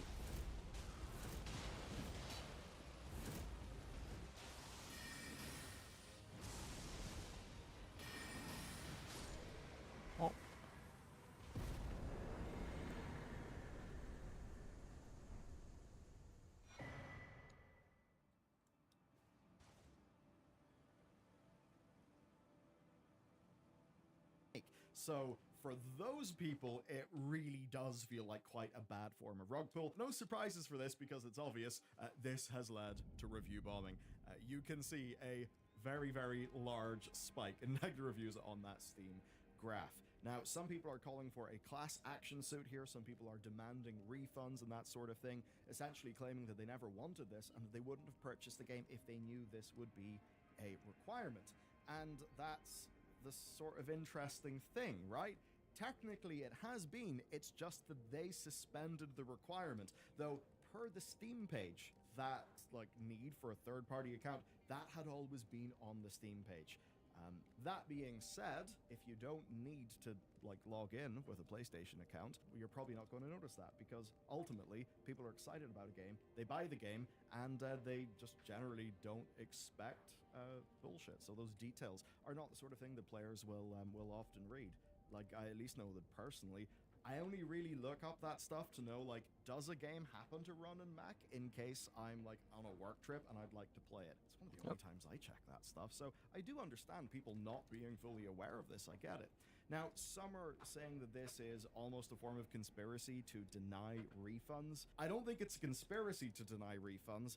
However, if something wasn't enforced, and then it is enforced, even though it's always been a rule, how do we deal with that? Because in a way, you could say it's a changing of the terms of a deal. If it wasn't overtly framed to people as a grace period and then you have to do the account thing, then, well, yeah, I mean, obviously they're not going to be aware. Like squatters' rights. So I think if they haven't been enforcing the law for so long, then maybe bad about, right? When you boot it this isn't game a for the law. first time, it does prompt you to link your PlayStation Network account for online access. So here's what it says, right? Partial controller support. It lists the ones like the Xbox, the DualShock, and the DualSense. It says that it incorporates third-party DRM in the form of N-Protect, GameGuard, and also requires third-party account. PlayStation Network supports linking to Steam account. And then, of course, they also say that the game has got its own EULA. That stuff had actually been there the entire time. And it was a minor controversy at launch because essentially the actual wording of the splash screen, that explicitly says that you need an account to play. And that is actually why I didn't question it, and I just linked my own PlayStation Network account. So from the perspective then of Sony and of Steam, this has always been part of the deal because it has been there, it has been a disclosure on the store page. And I've got to imagine that from their perspective, they would sort of say, well, okay, if your principles are detailed in this way, and, a third-party account being required is a deal breaker for you, I think Sony and Valve would probably say, well, if you have those detailed principles, you're probably the sort of person who would check this kind of thing on a store page before buying the game. That's ultimately what they will say. And I think if they end up with people requesting refunds because of this, that's probably the default retort that they're going to have. Now, there is then another angle to this, that essentially this is coming from PlayStation and that it's being imposed on the developers, right? That it is some sort of cheap move to just get a new surge of account signups, right? And in a way, that's not dissimilar to what happens with, say, locking the multiplayer functionality of the upcoming Ghost of Tsushima port. So if you want to do the multiplayer Legends mode, you will have to link your PlayStation account. Now, to me and you, might just be an annoying thing that we're asked to do.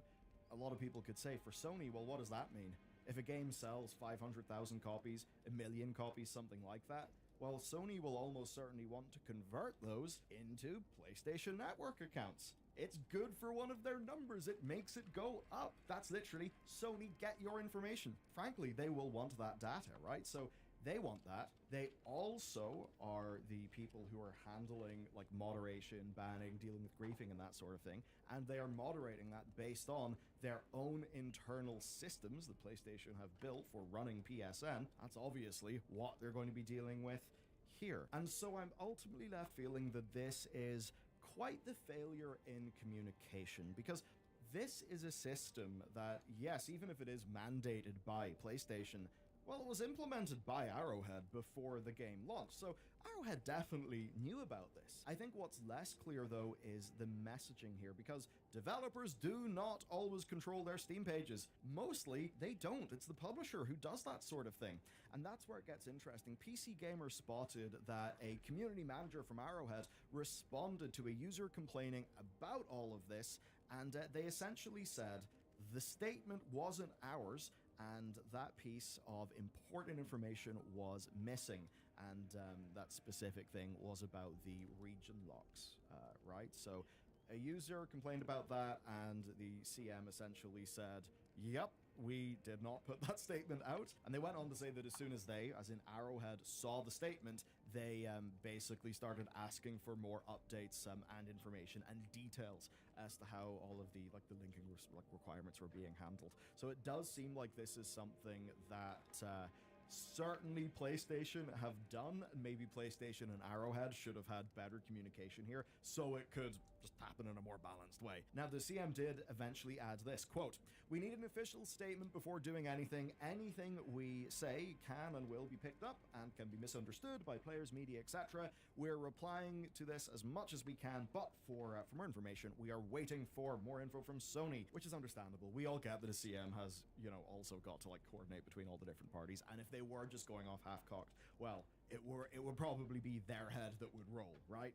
So, it does seem that Sony have effectively said that they want this rolled out sooner rather than later, and that is why that update happened. And going by the reaction here, it does appear that Arrowhead were somewhat caught off guard. I say appear, but it really does look like they were caught off guard. Just look at how the Arrowhead community managers are talking there. So I think that's basically that. Sony were a little bit pig-headed in how they did this. There should have been better communication, and there's rules, and there is, are the rules technically there? Because in this case, the Steam page always said a third-party account, a PlayStation account, would be required for the game. That has always been the case. People have used Wayback Machine and been able to confirm that, okay? So that is the rule. The rule has not changed.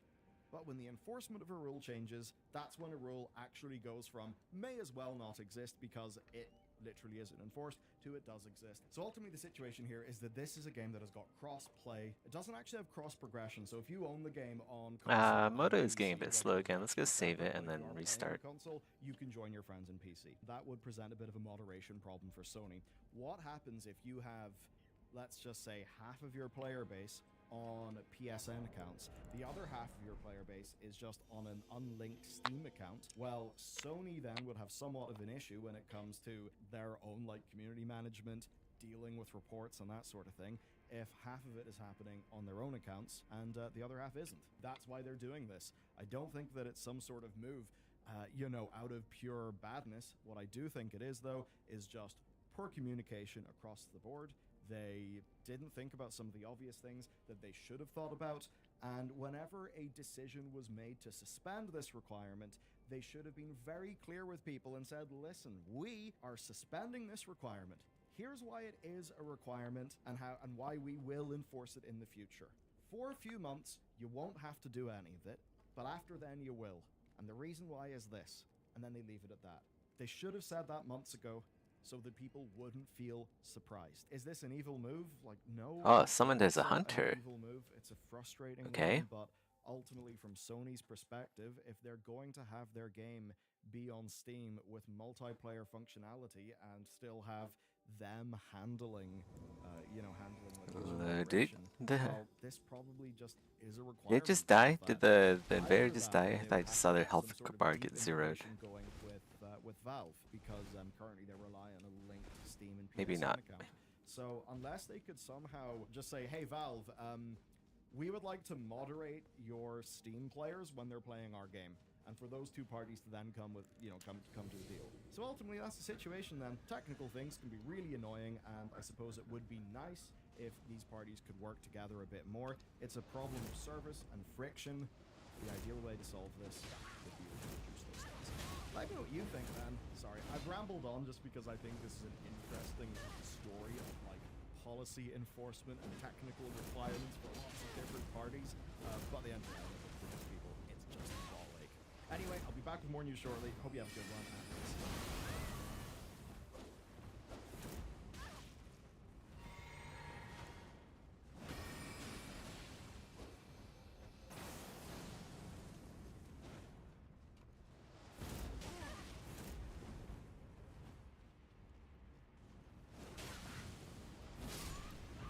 Oh shit.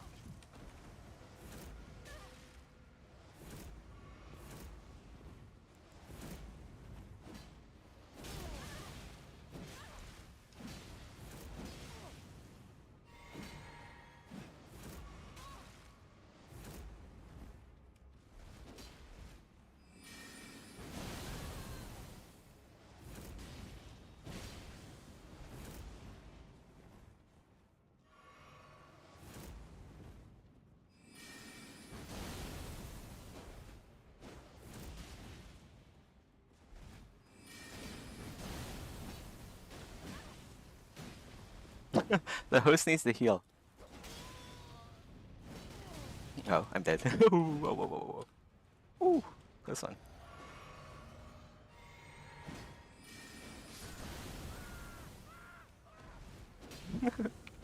It's done. You won already. Chill.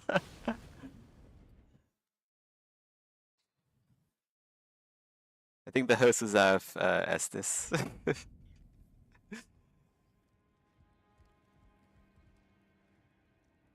Okay, let's go to. Actually, wait. Let's go restart Moto.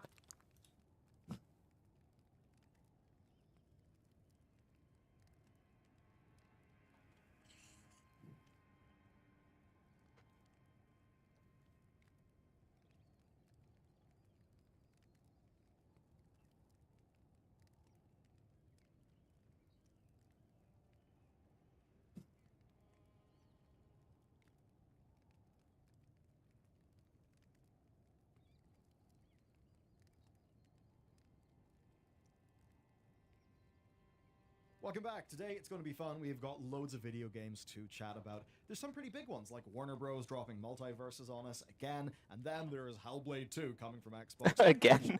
Dropping multiverses on us again. And of course, as usual, we've got a host of pretty damn promising looking indies. If you've been here before, you know the score. If you're new, basically, at the start of every month, we do a big video where we chronologically go through the month and pick out all the video games that basically look the most interesting that we think you should know about.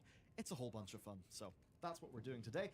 And let's get started with May. And launching into early access, Foundry has pretty much got all of the genre conventions that you would expect of an automation game. And that does mean it certainly piqued my interest. But it's happening on a map that is fully modifiable by players. So if you see a mountain full of resources, you can just remove it. And also, while they are recommending that you play with 2 to 4 players for the best experience, there is technically and literally in the game no upper limit bar the thing crashing for players. So that could equal some pretty crazy stuff. Now, I should say this game is being published by Paradox, and they've certainly proven themselves to be a label to be kind of wary of. The potentially good thing, though, is that Foundry might avoid this.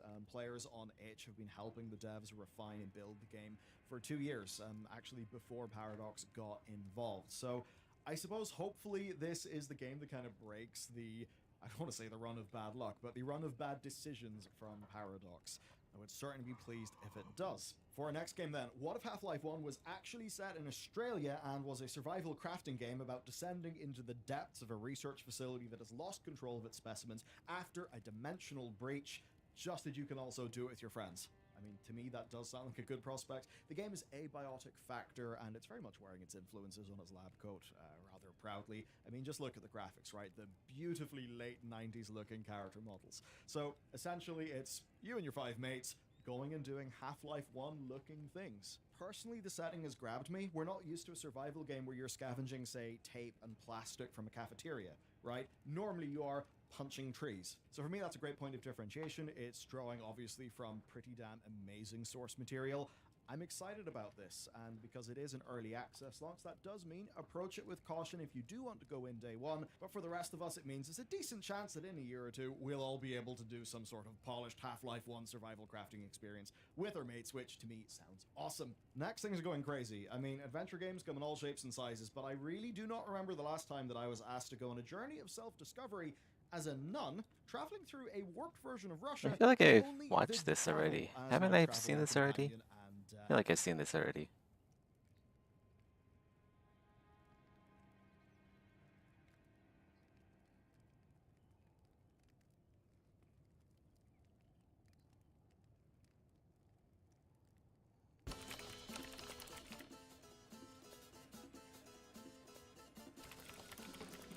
Souls-like is a game that's kind of like Dark Souls. Maybe that means your character can roll around. Maybe you have to worry about a stamina bar. Or maybe big monsters just want to sit on you. Whatever it might be, I like to find Souls-likes that you probably haven't seen. So, if that sounds interesting, this is episode 24 of Steam Dumpster Diving. Alright, first up we have Sword Car. The title pretty much nails it. You play as a car with a giant sword strapped to the hood. This is an early access game by a solo developer, and somehow it's gotten zero attention, zero coverage, hardly any reviews whatsoever, despite this incredible premise. And yes, obviously this is a huge stretch to call a Souls-like, but the reason I'm including this is because this is one of the top reviews. Like Ultra Kill in Dark Souls conceived a child within a Dodge Charger out of 10. That's one of the best descriptions I've ever heard for a game. Let's check it out. Oh man, I'm so into this. I'm ready. Right trigger to enter Blade Rush. While in Blade Rush, right stick to aim your sword. Okay. Alright, let's try that. Oh, okay. Okay, hold on. Check out this drifting. This kicks ass. Oh! Okay, hold on. You can spin. I thought you could just like... I thought it was just drifting. Hold on. You can just fully spin. This game's doing something. It's a little tricky. It's a little tricky to like finesse it. The trick is you want to be close, but not too close. Like, see, I fucked it up there. So first of all, I do have a dodge roll. I think this gives me iframes, and I do have a stamina bar at the top. It's a little blue meter. So, okay. And we're back, Okay, I guess? I get it. Possibly? This game might be cooking. Choose wisely. Wait. That's the font from, like, you wouldn't download a car. My one complaint right now, I do wish the music was, like, Okay, it looks like I'm longer back. than a 4-second loop. Robot spiders.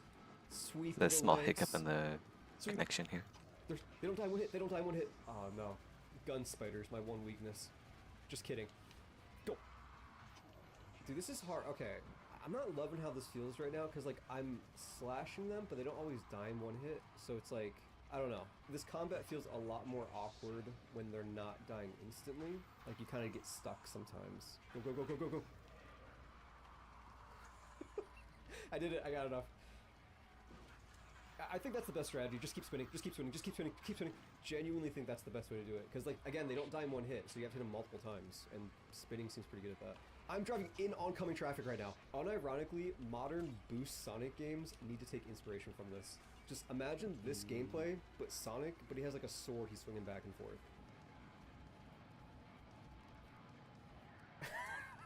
Visually, it's hard to see what's happening when I'm like slashing guys. But you know, that's part of it. That's part of the charm. Okay, almost got him. I knocked a few of his legs off. I think I got him. Okay, we got the stamina bar.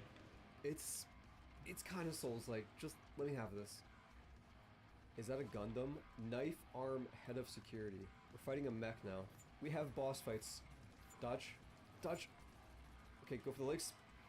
I don't even think I heard him there. I can't tell. Alright, let's try that again. So, lock on. Let's dodge that. Yep, there we go. Just gonna keep just boosting into him. There we go. You know what? In a very weird way, this almost feels like a Souls boss fight. If you like really squint your eyes and don't think about it too hard. See, look, I'm dodging away. I'm watching his attack. It's gonna be interesting. I'm spinning my sword. Oh, there we go. These cutscenes are great. They did the thing.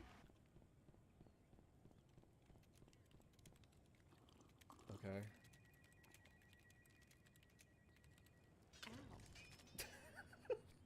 That one person. Ugh. Mondays. So I'm now in some just like random office. Go for the neck. I'm guessing I want to like jump over it. Jump spin. That didn't work. That didn't work. Jump spin. Nah. See, I don't think the spin move either doesn't do damage or it does very little damage. I'm not sure. Okay, wait, I have bullet time. I forgot about that.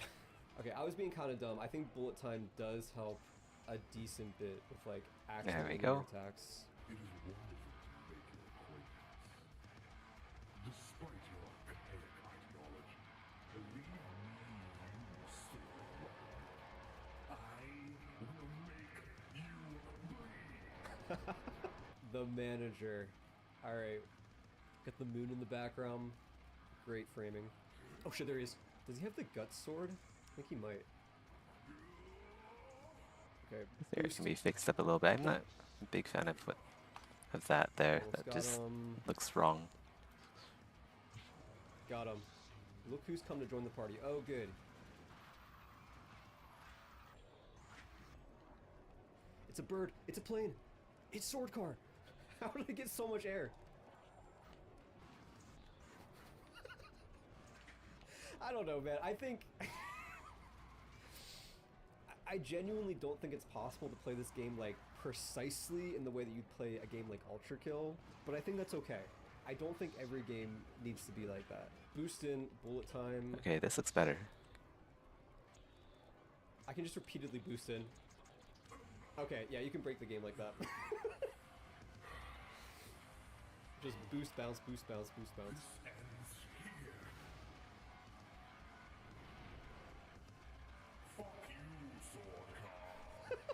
Thanks for early support. Oh, I guess that's the end. It's just one level. Before I finish, there's actually other cars you can play with. So let's try out the AF-87 with the GAT. This is cool though, like it's a different play style because the swords are coming out of the back. Like it is trickier to hit them. Alright, let's try out the GAT.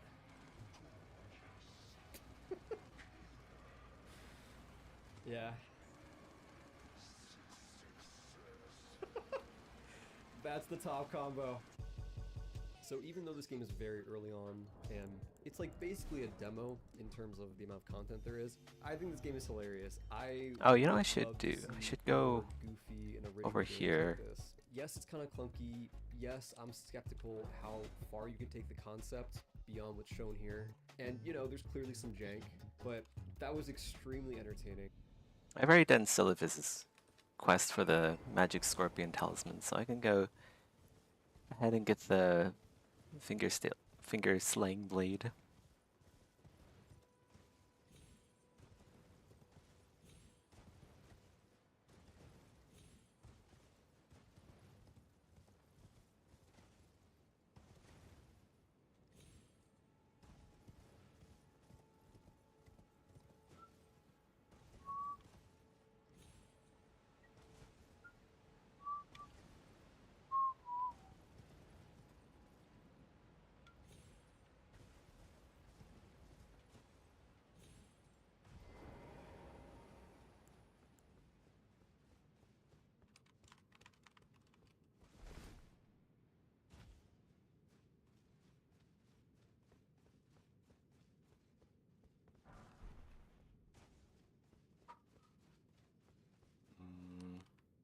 Just skip this loot. I don't really need it anyway.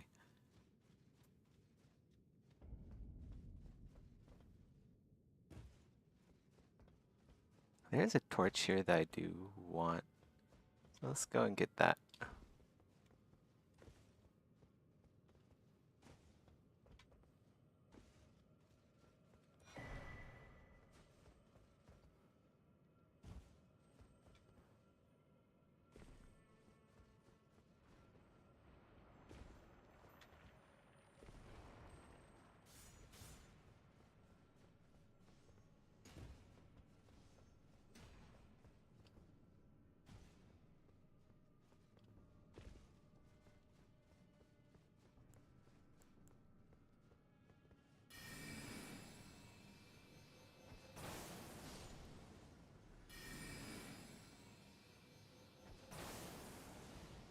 God, the AoE is massive. Will this reach? I don't know if it'll reach. It does reach.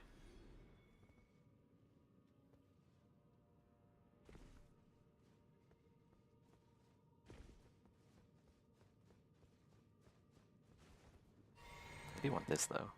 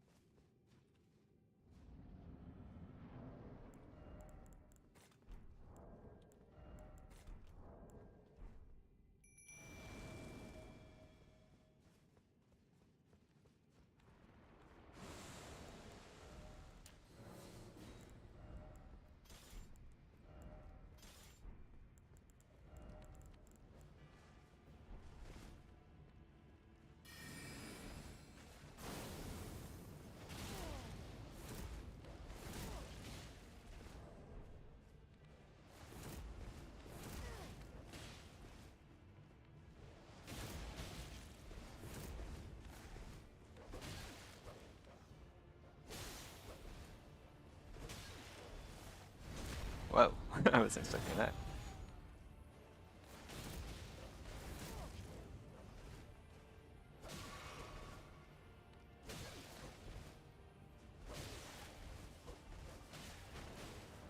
Let's see, is there anything you can... Where are all my pistol dart, and then what else I have? Wait, this should be in my offensive.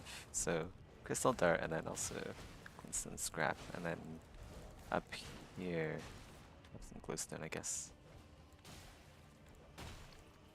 Okay.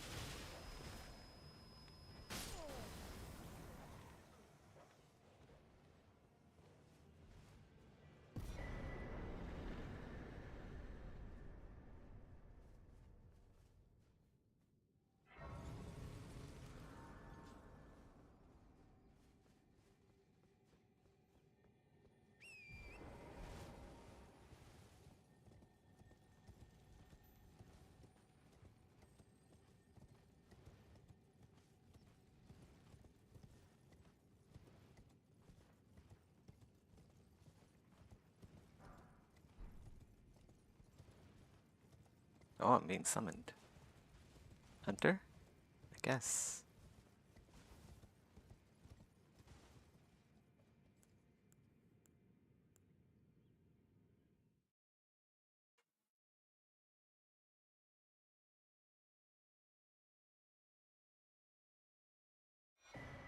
Oh. Free rune arc. Can't complain about that.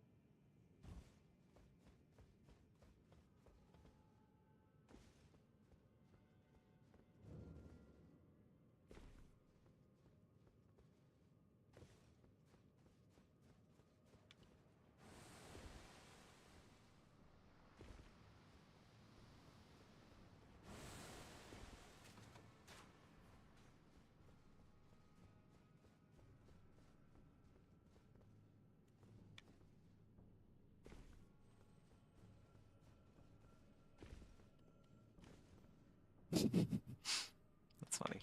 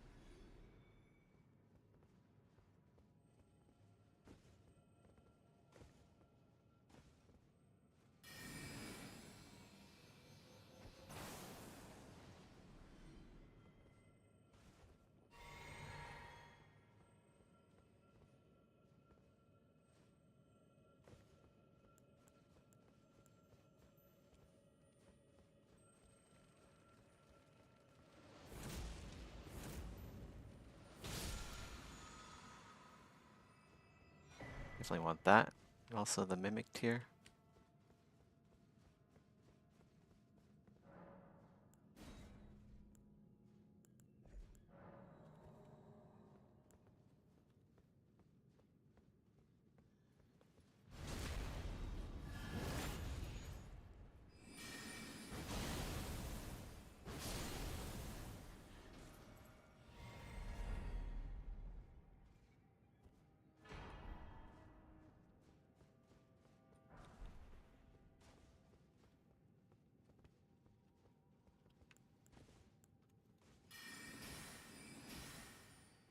Bit too far.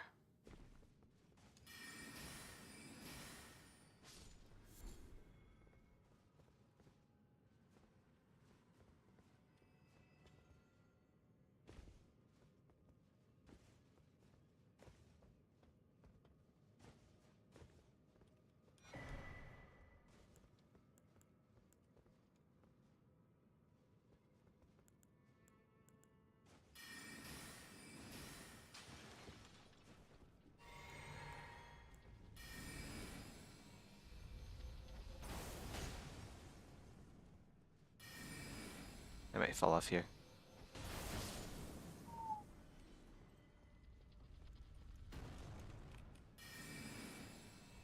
Will it reach? It does reach.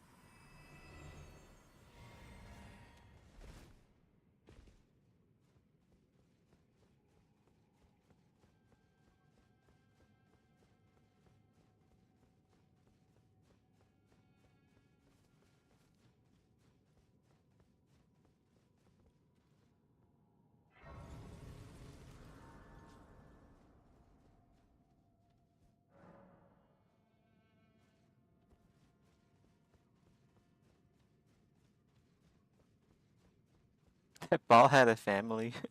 It does. There's more where that came from.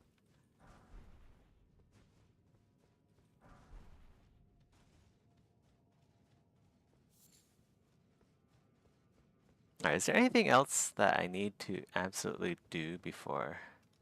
Let's see. Do I have all the emotes? Like the... Okay, I have Triumphant Delight. Okay, I think I have everything. I can just go ahead and grab this. Pretty sure. And then turn it into Ronnie. Alright. Back to Ronnie.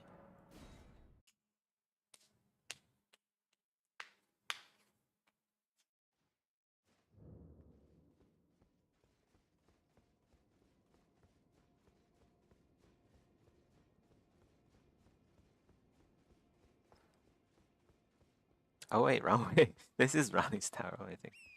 Let's go ride Torrent through her house. Just like mess up her shit.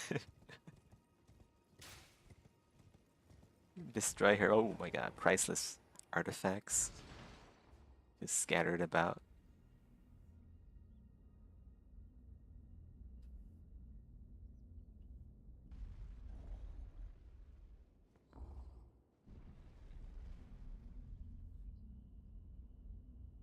Alright, we gotta remember to not administer Celivis's potion. Like that one time.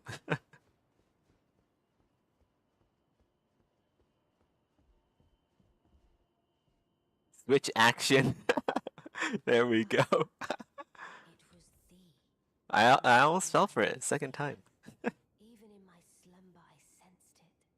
It is in thy possession, is it not? The hidden treasure of Nokron. My thanks. Finally all the pieces are in place. Soon must I begin my journey. Upon the dark path only I may tread. Ah, but before I leave, I must entrust thee with this. take it? My discarded flesh lieth beyond the seal unlocked by it, upon which is carved the curse mark of thy desire. I can fathom what thy purpose might be. Neither of us is welcomed by the brighter path. I see. You may leave now. It was but brief, but thou gavest me fine service. All right.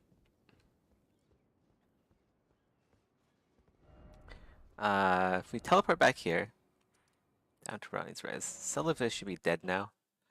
We can go get his armor, grab his ball bearing, grab his balls, and then we can go that one old dude. We can go get him as well.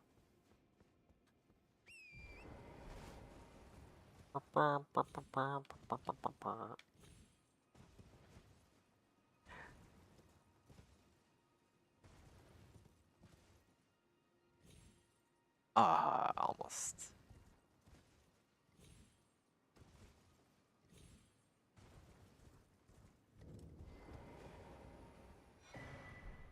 Right. Whoop. Those robes definitely look a lot nicer. I actually look like a mage now. But we want to wear like heavy stuff, heavy boots, just so we have some physical protection. So maybe those, and then else? Banished Knight gloves. Those don't look very nice. Let's go wear like gloves, but we need like. Is that really the best we can do? Oh, we can actually wear like really good helmets. I could wear his helmet too.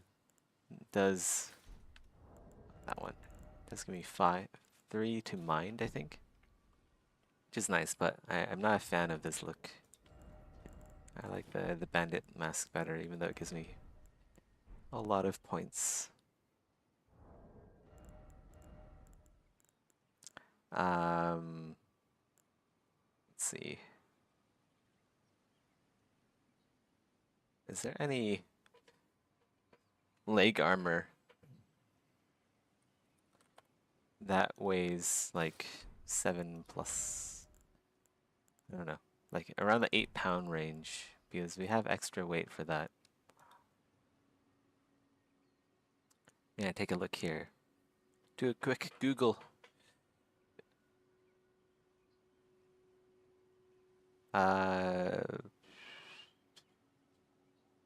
Maybe scaled greaves, possibly. But that's like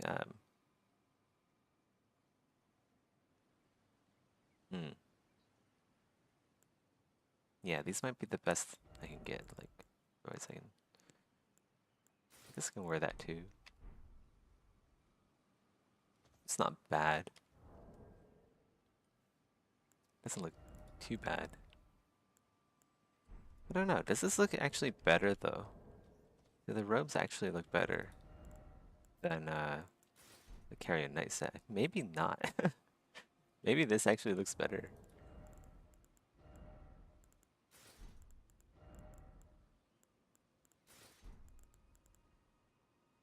Wait, how's this heavy load? Oh, it's because I have the 2 daggers here. That means I have to wear that. Okay.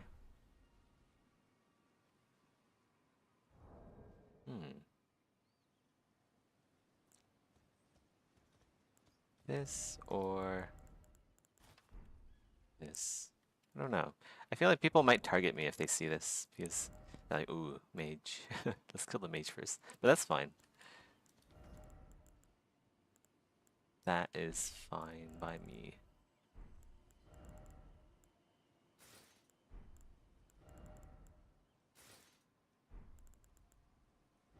Still medium load.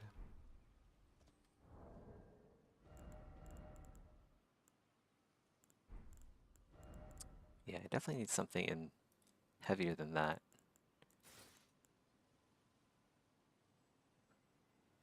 Knight's Cavalry, Blythe's Greaves.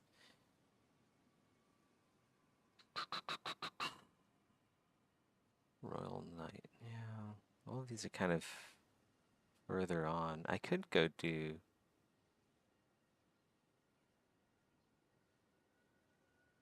Peace Champion. Oh, Radahn's Greaves, maybe. I can go see if I can buy those from the Moon Maidens, because I did kill Radahn. Radahn could be good here. Also, Tree Sentinel armor is easy to get. So maybe Tree Sentinel Greaves, but they're orange. I mean, they're gold colored, so I don't know if this would be the best.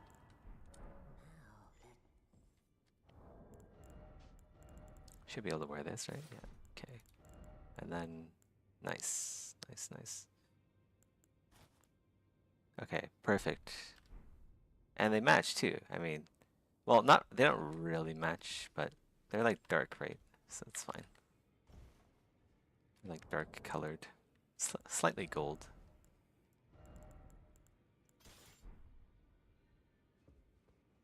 Nice. You got an outfit.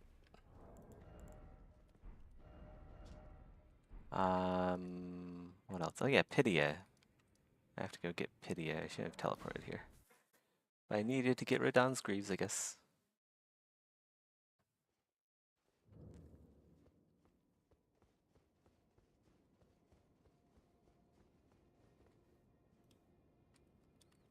Discarded flesh, your desire? What does that mean? She mean by that? I mean, look, a man's got urges. And like, Ronnie's a puppet, right? So she doesn't have the anatomy to handle handle earthly desires.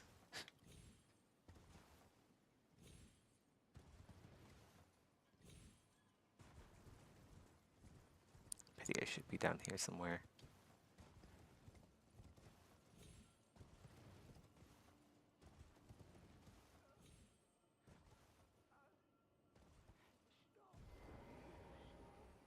This guy's like, Yamate! Itai!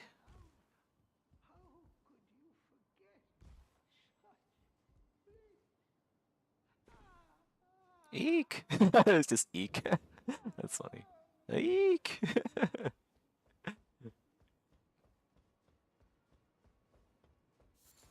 How did this guy even end up here? Look. Where could he have fallen from? Like, he had to have like fallen from maybe that precipice all the way over there. But that even, like, how? Someone would have to like launch him out here. Like, maybe Royal Knight Loretta launched him over here. Maybe he fell from the stars. Maybe he's an angel.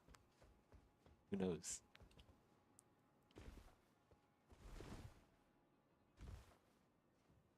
What up?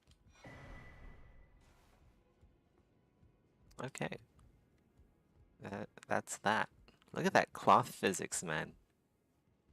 That's actually accurate cloth physics. It's not because like the cloth physics are like not that great. It's because his robes are just so crusty from being here for like thousands of years. Like it's like stiff now. So his cloth is just hanging midair.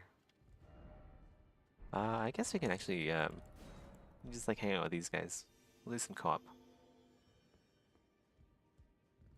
I wonder if I should switch over to sword sorceries. Like Carrion Piercer, I've done it before. Carrion Piercer is so good. But then it gets a little bit boring. I don't know. There isn't really any ranged options that, well, I guess there is, but I don't know. I'll have to spend some time to make another build for that. I'll memorize certain spells.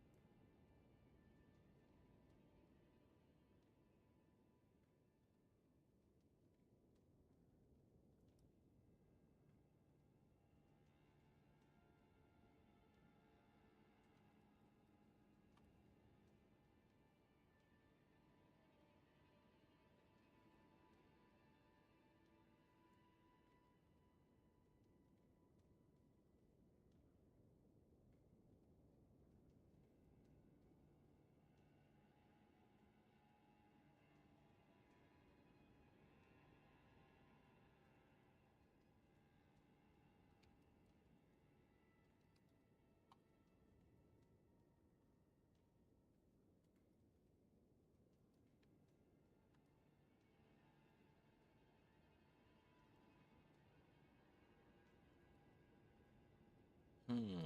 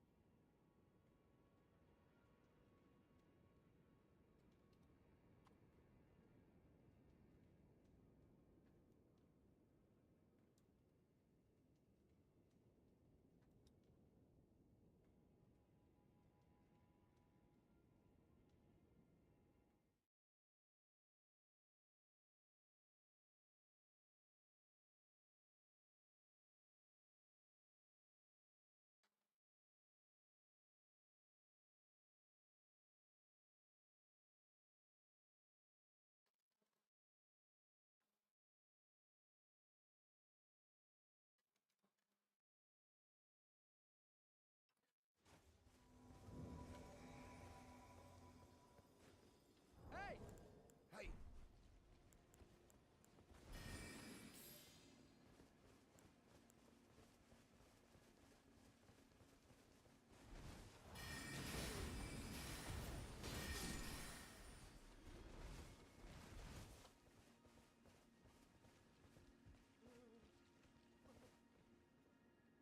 Invaded by Alex.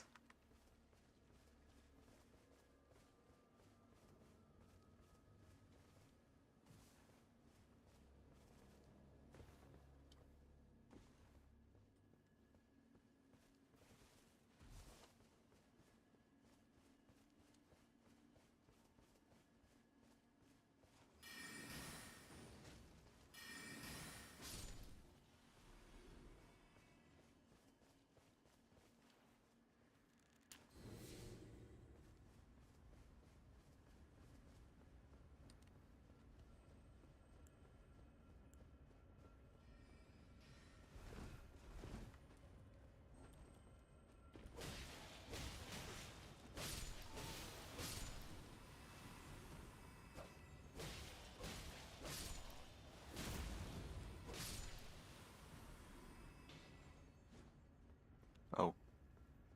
Oh, oh, oh. Oi. We gotta catch up with the host. The host is like off on his own.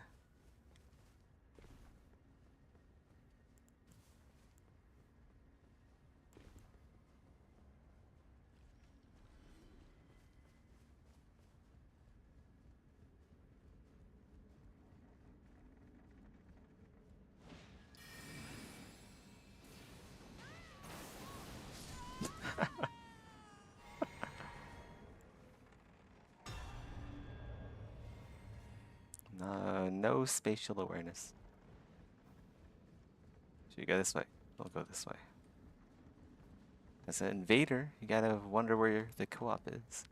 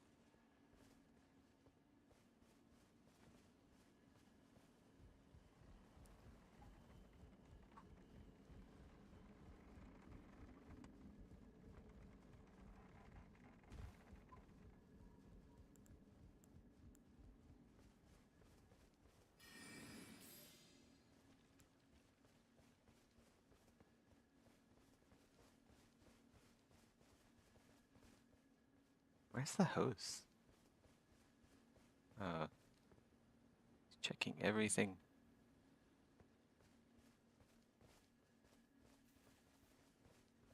Pretty cool outfit he's got, actually. It's nice. He has the silver, and also the orange. Oh, I almost fell off to my death.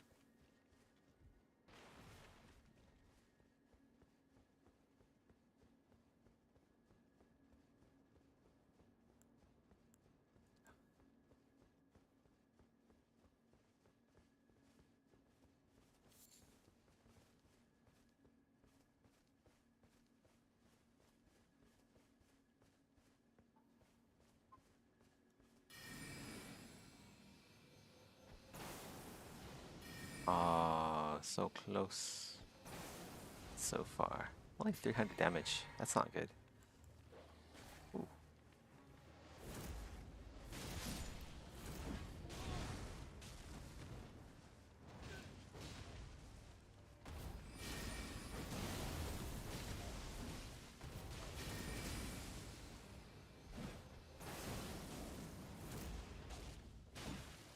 It's weaker towards melee physical damage, I guess.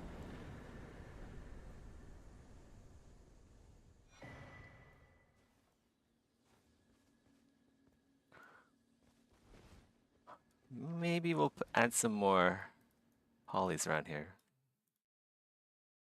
This area could use a little bit more, I think. That, and then add like a loop in here, I guess.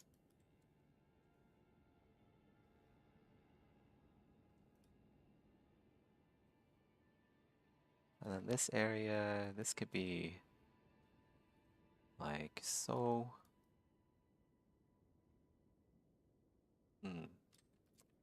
This area doesn't look right. Let's do that. Then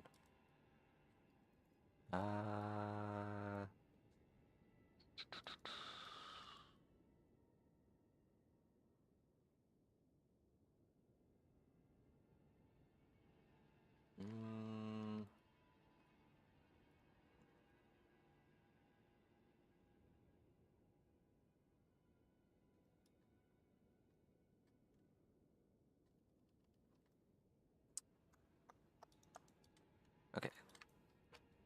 Let's try this instead. And that goes here.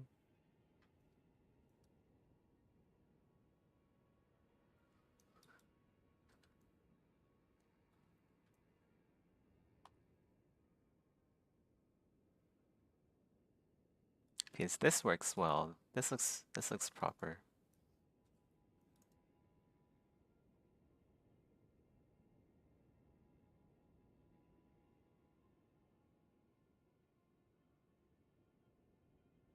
We do need a little bit more geometry down here.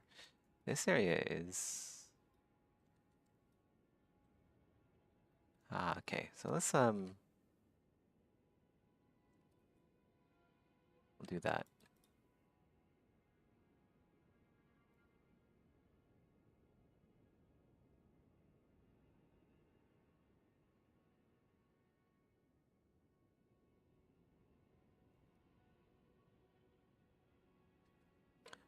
Trick is getting this over.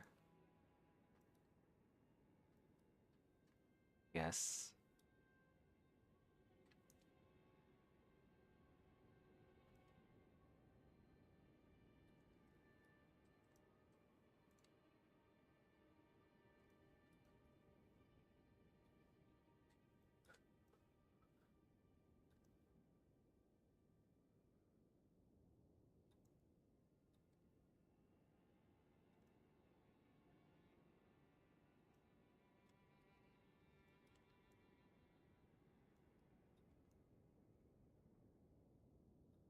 We do that. I guess that works. A bit scuffed here though.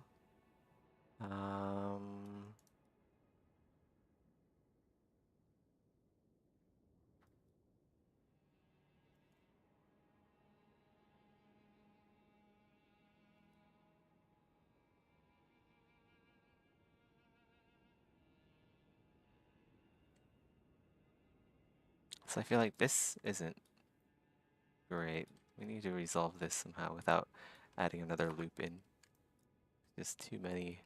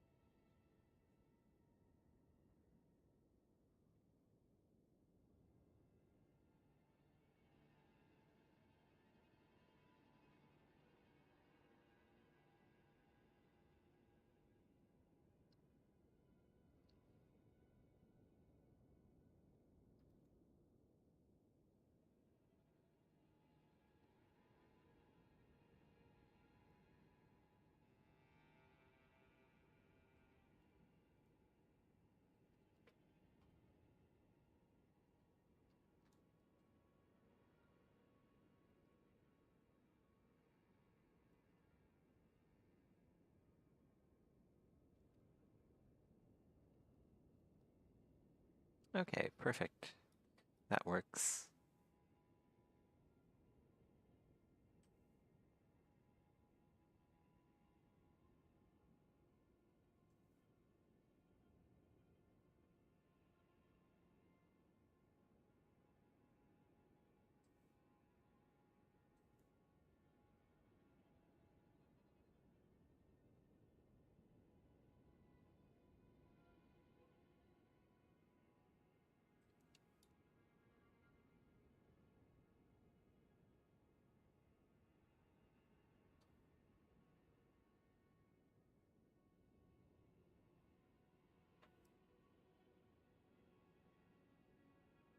Nice. Very good, very good.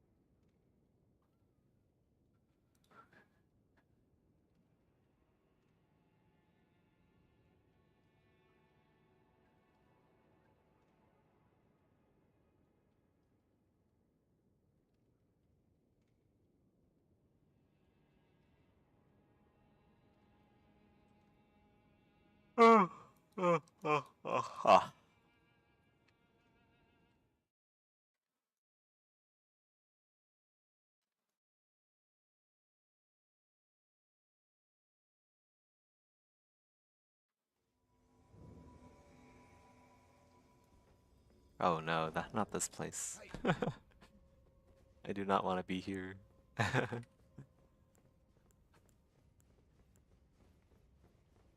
I should swap Great Glintstone Shard out with for Spiral Shard.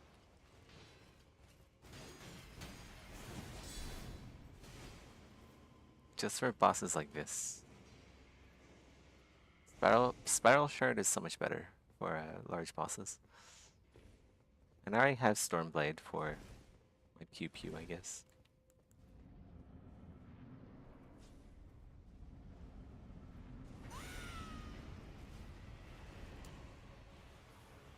Oh god.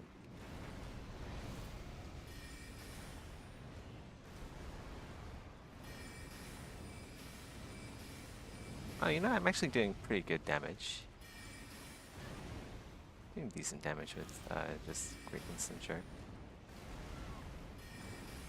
Uh-oh, host is dead. Yeah, this is a nasty boss if you're not prepared.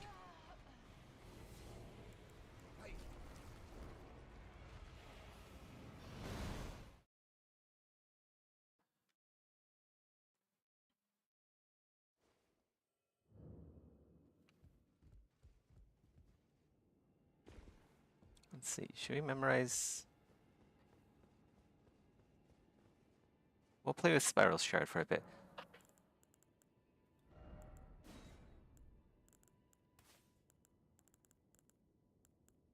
I don't know if I need Rock Blaster and Gavel. I feel like this is, they both kind of accomplish the same thing.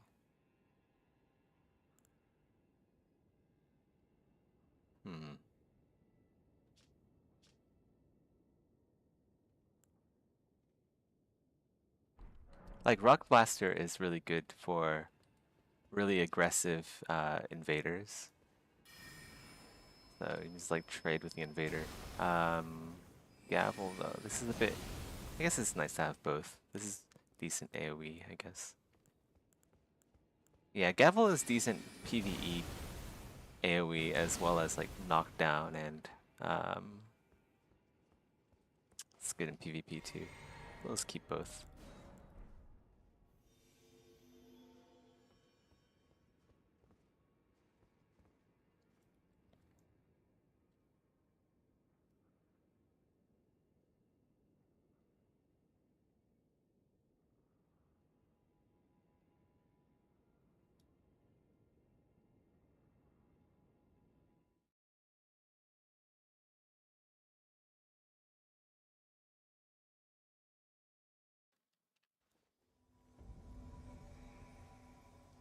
was fast. Lightingdale.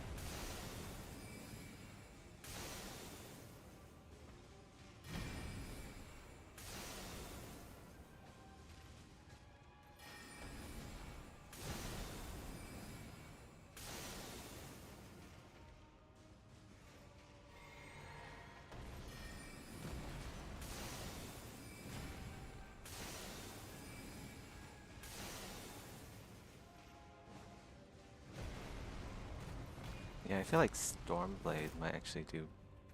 It's like safer. Oh.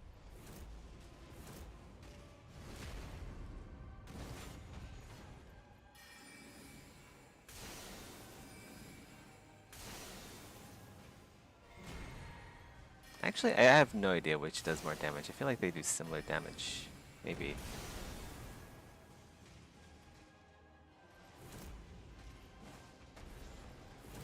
Yeah, I guess like Stormblade is just still really good. Nice. Well done.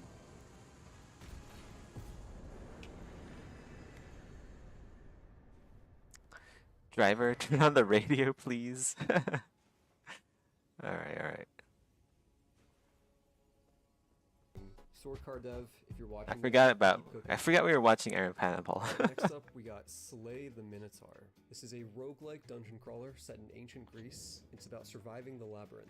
I believe this is a solo developer game, and even though it doesn't have the Souls-like tag, it's a third-person action game with a stamina bar and a dodge roll, and I don't know, it seems like a pretty good fit for this series. So, let's check it out. Alright, here's my guy. Looking very good. I can attack, I can stab, I think that's a parry, and I can roll. I can also jump. There we go. Okay. Should probably Interesting make so far. this be. What? Am I just blind? Did I miss that? Okay, I see. This like fog effect is covering it up. So I need 40 currency to open this. Got it. Oh shit. Alright, back up. Something like this? I don't know. We'll oh my god. figure Just this use out. fire. Can I jump on the fire? Okay, bad idea. Alright, you know what? Let's just run. Okay. Go. Actually, let's listen to something else. Like Iron Pineapple, you kind of have to watch the video to kind of understand what's going on. If there's like any like philosophy or like controversy or just like something interesting to listen to, look for something like that.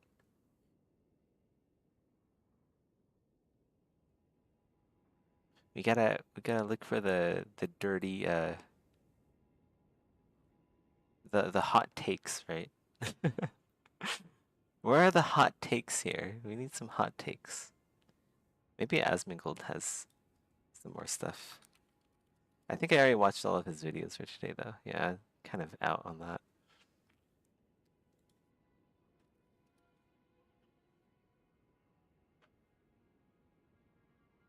There's a few like older ones I haven't watched yet.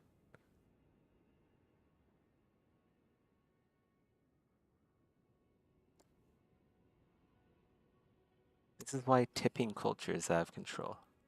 5 days ago.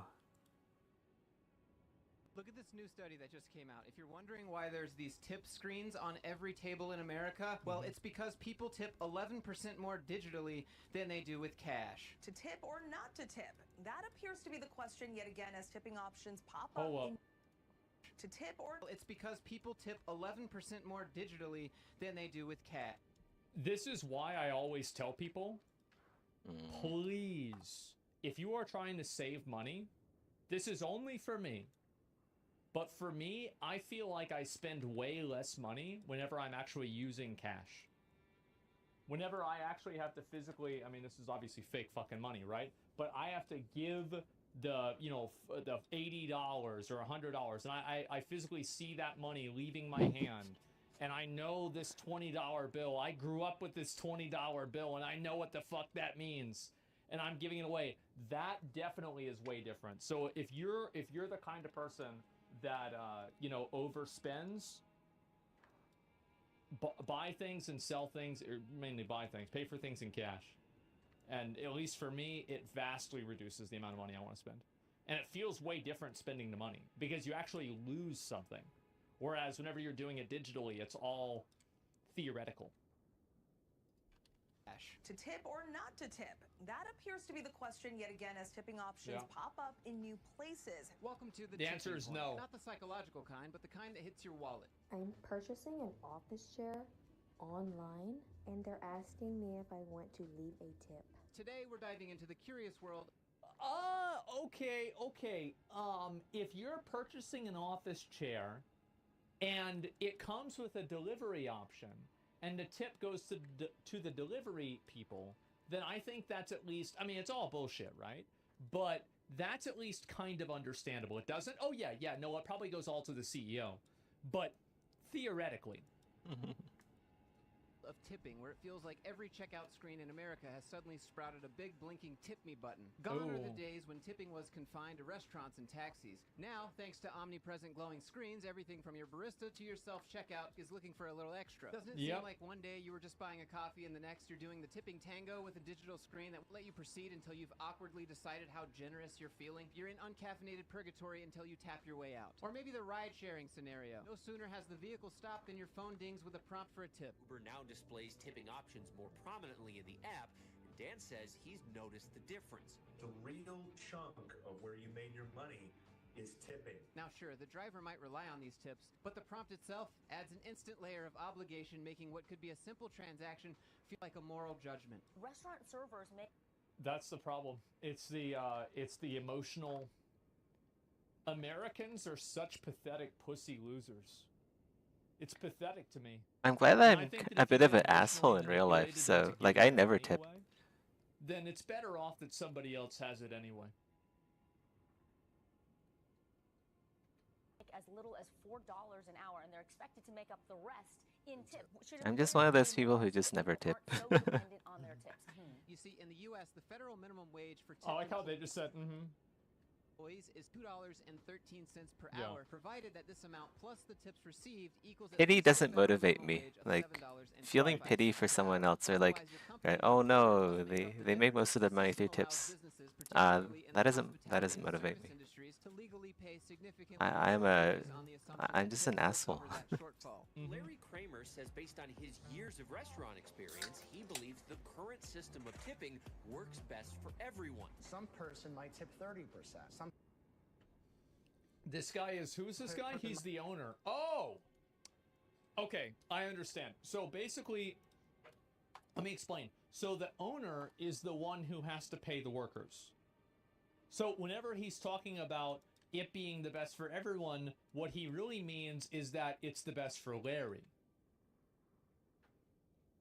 Yeah, that's what he means. Whenever he says everyone, he's not talking about everyone. What he really means is it's the best for him. I pit 18, so the server a little bit confusing, but yeah. By getting tips. It also motivates the server to do well. Federal law says businesses can pay tipped employees as little as $2. Right, and think about how good that is for Larry. Because imagine if Larry had to pay $15 an hour. Well, maybe he might not have had time to do this interview because he'd have to be working. Luckily, we have tips.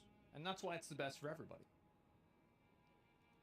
13 cents an hour. And the reason for that is because they expect you to make around $5.12 an hour in tips. Ooh. That's $5.12 an hour the company doesn't have to pay. If you aren't making $5.12 right. an hour in tips, then the company has to pay out of pocket to match $7.25 Do an that. hour. I want to give you a really clear example of how this works. Here's a chart that shows you make about $6 an hour in tips. Actually, let's extend this a bit more.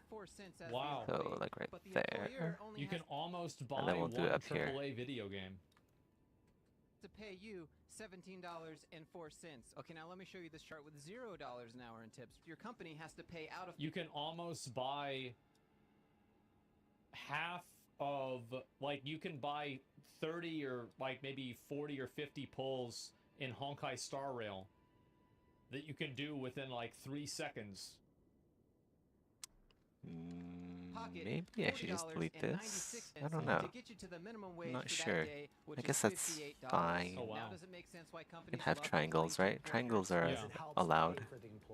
But let's imagine a world... Well, at least he says it. I mean, Larry's many things, but at least he's not a liar. Where your coffee doesn't come with a side of guilt. That's the world Cook Unity lives in, which is today's sponsor. The guilt makes the coffee taste better. Like you're on a game show where every answer feels wrong, then with Cook Unity, the only pressure you'll feel is I like deciding which human meal to suffering. eat next. If you've never heard of Cook Unity Tastes before, good. they're chef-crafted meals delivered to you weekly, You have to and they tip. have choices. Boy, do they have choices. East Coast, West Coast. You want Texas food? They got Texas food. Now let's What is Texas food? As we can see, there it is. A lot of Mexican food. Mexican food and barbecue. That's it. food. Now let's say you're a bit pickier than that, or your dietary needs are different. They actually have filters on your filters for your filters. I mean, come on, they have a pizza filter. You want protein only? They got it. Not that kind of protein? Hey, that's cool too. They got veggie meal. As you can see, the chefs over at Cook Unity offer a wide range of meals. Over 7 different dietary preference filters. Yeah, Mexican food is really good. Gluten-free option. Let me show you a few meals I ordered. First up, we've got herb roasted chicken breast from Chef Kevin Meehan. This chicken's got more herbs than a farmer's market on a Sunday morning. That's the one I'm actually eating. Besides the green shit, that looks pretty good. Every time I cook chicken and heat it up, it tastes like rubber. But this tastes like it's from the restaurant. There's the barbecue chicken burrito by Chef Ruben Garcia. Where's and the lastly, burrito? rainbow chicken and pasta salad by Chef Too much- Nelson Brazella. The salad's got more layers than your favorite winter outfit, and it's dressed better too. Nope. That's because the chefs at Cook Unity use real ingredients, nothing artificial. You can pause, skip, or cancel faster than you can, not tip on the digital screen at least. If you didn't get it, there's no tipping required. It's quite the opposite. If you go to cookunity.com/fluke50, you'll actually get 50% off your first order. Not a tip jar in sight. So go support the people who support this channel and get your... To be fair, using his link code is actually a tip jar. But that's fine. One of these delicious community That's meals. how So they why work the sudden usually. spread of tipping everywhere? Post-COVID, a lot of consumers, not everyone, started to appreciate service workers more. Square is a leader in these point-of-sales devices. It's They also tell- generally a good idea, by the way. It's still good. Like, for example, No Rest for the Wicked had a code that you used, like a creator code, and it saved you money, and part of that money went to the developer, and part of the money went to the streamer. So it's still an upside. I'm not saying it's like bad or he's wrong, but I'm saying that you do sometimes get a kickback on those. I don't know how that specific deal works, but a lot of them work that way. Well, when the pandemic started, tipping became more commonplace to support everyone. Yeah, it workers is. during those takeout orders. And that mentality appears to have stuck. Do you know a lot of other restaurateurs? Yes, I do. Do they generally feel the same way that you do about the tipping structure? I bet they I think it's pretty much a consensus now. That's crazy. So they all agree that it's better to offset the wages of the employees onto the customer. Wow. So you're telling me they all agreed on the same thing? Holy shit. I guess we should just keep doing it. In the industry, and that's why All these owners QSRs agree. are adding tips to their business. Before, you wouldn't have it at a Sweet Bean or a Dig or a coffee Yeah. shop, but they're adding a tipping mechanism as well because it helps pay for the employees. See, there you go, from a business owner himself. Because it helps pay for the employees. That way, I don't have to. Thank you for making it exceptionally easy for everyone to know where to not work. I wonder how many people apply there after this. A lot, probably, if it's in a good place where people tip a lot of money. Why would anybody give a fuck what Larry thinks? Like, if you're going to make money there and people are tipping a lot of money, then they're going to do that. prices go up and more services outside of traditional restaurants are asking their customers if they'd like to toss in a few bucks extra. Pretty women make tons of tips, bro. Yeah, I know. Like, I've seen OnlyFans. I know that. I mean, everybody knows that. For sure. Some people are starting to feel what's been labeled as tipping fatigue. Oh my now, God. if you're anything like me, I'm sure you're wondering, does being put on the spot while someone watches you affect how much you're tipping? It Turns does. out, absolutely. I always 100%. tip because I feel like I should, but I don't always feel like I should. Studies show that when... Then just don't. This is the problem. This is the... As I said, if you are too emotionally weak that you can be guilted by the disapproval of strangers into giving your money away, it's better for everyone that somebody else has that money instead. I think that's natural selection. I do. I think this is just better for everybody. Like, let's give the money to somebody who's not a complete bitch. other people are watching, people tip more. It's actually intricately tied to social pressures and the desire to avoid appearing stingy or unappreciative in public. There it is. People don't want it. It's all about appearances. Do I tip? I do. A lot of places that I go to, people recognize me. Oh, that's the guy from the Amber Heard Johnny Depp trial. Oh, that's the guy, my friend watches you on YouTube. And they're like, oh, we know you have money. Okay, fine. I can give you guys a bit extra money, right? It's okay. Because it does not fucking matter to me. Like, it's totally fucking... I spend less than 1% every month on my expenses. 99% of my, like, money that I make, I never spend it. Payments.com highlights research indicating that digital screens at checkout amplify this pressure significantly. Right here it says social pressure drives up tips by 50%. So Does it here... get socially pressured? No, it just doesn't bother me. Like, it's not a big deal. Like, I have no problem helping them out. And then, like, also, like, I'll go somewhere and, like, maybe we'll be late or something like that. And, like, we'll, like, stay past the time that they close. And I'll feel like, okay, I'm going to give them some money because they're, you know, I'm inconveniencing them. Right? I think it's fair. Yeah. Here's the chart, and down here you can see when no one's watching, people tip an average of 10%. When a stranger's watching, you get 12%. A family friend or the worker receiving the tip, you're probably going to tip 15%. Another chart right here shows that... Hang on a sec. Cooch sniffer? Yeah, looks about right.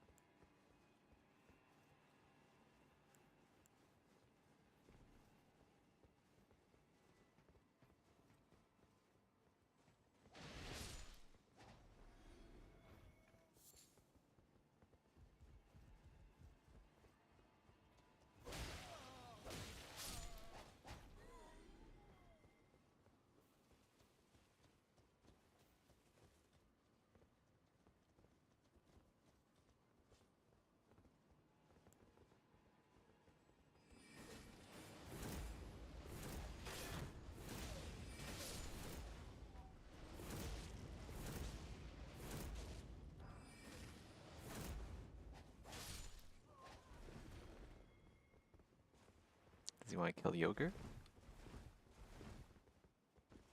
Looks like he wants to kill the ogre.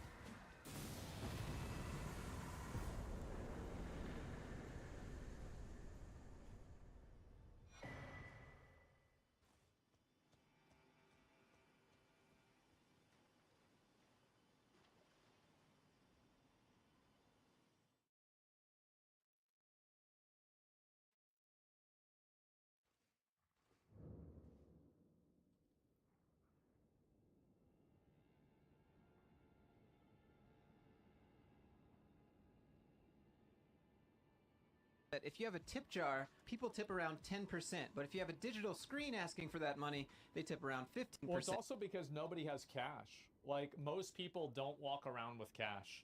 I remember one time I went somewhere, I forgot where it was like Taco Cabana or something. And I went to buy my food, and they said, like, oh, we're so sorry, we're only accepting cash. And it's like, that's fine. Like, I always carry cash. I mean, I think a lot of you guys probably, like, what do you carry? Like, probably 100, 200 bucks, like, cash if you can. And so, like, that's the default. And so I always have the money on me. But, like, a lot of people apparently don't. 40 maybe? Yeah. This part of the study is nuts. Despite most consumers, 75% of them believing that it is inappropriate for self-checkout kiosks to have the tip option, a significant portion still comply with these requests. Dick suckers. Absolute dick suckers. That's what you get. That's what you get. If you're a bitch, that's what you get. Pathetic. Wait, what? This is cuck natural selection. They deserve it. 59% of consumers tipped when asked to do so at a fast food establishment, and 62% of people tip at retail or grocery stores. Dick eaters.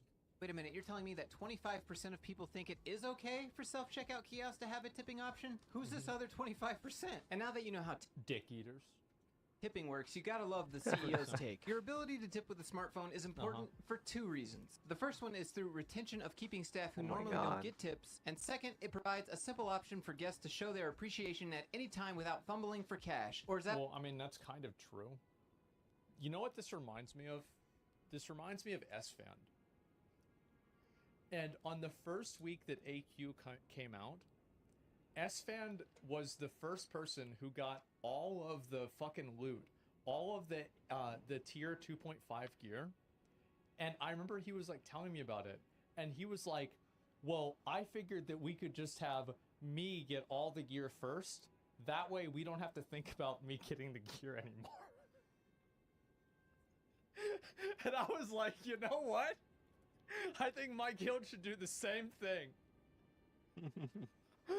Yeah, you go. Oh, he's the guild master. That's just the way it is. Because it's money you don't have to pay them. Or how about this guy, Brian? He says that your ability to get tips could be as transformative as early wage access. Or how about this CEO, David, here, who runs a bunch of hotels and partnered with early access on wages? I love that. With this company called Shiny. So I guess Shiny allows you to tip housekeeping. We could pay people more, or we could pay— Tipping housekeeping is a pretty common practice in hotels, to be fair. I mean, this isn't something new, but yeah, this has been around for a bit. For the service that allows people to tip them instead of just paying that to our people, because I imagine How come I don't get the service tips? you partnered with to allow people to tip them. Anyways, tipping is out of control. What do you think? If you enjoyed today's video, hit that like button and subscribe if you'd like to see more content like this. Feel free to share the video with someone People else. should tip me for making really cool armor. Generously, but just remember where this whole thing comes from. If you have anything else you'd like me to show on the channel, I think that tipping is only ever going to go away whenever people stop tipping. I think that if enough people stop tipping, then the rules will have to change because people won't be able to fill those spots. I should add like a microtransaction store that allows you to tip. Being dick eaters that are worried about the approval of people that they don't even know. At that point, then tipping will go away. If the economy keeps crumbling, tipping will disappear too. Yeah, exactly. I feel like it's too ingrained into our culture. It's too ingrained into the culture because people are pussies. We have a society and a culture full of pussies, babies, that are hyper fixated around the approval of people that they don't even care about. It's pathetic. It really is fucking pathetic. And whenever I see people that are complaining about tipping, just stop doing it. It's easy. It's like you have a hammer and you're hitting yourself in the hand. You're like, my hand hurts. I said, stop using the fucking hammer. What is this? Coward civilization? I know. People tipping will just make the employer pay them less. Yeah, I think that's true too. The truth is not tipping is going to die until the people who tip do. Well, no, there's always it's a cultural change. Because, like, obviously you could have said that 100 years ago. But I think the reason why is because even people growing up now do it anyway. It's just people pleasing. Exactly. Yeah. If you're so focused on people pleasing that you do it at the expense and to the detriment of yourself, then you deserve that. Losers lose. And feel free to reach out, Discord, Instagram, email, however you want to do it. The links for that are all down in the description. Oh, and thanks again to Cook Unity for sponsoring today's video. And don't forget, they're actually tipping you 50% off if you use my code down in the description, or you go to cookunity.com/fluke50. Having said all that, hope everyone's doing well, and I'll see you in the next one. Yep. Depends on the situation. It isn't always people-pleasing. I mean, it depends on what happens. Like, I think there's, like, some instances where, like, it's kind of okay, but I think that's, like, a 1 out of 10 situation. Yeah, there's the video. That's a good video. Give it a like. I've watched this guy's videos before about, you know, corporate culture. I think he's pretty on point with a lot of stuff. Yeah, tip the video. Give it a like, right?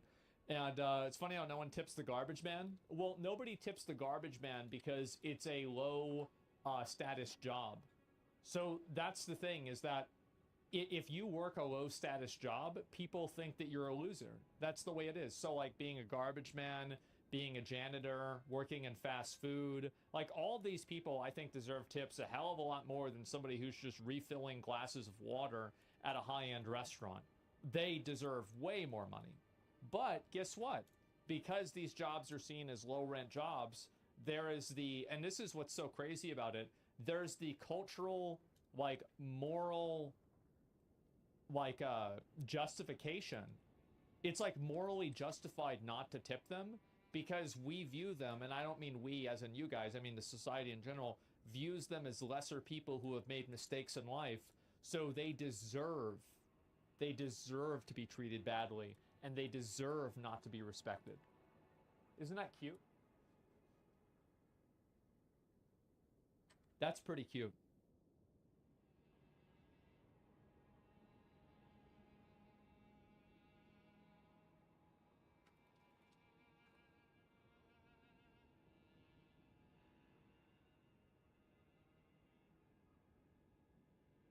There we go.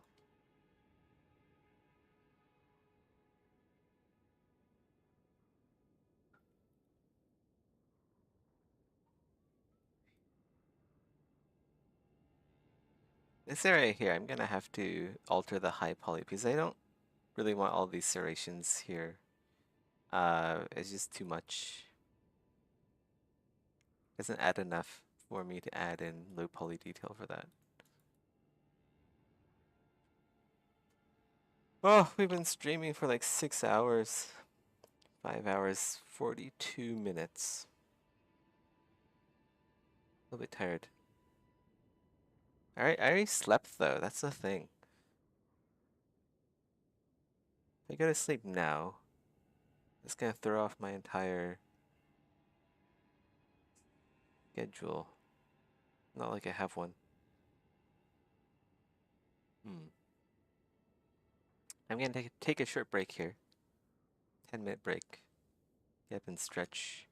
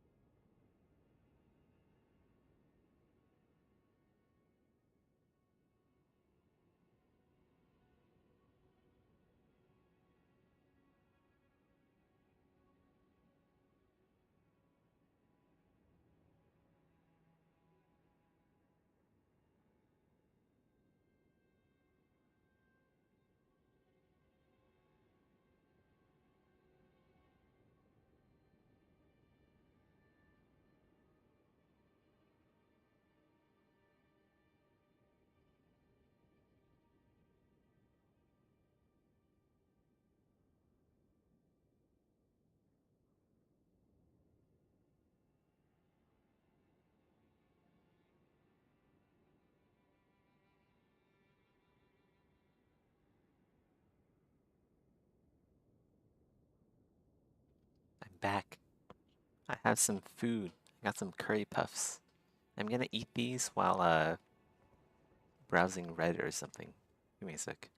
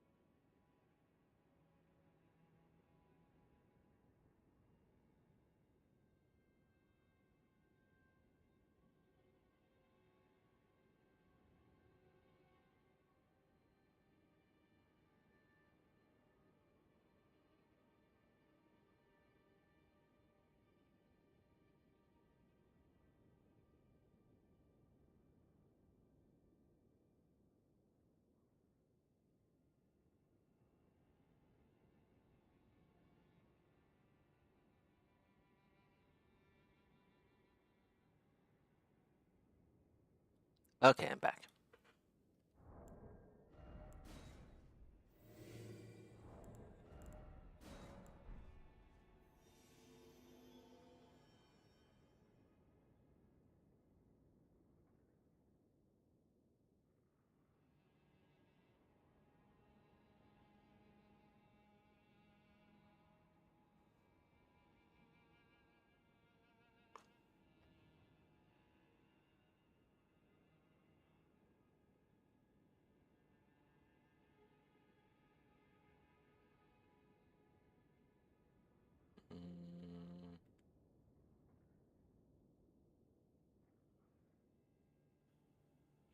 China has launched an unprecedented mission to retrieve samples from the far side of the moon. The spacecraft, called the Chang'e 6, lifted off from the southern island province of Hainan. It's expected to bring the samples back to Earth within 2 months. It's the latest advance in China's ambitious space exploration efforts, now competing with the United States. China already landed a rover on the far side in 2019, the first country to do so. Here's more on the Chinese moon mission. Chang'e 6 aims to collect lunar material from the far side of the moon and bring it back to Earth. It's a complex mission that will involve several robotic modules working together. The 8-meter-long spacecraft will first orbit the moon and then deploy a lander to the side that is never visible from Earth. It will target the South Pole Aitken Basin, the largest known impact crater in the solar system. Using a mechanical drill and scoop, the lander will collect 2 kilos of soil and rocks. An ascender module attached to the lander will blast back into lunar orbit and transfer the samples to the re-entry vehicle. If all goes well, it will carry the cargo safely back to Earth.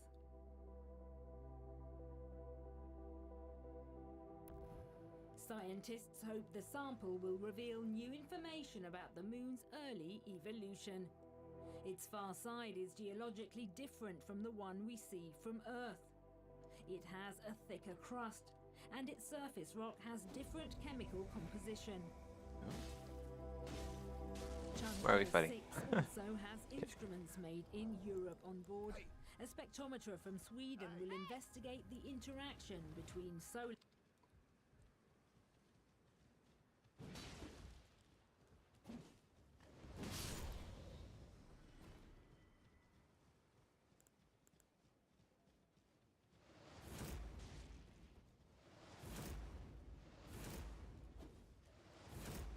Oh my god. Stop dodging. Seriously.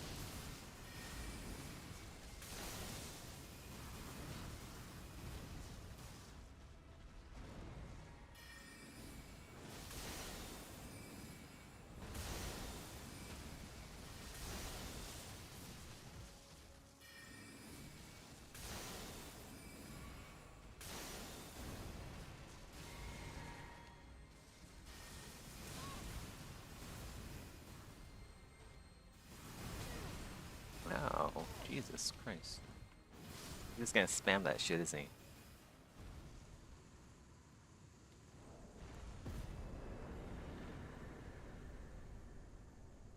Solar winds and the lunar surface. When solar winds sweep across the moon, they create Huh? an electric charge that can endanger astronauts and equipment. The effect is most pronounced on the crater edges in the polar regions. This research trip will pave the way for China's first crewed moon landing, which it hopes to achieve by 2030. Both the US and China want to establish bases at the moon's south pole.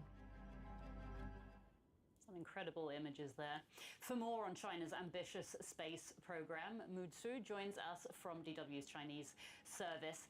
Can you tell us what China is hoping to achieve with this mission to the far side of the moon? Well, scientists already knew that the far side of the moon looks very different to the near side of the moon. So this time the Chang'e 6 mission should collect dusts and rock sample from the far side and transport them back to the Earth for further analysis. And Chinese as well as international scientists choose the Aitken Basin near lunar South Pole area, which has had a lot of asteroids impacts and volcano eruptions over past billions of years. They could reveal the early history of moon, maybe also of the Earth and our whole solar system. Okay. Now, we have seen India, we've seen the US and Japan launch missions to the moon in recent years. Now we've got this major milestone for China. Can you give us a sense of how important space exploration is to the Chinese leadership?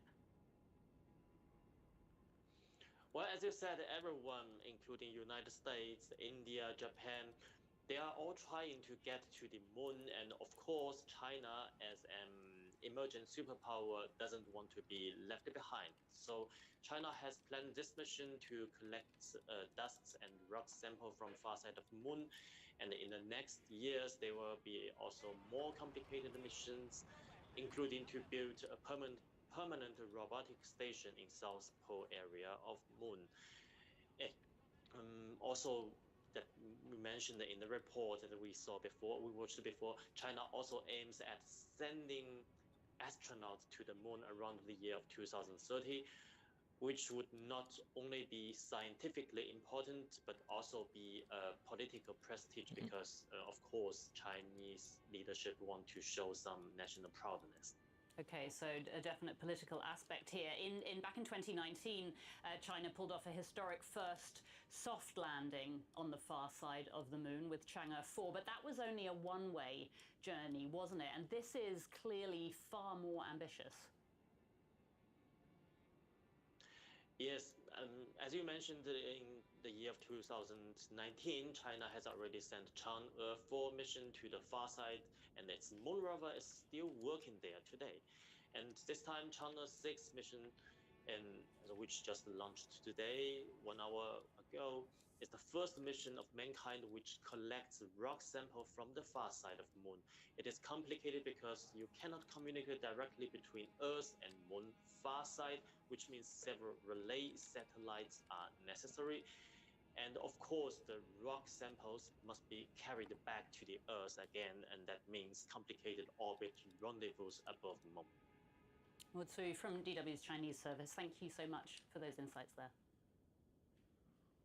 Thank you.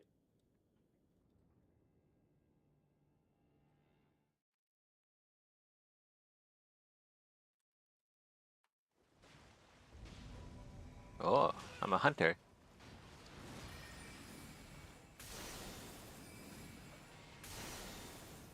Bloody Decks. Or Bloody Dicks? Which one is it? Ah, fuck.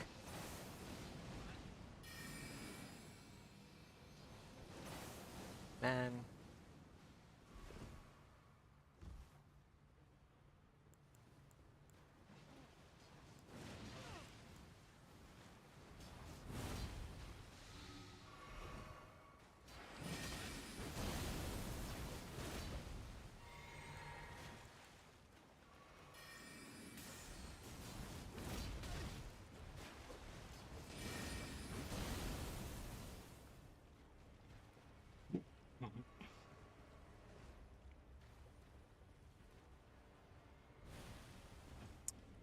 The other frilled finger's gonna get himself killed. Got him.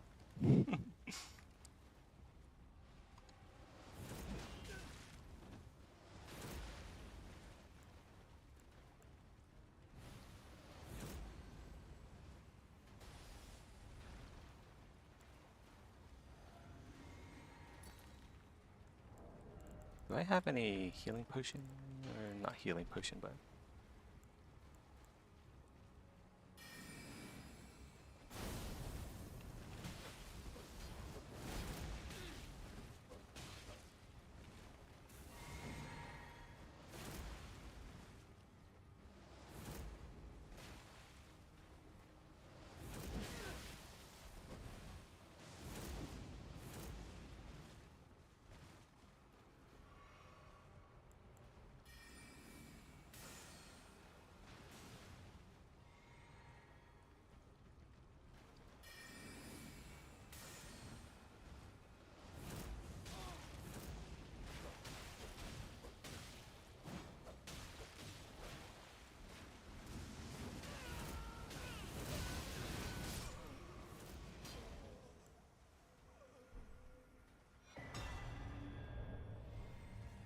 Sadly, I do not have any healing.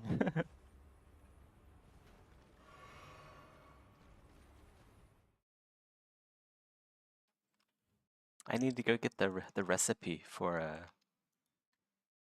the warming stones. Trying to figure out what they're called for the longest time ever.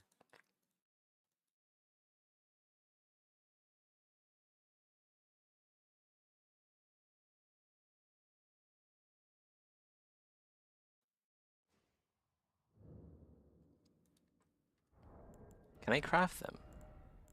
I don't have it yet, okay. Let's go get that real fast. It's just over here.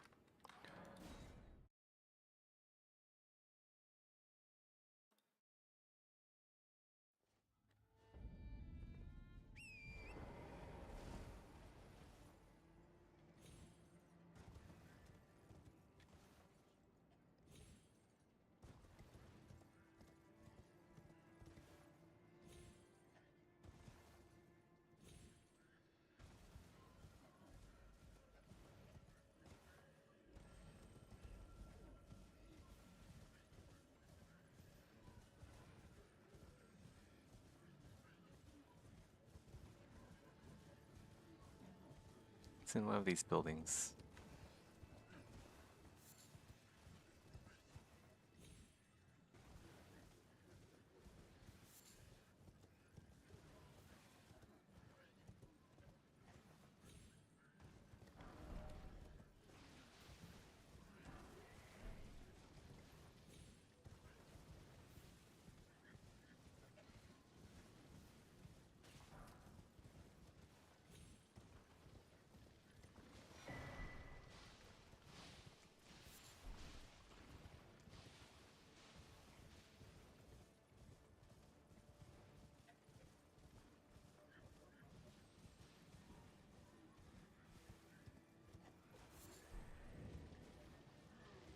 I believe it's that over there. Ooh.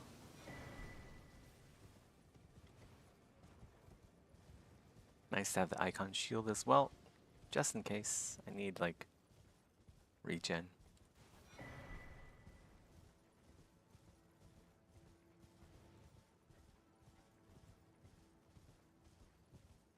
Oh, I could get some more. I could get like the summon for the boss up here.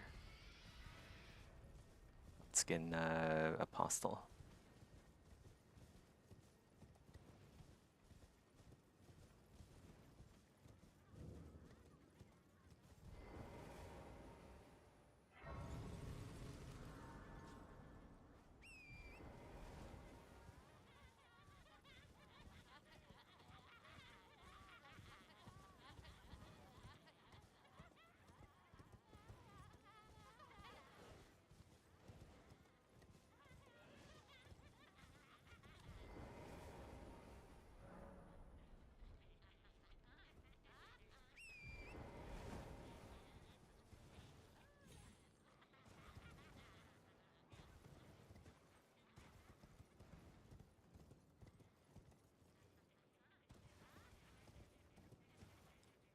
There's a weapon over here as well that I can get.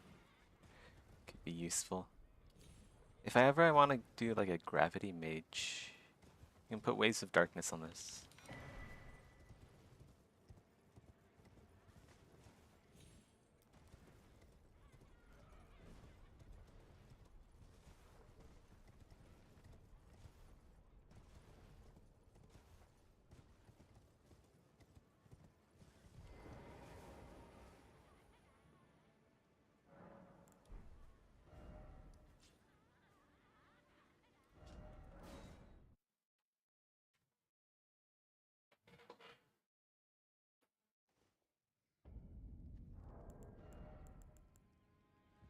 Okay, let me craft a few.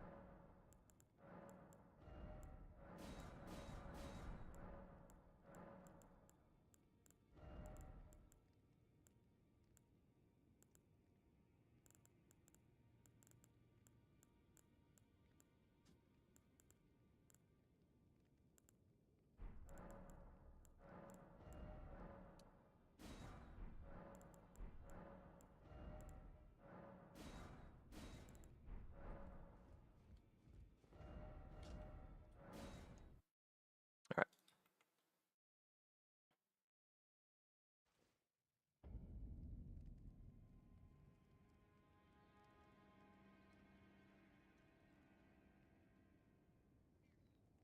So I just got back from Greece, and while I was there, I visited Olympia, site of the original ancient Olympic Games, where my favorite Olympian, Milo of Croton, would carry a cow on his shoulders the entire length of the field just to slaughter and eat it when he got there.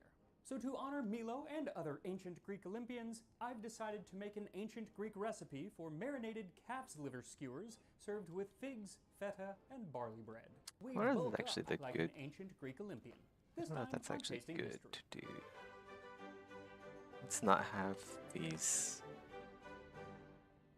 So asking the question, what do did an this ancient again. Greek Olympian There you eat, go. turns out to have a lot of answers, because the ancient Olympics were pan-Hellenistic. So men came from all over the Greek-speaking world, from city-states as far as Iberia in the west, all the way to the shores of the Black Sea in the east. Also, the games took place over a very long period of time, at least from 776 BC all the way to 393 AD.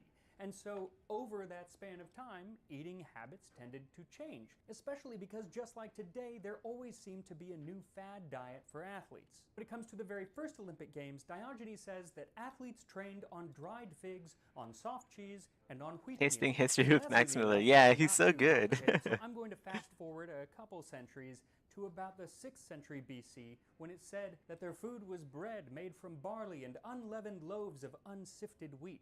For meat, they ate the flesh of oxen, bulls, goats, and deer. So we'll get some figs, some feta cheese, and some of the dry barley bread from Crete known as paximadi. That is this. It's basically over-baked or twice-baked barley bread that has turned into hardtack. What we're cooking I love with his is hardtack wheat, meme. and It's for so that, I'm funny. looking to an ancient Greek recipe written on a papyrus that was We used to found do in the same Crete. thing. The Greek text says, When, cut up when good we were liver, kids, my marinate in oil with bros salt, and I made 1/3 hardtack. thyme, silphium juice, We and like vinegar. throw them at each Caramelized other it at high and then like temperature, inflict serve. wounds. Now, liver is a rather polarizing meat, so if it's not your cup of tea, feel free to swap it out with a different protein so you are actually making something that you want to eat. What you'll need is 1 pound or a half kilo of calf's liver, or any other meat. I actually don't even like liver, but I'm having it I because hate that is liver. what It's is awful. in the ancient Liver Greek is so recipe, bad. But if you want to do sirloin or chicken, then do it. 9 tablespoons or 135 milliliters of olive oil, 3 tablespoons or 45 milliliters of red wine vinegar, a small bunch of cilantro chopped up, 2 tablespoons of thyme leaves, a teaspoon of salt, and a pinch of asafoetida powder. Now that last ingredient might have you saying, I didn't see asafoetida in that original recipe. Asafoetida. You're right. It actually called for silphium. But silphium went extinct. Maybe, because now they actually think that they possibly found the plant that it was in parts of Turkey, but either way, you're not going to get a hold of it, so asafoetida is the way to go. Even in ancient Rome, when they ran out of silphium during the reign of Nero, they switched to using asafoetida.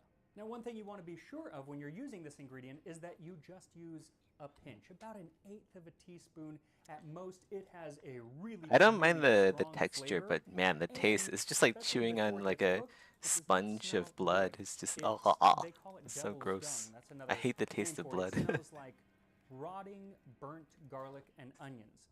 Once it's cooked, it has a very unique and lovely flavor, but before cooked, not so much. So if you're going to store it, The only way I can eat liver if it's like seal it, put it blended into with a other Ziploc meats, bag or like tin, maybe in a and then sausage keep or it in there. something. Otherwise, everything's going to smell that way. But other than So that, I first, just take like the liver and slice yeah, it no into thanks. bite-sized pieces about 1 inch or so. Then in a large bowl, add the vinegar and pour in the olive oil in a stream, vigorously whisking the entire time.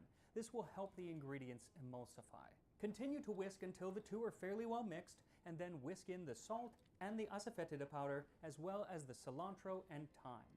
Then add in the chopped liver and mix until it's well coated and set aside to marinate. Man, And getting you can leave hungry this again. out of the fridge and let it marinate for like an hour, or better yet, put it into the refrigerator and let it marinate overnight. Once the meat has marinated, put the pieces onto a wooden or metal skewer and set it over an open fire or in the oven. I've opted to use a little grill for this one, so I get some of that smoky flavor and a bit of char on the liver. I think it'll help with the texture. And after about 4 minutes on one side, just turn the skewers over and cook for another 4 or 5 minutes, or until they're cooked all the way through. Cooking it will help with the texture, but it's also going to let those flavors mellow, because there are some really strong flavors fighting for dominance in this dish. You've got the liver itself, which is a very strong flavor, as well as vinegar and cilantro and the asafoetida powder, which can be very, very overpowering if you use too much. It's like the Flavor Olympics. And before we find out who's going to win these Olympics, let's talk about the ancient Greek Olympics and the diet of an ancient Olympian. The first recorded Olympics took place in Olympia, Greece in the year 776 BC and were held every 4 years for nearly 1,200 years. They began as part of a larger religious festival to honor the god Zeus, which is why at Olympia they had the great golden statue of Zeus, which was one of the 7 wonders of the ancient world. Now, the athletes that competed were all male Greek citizens, or after the rise of the Roman Empire, male Roman citizens.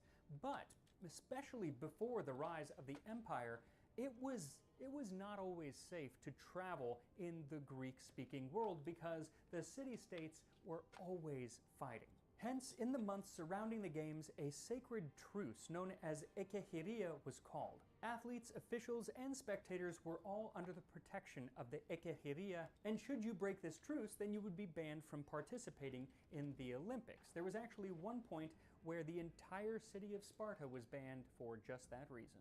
Now, the link between the games and food starts with the very first winner of the first recorded Olympics. He was a man named Korivos, and he was a cook and baker from the nearby town of Elis, which was the town that hosted the Olympics. But it wasn't baking that won him the kotinos, or the olive wreath that they gave to winners, but rather it was because he won the stadion, which was a race around the stadium and was, at that point in time, the only game that there was. It was one race, so it was quick, and then, they'd go on and do the rest of the festival.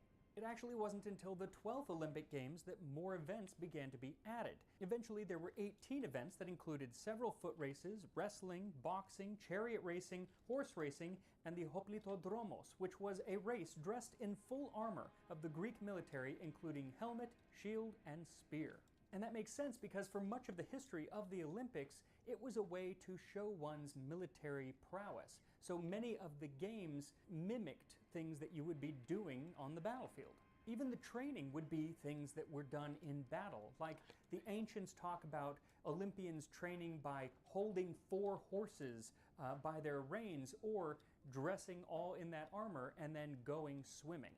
Less militaristic activities might include chasing wild animals around, or as we do today, just lifting heavy things. Like on the Isle of Thera, sometimes now called Santorini, there was a stone of volcanic rock found. It weighed 1,060 pounds, and it was inscribed with the name of the strongman Olympian who had lifted it up off the ground. Evmastas, the son of Koritovulos, lifted me from the ground. Now, much of this training was done in a gymnasio, or gymnasium, which is quite different from what we think of as a gym today. One of the big differences was it wasn't just a place to train your body, but also to train your mind. They would have libraries and lecture halls attached, and there are even a number of dialogues from the great philosophers like Plato and Antiochus, which take place in gymnasio. It was all about gaining control over the mind as well as the body, and some of the training was more centered on your mind. Like you would spend an entire day just doing breathing techniques, or you would have to stand for 2 full days with your arms raised up in the air. I could go maybe for like 5 minutes. One of the more common ways to focus your mind so you were ready to compete was to abstain from sex. A man named Clitomachos, who was a champion at Pankration, a sort of Abstain from violent sex. fusion of boxing and wrestling, took his abstention from sex during training to a whole new level. If anyone at dinner turned the conversation to copulation, he would stand up and leave. And on the streets, if he saw dogs entwined, he turned away. He was definitely hardcore, as was anyone who practiced any of these sports that involved boxing, because they didn't wear any kind of protective headgear, and the bouts could last up to 4 hours and really only stopped when somebody either gave up or broke the rules. The Roman poet Lucilius wrote about the face of one of these contestants after a fight. When Ulysses returned to his birthplace after 20 years of absence, his dog recognized him immediately. You, on the other hand, are so unrecognizable after 4 hours of fighting that neither dogs nor people will know who you are. And it's said that Evridamas, a man from Kyrene, lost most of his teeth during a boxing bout, but swallowed them rather than spit them out, just so he wouldn't give his opponent the satisfaction Extra of knowing calcium. that he'd knocked most of his teeth out. Though the severity of some of these fights might have been rather exaggerated by some of the later authors, like the Roman Pausanias wrote that a Greek named Demosthenes once punched a man in the gut during a fight, and with the sharpness of his nails and the force of the blow, he drove his hand into his adversary, caught his bowels, and tore them out. I mean, that's I can imagine that actually. That sounds plausible. Perhaps my favorite story of Olympic training comes from the 6th century BC wrestler and winner of 6 Olympic Games, Milo of Croton. Now, he was very likely a real person, but the tales of Milo have gone to mythic proportions, and so it's kind of hard to tell what's real and what's not. But they still give us an idea of what the ancient Greeks thought were great feats of strength. He would grasp a pomegranate so firmly that nobody could wrest it from him by force, and yet he did not himself crush it. He would stand upon a greased quoit and make fools of those who charged him and tried to push him from the quoit. He would tie a cord round his forehead as though it were a crown, holding his breath and filling with blood the veins on his head. He would break the cord by the strength of these veins.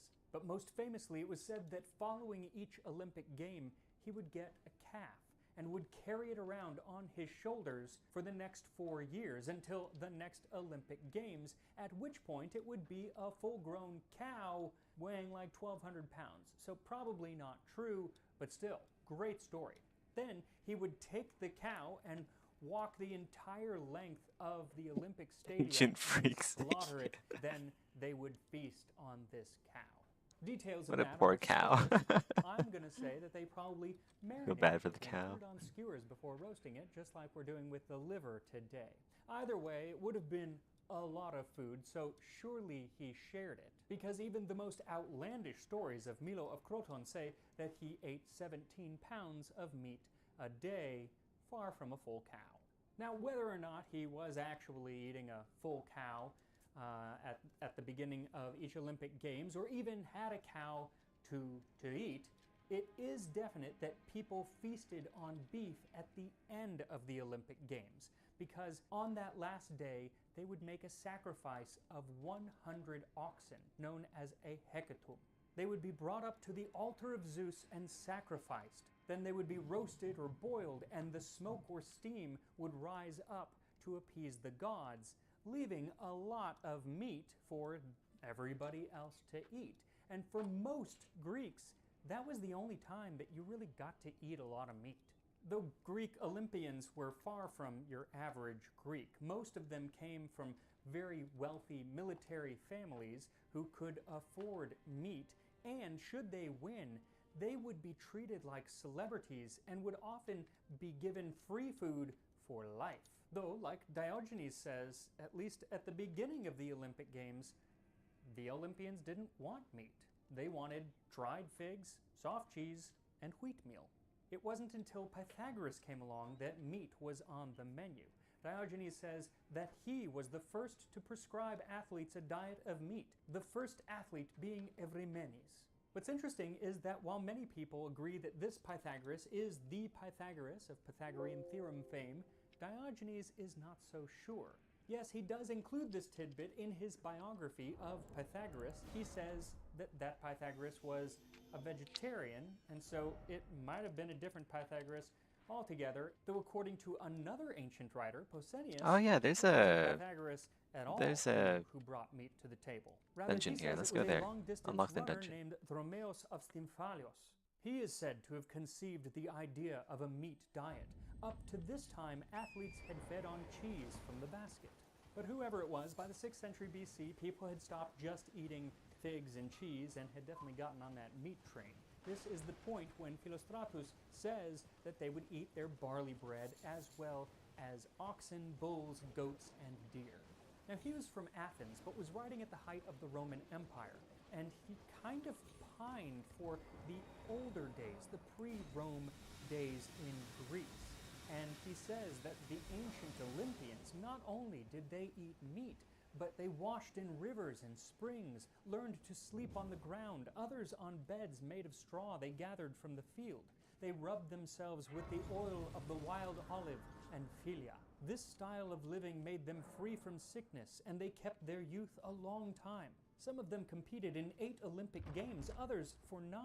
They were also excellent soldiers. We're done here. They made war a Where training else? for athletics, and they made athletics a training for war. He laments that the Greek athlete under Roman rule had become not a warrior, but a civilian, lazy and soft, in a large part due to their diet. As the Sicilian gluttony for fancy food has gained popularity, the guts went out of athletics, and more important, trainers became too easy on their pupils. Doctors gave us chefs and cooks to please our palates. They turned athletics into gluttons with bottomless stomachs. Doctors fed us the bread of Mykonos, white bread made of ground meal sprinkled with poppy seeds, and introduced the eating of fish, contrary to previous medical practice. They also introduced the use of terrible. pork to athletes. Luckily, Philostratus also gave us a way to clock these overeating athletes should you come across one. You can Well, recognize I guess an we can go athlete get who overeats by his unlock thick eyebrows, the volcano, gasping breath, and volcano prominent cave, collarbones, volcano as well as mountain. rolls of fat around his waist. Those who drink too much wine have an excessive paunch, and too much drinking is noted by a quick pulse. But if, as an athlete preparing for the Olympics, you find that you have indeed eaten a bit too much, worry not. For those athletes who have eaten too much should be massaged in a downward direction so that the excess weight may be removed from the important parts of the body. Oh, how I wish it actually worked that way. Just like squeezing toothpaste out of a toothpaste tube. I do appreciate his advice to those who have imbibed a little bit too much the night before training. An excess of wine in the athlete's body requires moderate exercise to bring on sweating. We should not make people in this condition take hard exercise, but we should not excuse them from their workout entirely. And it is a good rule of thumb not to push yourself too hard after a long night of partying. There's actually a story of an ancient Greek Olympian who won the Olympics. His name was Yerinos, and after he won, he decided to Hero. partied with his friends, drinking Someone off watches Asmongold. and eating a bit too much. As a consequence of this unaccustomed way of life, he was short on sleep. On the third day after his victory, he came to the gymnasium and told his trainer that his stomach was upset and that he felt terrible. Well, the teacher was a bit upset because Yeranos had thrown off the tetrad, which was the 4-day training cycle of Olympians, and so as punishment, he made the workout even harder, and halfway through, Yeranos just died, which is probably why I'm not cut out to be an ancient Greek Olympian, but that doesn't mean that I can't eat like one. And here we are, a meal fit for an ancient Greek Olympian. So I'm going to start with the liver, even though I don't really like liver. Here I go.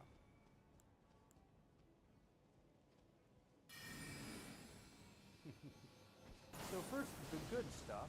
The flavor is actually surprisingly uniform and mild. None of the flavors, the very strong flavors, are popping out as kind of dominating everything else. You get that asafetida. There's definitely like a garlickiness there, kind of a burnt garlic, but in a pleasant way, and it's not overpowering. It can be overpowering. The liver is not overpowering, and that's actually what I was most worried about. So yeah, the flavor is quite No, nice. the loot. It's earthy, but it doesn't have that metallic taste that sometimes liver has. It's more of an earthy, kind of an herby flavor, and you do get that smoke. Now for the not so nice. I don't like liver. Sorry, I'm knocking things off. I just don't like liver. The texture is so... I'm expecting meat, and I'm getting, like, really chewy mushroom. Like, it's kind of chewy, and then porous, and then kind of, like, just dissolves into grit. That's not a good thing. Also, it's stuck in your teeth. Like, not a fan of that. I would definitely go with something more like a sirloin, but, you know, this is what it is.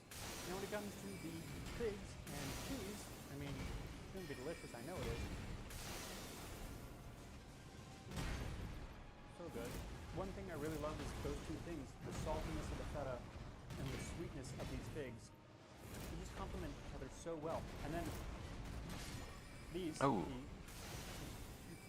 Cretan hardtack. Oh my god. 476 HP. Cheese, fantastic. Figs, fantastic. Someone has like 10 vigor. Even if it is a little bit hard to eat. And the meat, the flavor, A+, the texture, F. Just hate that. But, you know, use a different meat, and it's going to be absolutely fantastic. It's crazy how that a unique flavor spell I have. you're not gonna get with a lot of modern foods. Cannon of Heimat does about the same damage as Stormblade, vice versa. About Milo of Proton, and specifically Oh shit, okay.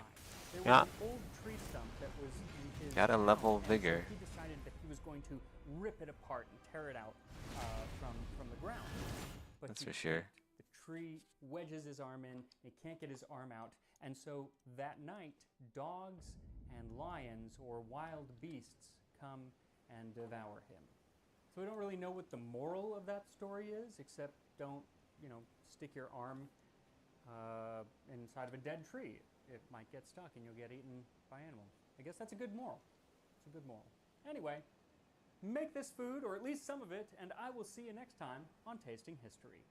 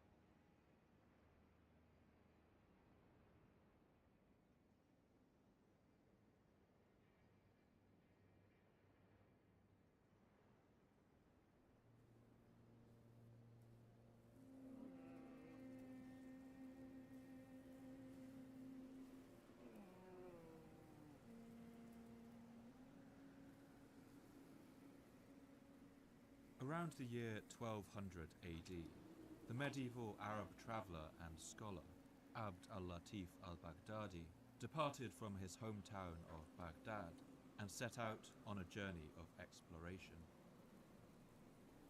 As a young man, al-Baghdadi had studied law, medicine, and philosophy, and was inspired by the works of classical philosophers, in particular Aristotle. At the turn of the 13th century, al-Baghdadi embarked on a series of journeys that would take him to many of the great cities in the region. He travelled to Mosul, to Jerusalem, Damascus, and Aleppo, and eventually, around the year 1204, his journey took him across the Sinai Desert to the banks of the Nile. On his travels, al-Baghdadi wrote a book that was part travel account and part philosophy, entitled The Book of Edification and Admonition. In it, he recalls the remarkable impression that Egypt made on him. إن أرض مصر من البلاد العجيبة الآثار الغريبة الأخبار وهي واد يكتنفه جبلان Egypt is a land of wondrous monuments and strange stories. It consists of a valley enclosed by two ranges of hills, one to the east and one to the west.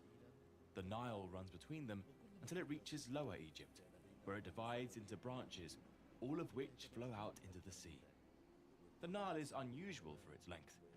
We know of no other river in the inhabited world that covers a greater distance. وهذا النيل له خاصة الأولى بعد مرماه فنحن لا نعلم في المعمورة نهرا أبعد مسافة منه. As al-Baghdadi travelled around Egypt, he was struck by the incredible variety of ancient remains he saw. Great temples of stone and tomb complexes crumbling beside the waters of the Nile. But none of these compared to the most fabled of all Egypt's monuments, which rose over the horizon not far from the city. Let's save it and then restart. At a place called Giza. أما ما يوجد بمصر من الآثار القديمة فشيء لم أر ولم أسمع بمثله. The ancient monuments in Egypt are such as I have never seen nor heard tell of in other lands. First among them are the pyramids. They are very numerous. All are situated on the Giza side of the Nile and extend in the direction of Memphis, spread out along a distance of about 2 days' journey. Some are big, others small. Some are of clay and mud brick, but most are of stone. Some are stepped, but most of them taper smoothly. And of all these pyramids, 3 stood out for their seemingly impossible immensity.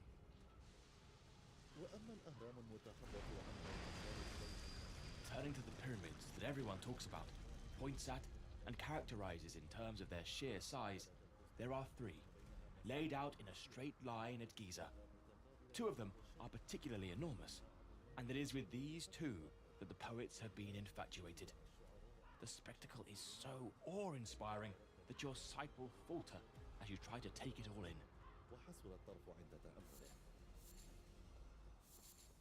Al-Baghdadi wrote accounts of the local people who lived close to these vast remains. He describes some who climbed to the tops of these structures, and others who quarried them for their fine-cut stone. Others still became obsessed with exploring the hidden tunnels and chambers that branched out beneath the pyramids. In one of the Great Pyramids, there is an opening that allows people to gain entry. It leads them into narrow corridors, labyrinthine passageways, well shafts, pitfalls, and other such features as appear in the accounts of those who venture inside and explore the innermost parts. Many people, obsessed by the pyramid and filled with fanciful ideas about it, are inspired to penetrate its depths. But they always end up at some place beyond which they cannot go. They spoke of how the pyramid was full of bats, and how these bats grow to the size of pigeons. There are inscriptions on the stones, written in the ancient characters that no one understands. In the entire land of Egypt, I have never found a single person who so much as claimed to have heard of anyone who knew how to read them. He even seems to have visited the Sphinx nearby, which was then buried up to its neck in the sands. وعند هذه الأهرام بأكثر من Also, by the three pyramids, at a distance from them of rather more than a bowshot, the likeness of a most enormous head and neck protrudes from the ground. The people call it Old Father Dread, and assert that its body is buried in the ground. The face is handsomely, indeed admirably portrayed, with a touch of elegance and beauty about the features, as if a smile were playing across them. Where did my Above cursor all, go? Al-Baghdadi was impressed by the Okay. mastery of engineering. It must have I required lost my to cursor for a build sec. such constructions, Where did it and go? to have them survive for such a stretch of time. فإذا اقتربت منه وأفردته بالنظر هالك مرآه وحصرت The construction of the pyramids was carried out according to a methodology remarkable in respect both to design and to precision of execution. This is what has enabled the pyramids to endure time's passing eras. Or rather, it has meant that time itself has had to endure the era of the pyramids. Noble intellects gave the pyramids their all. Pure minds exhausted their every effort for their sake. Enlightened souls outpoured their loftiest capabilities on their design, to stand as exemplars that are the pinnacle of the possible. Because of this, they all but speak aloud of their builders, telling us what sort of folk they were, giving voice to their intellects, relating the stories of their lives and times. وتترجم عن سيرهم وأخبارهم. When al-Baghdadi visited Giza around the year 1200, the Great Pyramid was the tallest man-made structure in the world, and had been for more than 3,700 years. All that time, it had testified to the greatness of the civilization that had grown up on the banks of the Nile, a civilization that had passed through countless periods of flourishing and decay, and then finally disappeared beneath the sands of the desert. Hey!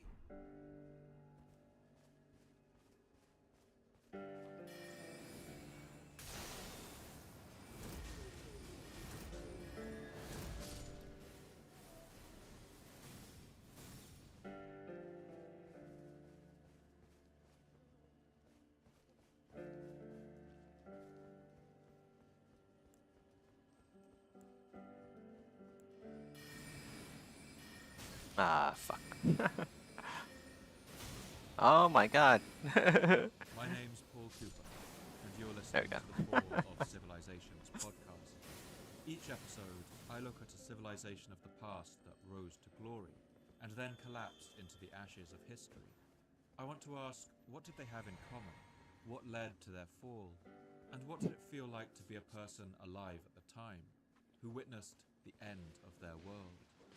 In this episode, I want to tell the story of one of the most iconic cultures ever produced by humankind, the civilizations Wow. of Egypt's Nile Valley. I want to show how this series of related societies...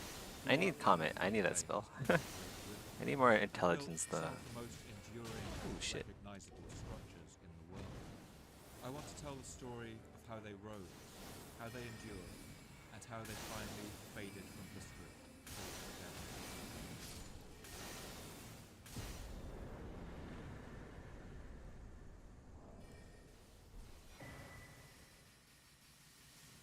The story of Egypt is one of the greatest and longest epics in all of history. Many empires would consider themselves lucky to last through the reigns of 31 kings, but ancient Egypt would see the reign of 31 dynasties of kings, lasting for more than 3,000 years. In the time since, historians have long struggled with this panoply of rulers and eras, and have tried to wrestle the history of Egypt into neat categories. They typically split its history into three sets of dynasties, commonly known as the Old Kingdom, the Middle Kingdom, and the New Kingdom. Between these are a number of intermediate periods, when the central power of its kings failed and the land divided. Throughout this history, Egypt's empire would ebb and flow, just like the great river that gave it life. That river was the greatest watercourse of the entire Afro-Eurasian landmass, the River Nile. The Nile finds its source in Lake Victoria, the largest lake in Africa. It's a body of water about the size of Georgia, or nearly the size of Ireland.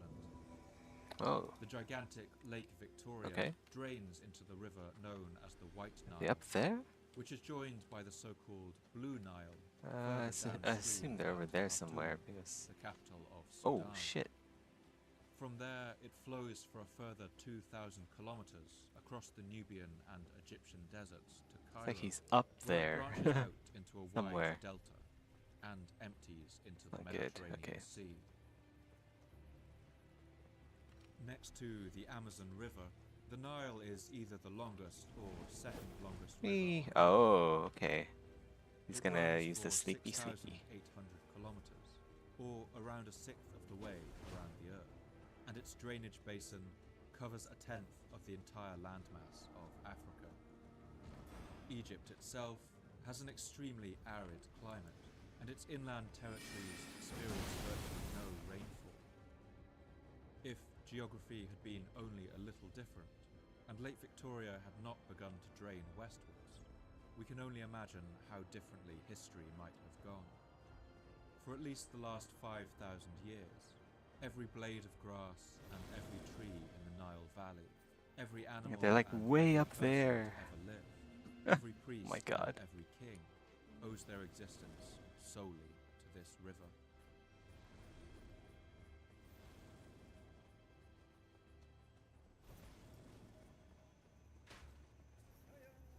Human presence in Egypt is among the oldest in the world.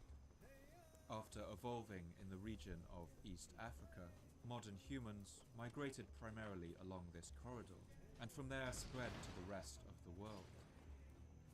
The Nile is, in a sense, the highway down which all of humanity has once passed. As one of our first stops along our great journey, Egypt is home to human remains of astonishing antiquity. Stone tools worked by archaic humans have been discovered in Nile deposits dating to as early as 600,000 years ago, and modern Homo sapiens followed in the last 100,000 years or so. These migrations likely happened during one of the many African humid periods that have occurred over the last millions of years. These are times when shifts in the planet's climate caused rain to fall in the Sahara Desert. During these periods, the desert bloomed into a verdant grassland, home to animals and people. And when the period ended, the grasses would die, the animals would leave, and the sands would return. It's thought that this cycle has occurred more than 200 times since the desert first formed 8 million years ago.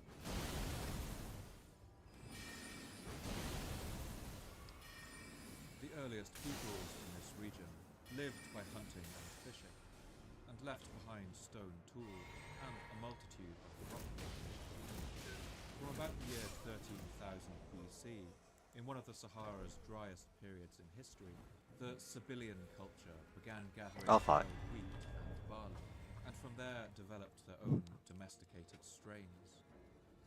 From 9000 BC, people began to weave thread from wool, and another humid period began. One enigmatic stone circle at the desert site of Nabta Playa dates to around 7,500 BC, when the Sahara was a range of rolling grasslands once more.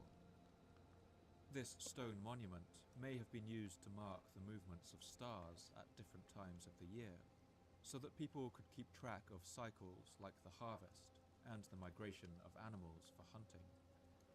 Nabta Playa has been called Egypt's Stonehenge, but this doesn't quite do it justice, since it was built at least 5,000 years before the first stones of Stonehenge were ever laid. When the last ice age ended and the Sahara once more dried up, any peoples who had been living and herding in its grasslands would have been driven out of their ancestral home. They would have wandered across the newly formed desert until they reached the only stretch of green in the midst of all that sand. That was the banks of the Nile, and here they would make their home. These peoples would build a collection of scattered settlements reaching up and down the river. But slowly, as more and more people were driven to the riverbank to survive, these began to coalesce into larger towns, cities, and finally, kingdoms.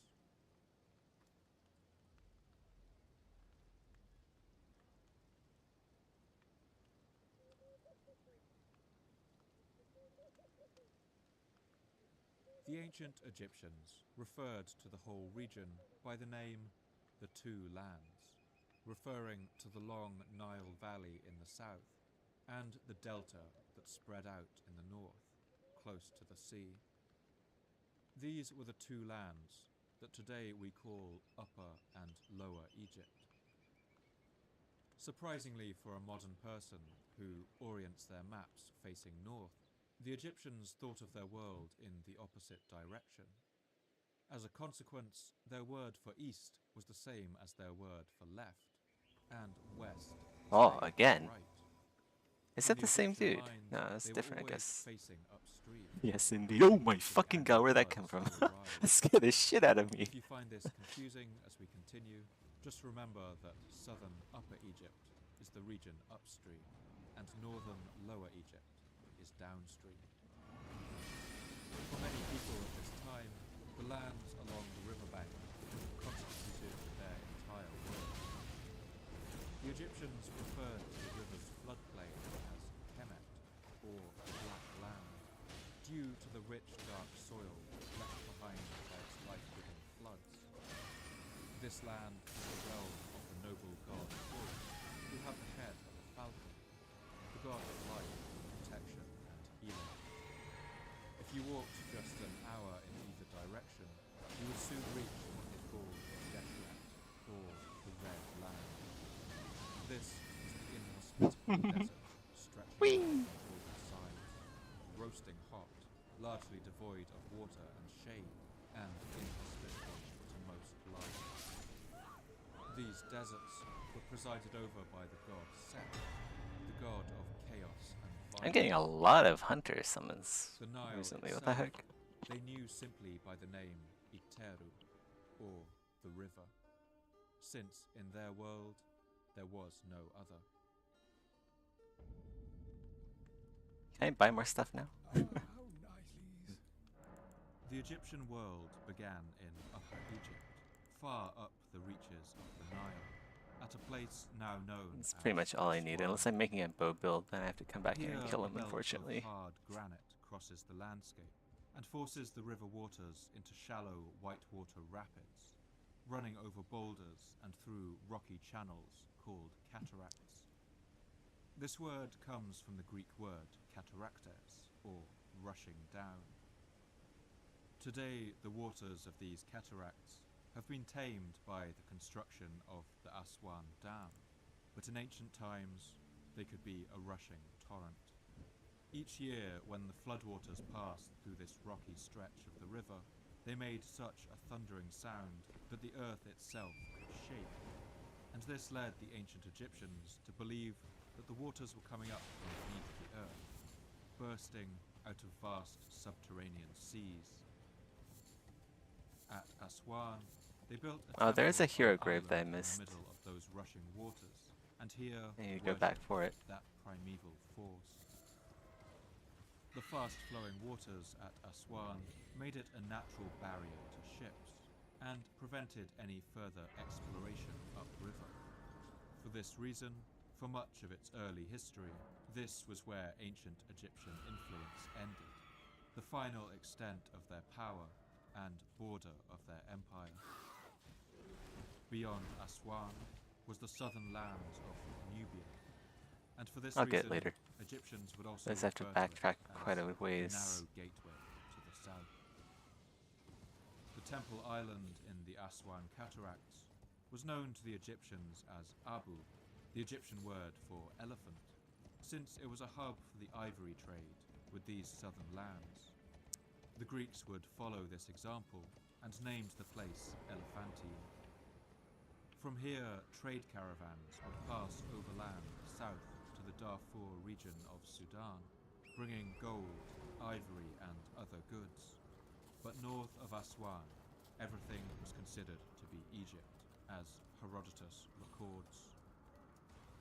All the land watered by the Nile in its course was Egypt, and all who lived lower down than the city Elephantine and drank the river's water were Egyptians.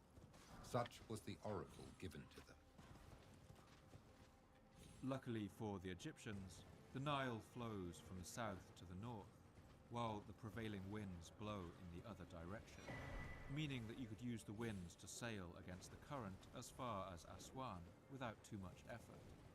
But the return journey would be even easier, allowing the river waters to simply carry you along. A ship heading downstream to the north from Aswan would see for some time only rocky desert, and the river bordered by cliffs of hard Nubian sandstone. Fuck you. This is Get not away. a land well suited to Gotta agriculture, hit that thing. but in ancient times these valleys were sources of natural resources, like gemstones, copper and gold.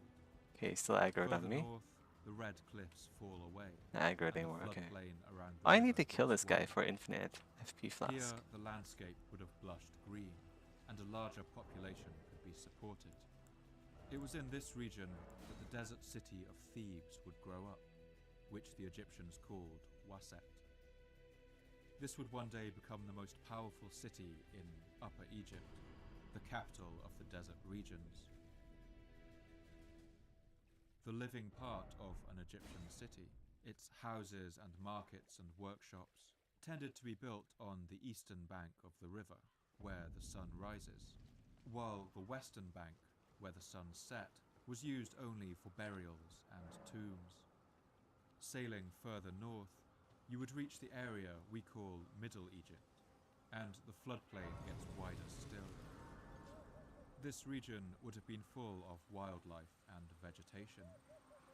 Some way to the west of the river, the waters divert and Can I fill kill a this large guy on this oasis build? known as Fayoum, I which don't know if I can sprouts actually like kill a this guy. broad Might be leaf kind of from the hard. stem of the Nile. I might have to do like a In ancient times, this do a lake bit of was cheese home to here. large populations of Nile crocodile, so that the settlement on the shore I guess would be I'll known try. by the No, Greeks as no harm in Crocodilopolis, trying, eh? or Crocodile City. Here, Egyptians apparently even tamed crocodiles in their Okay. temples, as Herodotus recounts. Now, for some of the Egyptians, the crocodiles are sacred animals. Those who dwelt about Thebes and about the lake of Moiris hold them to be most sacred, and each of these two peoples keep one crocodile selected, which has been trained to tame them. Where was it? Was it this one here? I think it might be this one. Or that one over there. I think it's this one over here. And This place here around the should be it. front feet, and they give them food appointed and victims of sacrifices and treat them as well as Oh, possible. no?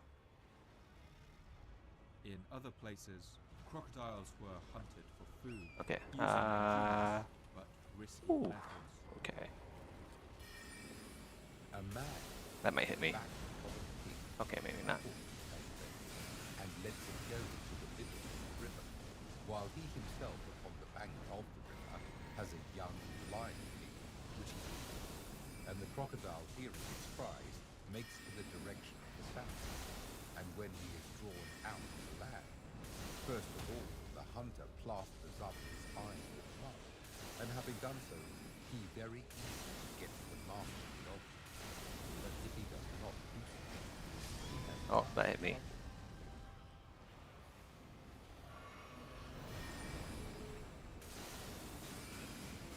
Also living in the river, Oh. the animals that the Greeks would call river horses, or hippopotamus. Just a few more hits. Should be done soon. Whoa. But for the other Egyptians, it is not sacred. And this is the appearance That might hit me. Oh, no, it doesn't. Okay. Nice. Like an ox, flat nosed, with a mane like a horse, and showing teeth like tusks, with a tail that voice. Okay, I can't use these runes. Still using level up by whatever it's called. Although I've probably forgotten a bit here and there, but I feel like I've been consistent with the bosses at least. The most strategically important location was what the Egyptians called the balance of the two lands. This was the place where the river split into its delta. As the crossroads between Upper and Lower Egypt, this was always the natural place for the capital when the empire was united. This location would give rise to the city of Memphis, and in turn to modern Cairo. And it is here that the Egyptians would build their most famous and AFK for a bit. monuments. Each year, the monsoon rains falling in the highlands of Ethiopia and Central Africa would swell the river, and the annual flood would arrive. This happened with such regularity around the middle of August that the Egyptians timed it using the rising of the star Sirius. In the 5th century BC, Herodotus wrote the following description of these floods. When the Nile is in flood, it overflows in places as far as 2 days' journey from either bank. The Nile comes with a rising flood for 100 days from the summer solstice, and when this tale of days is complete, it sinks again with a diminishing stream, so that the river is low for the whole winter, till the summer solstice again. The Egyptian year was divided into 3 seasons: the flood season of Akhet, the growing season of Peret, and the harvest season of Shemu. Once the floodwaters receded in early autumn, the land was refreshed and fertilized with rich Nile mud, and new crops could be grown. In this black mud, farmers grew emmer wheat, barley, beans, and lentils throughout the cooler winter season, and when summer came again, the grain was ready to be harvested. Egyptian life was held in this delicate balance. Each year, if the river flooded too little or too much, the results could be devastating, as one ancient Egyptian hymn to the Nile makes clear. ارعون إيم مني طائر جرف ور شري حرنمي شبب رمت خفت خسفف قدف سوغن. If he is greedy, the whole land suffers. Great and small fall moaning. People are changed at his coming. When he rises, then the land is in joy. Sometimes it takes a long time to cut like one piece of mesh. I don't know why. It's how like Will's calculating.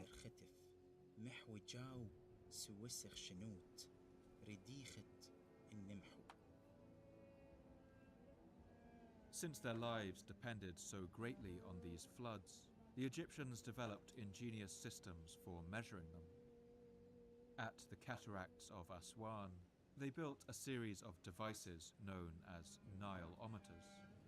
These often take the form of towers with deep wells inside that allow the river to flow in, with measurements inscribed on their walls in Egyptian cubits. Each year, ancient people would anxiously check these Nileometers to see how high the water was rising that year, and whether it would be a time of famine, a time of plenty, or a time when they would need to hastily build some flood defenses.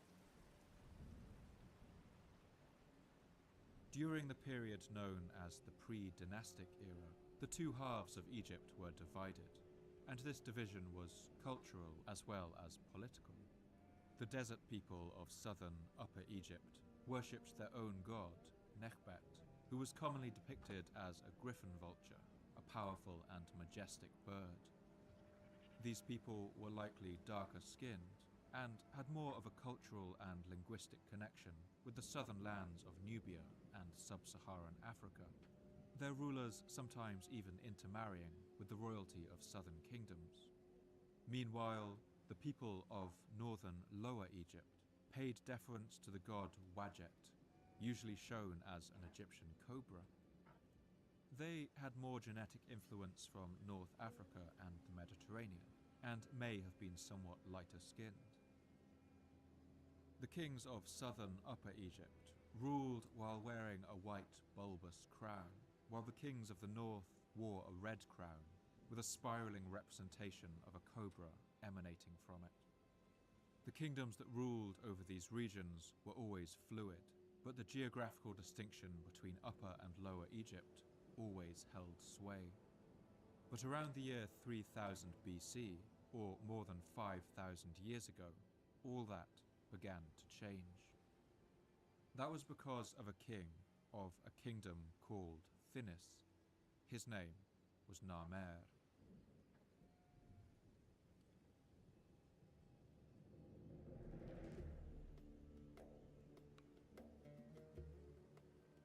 The figure of Narmer is wreathed in mystery, and what little we know about him has been pieced together from fragments of inscriptions and a few significant artifacts. Narmer was born under the personal name Menes, but chose Narmer as his Horus name, or king name, when he came to the throne of Oh, Thinis. Warframe has a character This named name Narmer, perhaps gives us but some they pronounce it like sense of his Narmer over there. personality. That's because Narmer means something like fighting catfish. The Nile catfish that the king clearly admired is a remarkable Game species. developers are really It's a good at one predatory thing, and fish. that is A nocturnal plagiarizing the hunter can past. grow up to 1.2 meters long, or about the size of a dolphin, 6, and uses a okay. form of naturally generated electricity as a weapon. Like these Using two. a unique organ in its body, it can generate an electric shock of up to 350 volts that stuns its prey. In the largest catfish, this shock can be enough to stun an adult human, and the Egyptians were fascinated by this unique property. They depicted these shock and awe predators on painted wall murals, and even Oh, I grabbed this experimented already. using the weak electric charges of young I got the specimens Windham as a Ruins. treatment for Okay. arthritis. We might imagine that that this means we king need to go Narmer south. wanted to emulate some of the characteristics of these surprise hunters. But whether it was their patience lying in wait for their enemies, the tenacity of their surprise attacks, or the shock and awe with which they stunned Can I go their get the prey, Godfrey would icon? remain I do have a lot of. Virtually the only source we have for this period is a carving known as the Narmer palette, which contains only a handful of cryptic clues. One side of this carved artifact shows King Narmer standing over a defeated enemy, gripping him by the hair in one hand and raising a mace in the other. It's a clear sign of domination. I'll get the cave over here. Here, Narmer is shown wearing the white, bulbous crown of his native Upper Egypt, suggesting that he bludgeoned his rivals there into submission. Ooh, bludgeoned his rivals On the into other side, submission. the carving shows the king leading an army, while ranks of his defeated enemies lie before him. Below this, an image of a bull is shown tearing down the walls of a fortress with its horn. On this side of the carving, Narmer is wearing the red crown of Lower Egypt. From this, we might assume that he set out on a campaign of conquest, and successfully brought the two lands of Egypt together. Two mythical animals carved on one side of the Narmer palette stand with their long necks intertwined, perhaps representing the coming together of the two sides of Egypt, their lives and their fates now inextricably bound.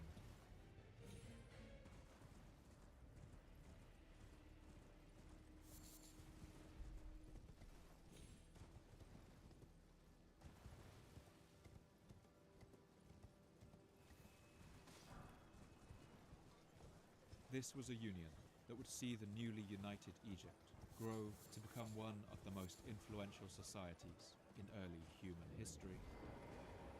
At first, Egyptian culture was heavily influenced by the slightly older civilizations of Mesopotamia, like the Sumerians. Egyptian palaces were often built to a Sumerian design, and they used Sumerian motifs in their art too. but by at least the year 3000 BC, Egypt had matured its own indigenous artistic culture and its own system of writing.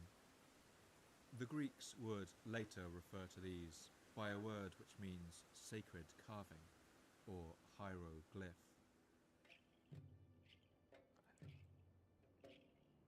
The Egyptian hieroglyphs are a mixed writing system that uses a variety of phonetic symbols, as well as a collection of symbols that represent whole words. For example, an image of a man holding up his hand to his mouth could be used to represent the common word eat, but other symbols that represented groups of consonants could be used to spell out other less common words, names, or places. Hieroglyphs emerged a little after the invention of cuneiform in Mesopotamia, and it's possible they were inspired by this older writing system. In Mesopotamia, we can see the gradual evolution of the cuneiform writing system from its earliest symbolic roots. But in Egypt, the earliest discovered example of hieroglyphs show the symbols springing into existence already fully formed in a complex system. This suggests that they may have been developed all at once as a conscious effort, and were perhaps even devised by a single person. The Egyptian hieroglyph for ruler was the shepherd's crook, since the king was considered to be a kind of shepherd for his people. Egyptian kings would even symbolize their royalty by holding a gilded, curved crook, modeled after those used by shepherds. And these kings have come to be known as pharaohs. The word pharaoh derives from the Egyptian word per-a'a, meaning great house, and it has stuck in the popular imagination as the name used for any Egyptian ruler, partly due to its use in the Bible. But there is actually no evidence that it was used to refer to Egypt's rulers until nearly 2,000 years after Narmer's lifetime. Up until that time, throughout the first 18 dynasties of Egypt's history, its rulers were simply referred to as kings, or Neswet, and by epithets such as His Majesty.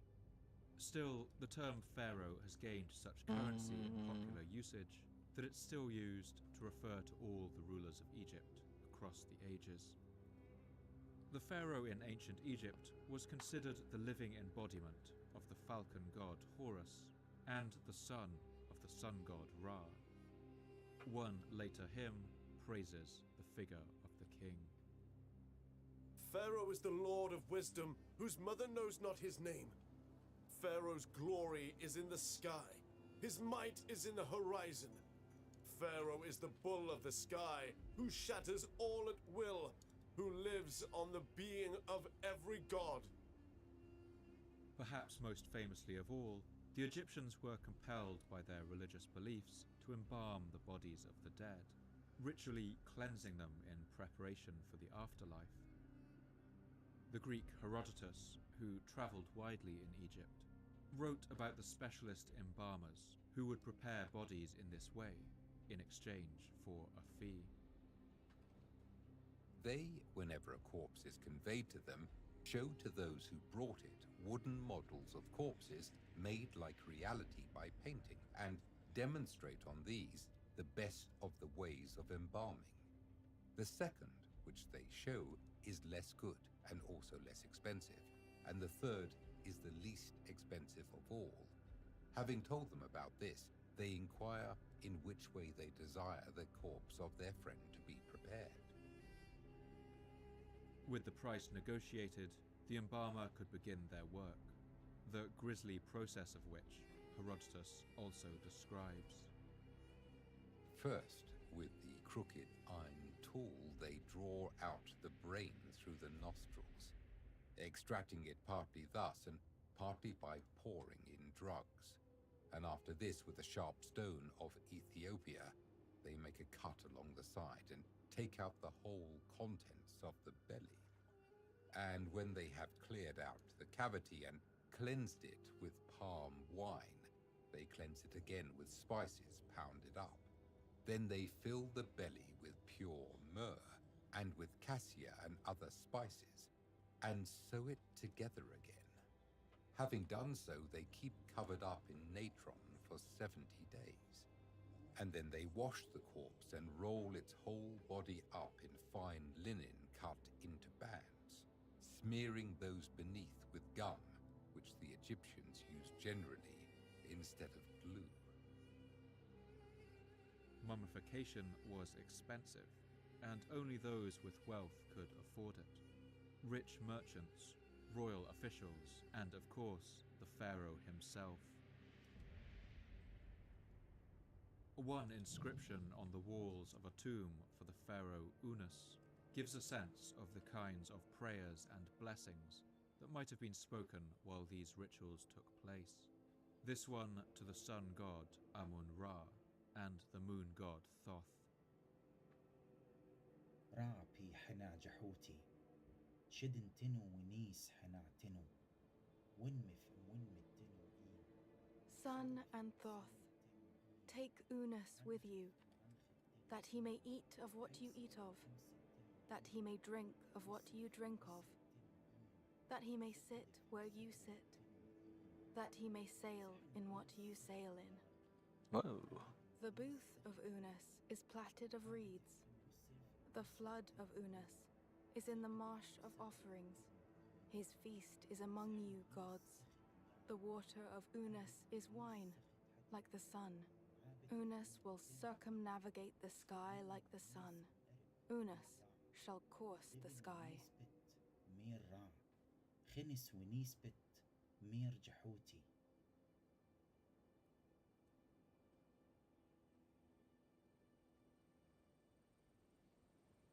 Upon coming to the throne of the newly united Egypt, King Narmer built a new capital, perfectly placed at the balance of the two lands, where the river met the delta. This city would become known as Inebu Hedge, or the City of White Walls, but today we know it as Memphis.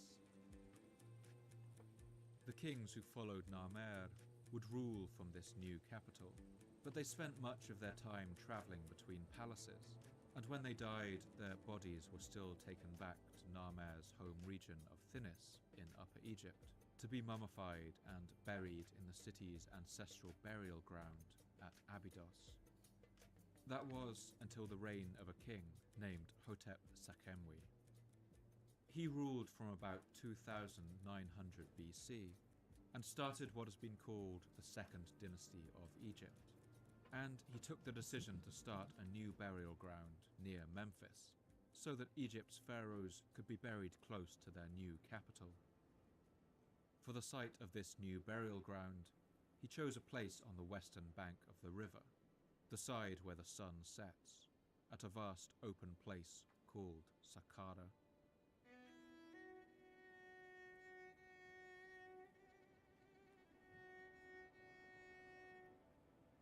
Saqqara is situated on a raised plateau that the floodwaters of the Nile do not reach.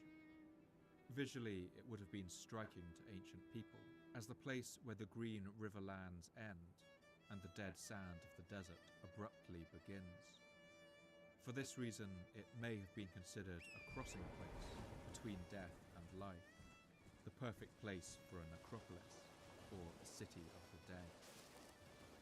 For kings who wanted their tombs to be remembered, it also had the benefit of being highly visible from the new capital of Memphis.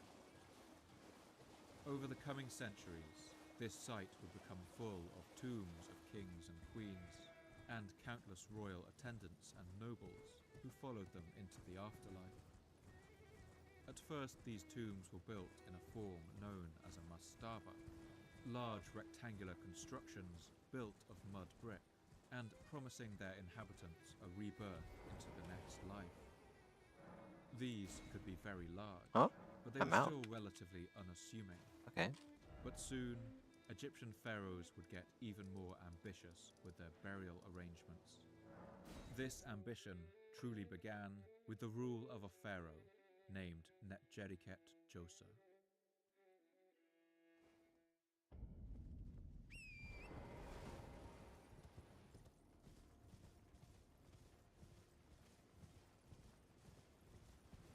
The reign of Joseon begins the period known as the Old Kingdom, which would last for the next 500 years.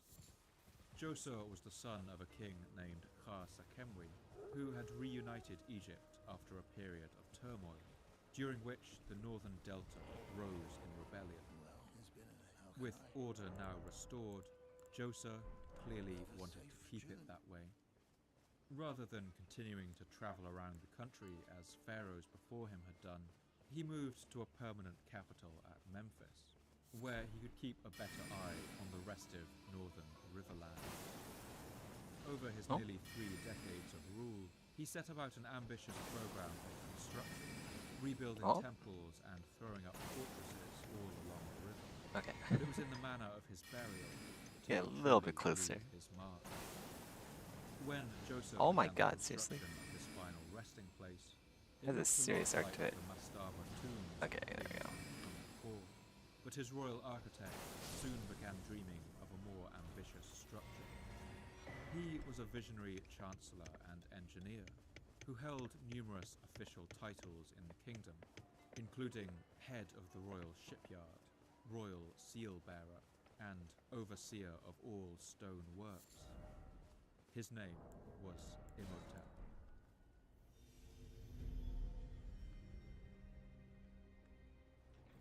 Imhotep's name means the one who comes in peace, and he was born in the 27th century BC. But beyond that, much of what we know about him has been distorted by myth and legend. He was something of a polymath, a priest, a statesman, a scribe, physician, and architect, and even gained fame as a magician. He also has the distinction of being perhaps the first non-royal person to be recorded in any detail by history. As the king's most trusted architect, Imhotep was put in charge of the construction of Joseon's tomb, but it would not be a regular mud brick mastaba like his predecessors. In fact, Imhotep was determined to build this tomb out of stone. This stone would need to be quarried from the bedrock nearby, roughly cut into blocks. But as this stone mastaba rose out of the desert, Imhotep seems to have had an idea. With this stronger building material, the structure could support more weight, and so there was no real reason to stop building. Once the first mastaba was built, he experimented with placing another smaller one on top of it, and then another on top of that, creating a stepped design like a wedding cake. Originally, Imhotep planned to build this construction 4 tiers high, but soon he became even more daring. By the time it was finished, Joseon's tomb stood 6 layers high. It was perhaps the world's first large-scale construction made from cut stone, and rising to a height of 62 meters, it was likely also the tallest building on Earth. Finally, the stepped pyramid of Joseon was complete, and when the king died, he was laid to rest in a granite chamber beneath the great edifice, surrounded by a maze of tunnels. Joseon's pyramid was a revolutionary step in Egyptian architecture, and it would stand as a challenge to all the kings who would follow him, a challenge that they would find irresistible.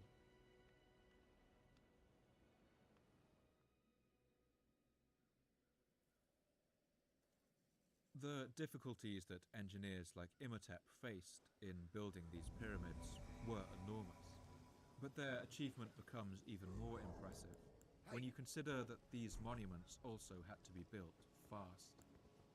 Today, Egypt is littered with the remains of half-built pyramids. These were abandoned halfway through their construction, usually because the pharaoh who commissioned them had died early. Once a pharaoh was dead, it seemed no one saw any point in continuing to build his tomb. After all, there was a new pharaoh now, and construction on his pyramid would have to begin right away.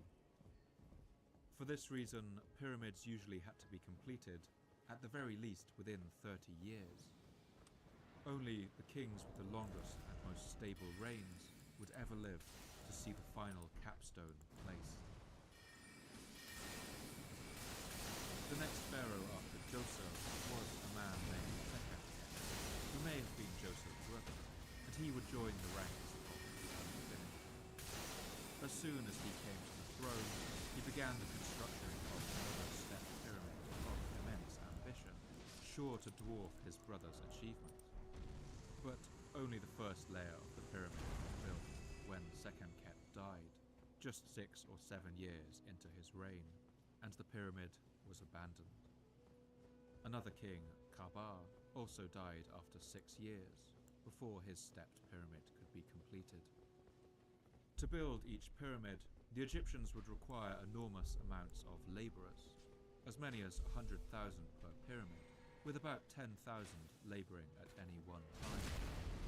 There's a widespread misconception that these monuments were built by armies of slaves, but most historians now believe this not to be true. Slavery was an aspect of Egyptian society, as it was across the ancient world, and slaves were mostly taken from prisons of war, and also from those who fell into debt or committed serious crimes. But slaves were mostly used as domestic servants, or, if they were unlucky, toiled in extraction industries like mining and quarrying. These were considered an underclass and would not have been trusted with the construction of such important and sacred buildings. In fact, evidence shows that the pyramid builders were a mixture of professional artisans and labouring peasants who worked seasonally in exchange for rations. The life of an Egyptian farmer was dictated by the coming and going of the annual floods, and there were only a few times of year when they could be meaningfully employed in the fields.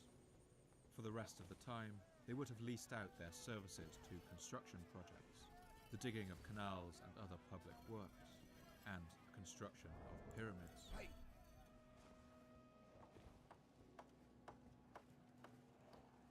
While they laboured for the king, these workers drank beer 3 times a day and ate meat regularly. They toiled in 3-month shifts and were divided into teams of 20 men. The discovery of their graffiti, hidden on the inward-facing sides of some stone blocks in the pyramids, shows that they gave themselves playful and boisterous team names, some of which have been recorded. The Friends of Khufu. The Vigorous Gang. The followers of the powerful White Crown of Khufu. Those who know the pharaoh. The drunkards of Nefertari. It seems their supervisors fostered a sense of team pride and healthy competition, perhaps giving honours and extra beer rations for those who shifted the most blocks. Doubtless, the work was backbreaking, but over the following millennium, millions of Egyptians would take this deal.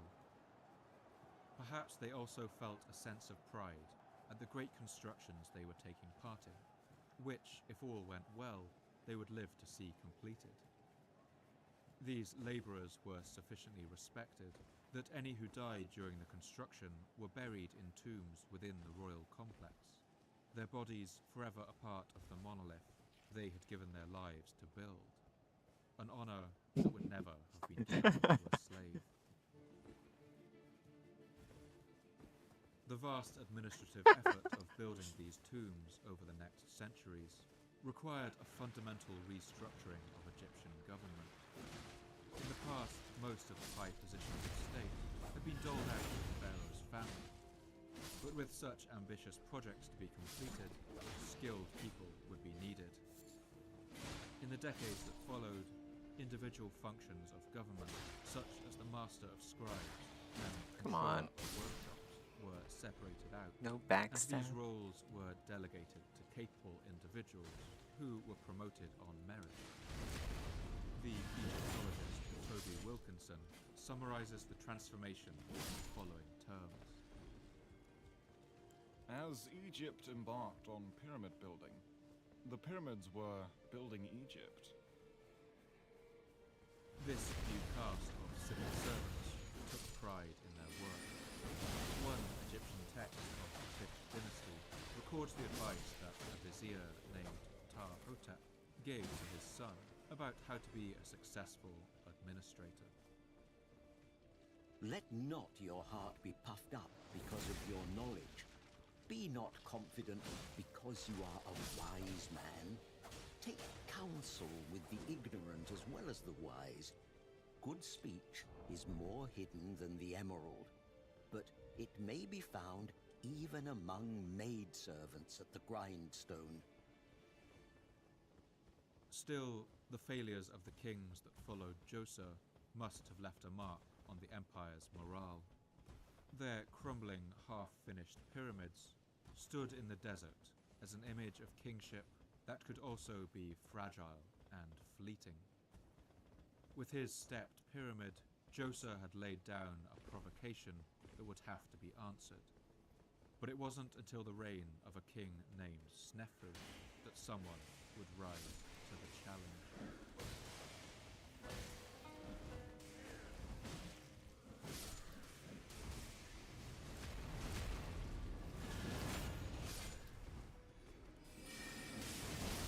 Snefru's full name was Horneb Ma'at Snefru Waj.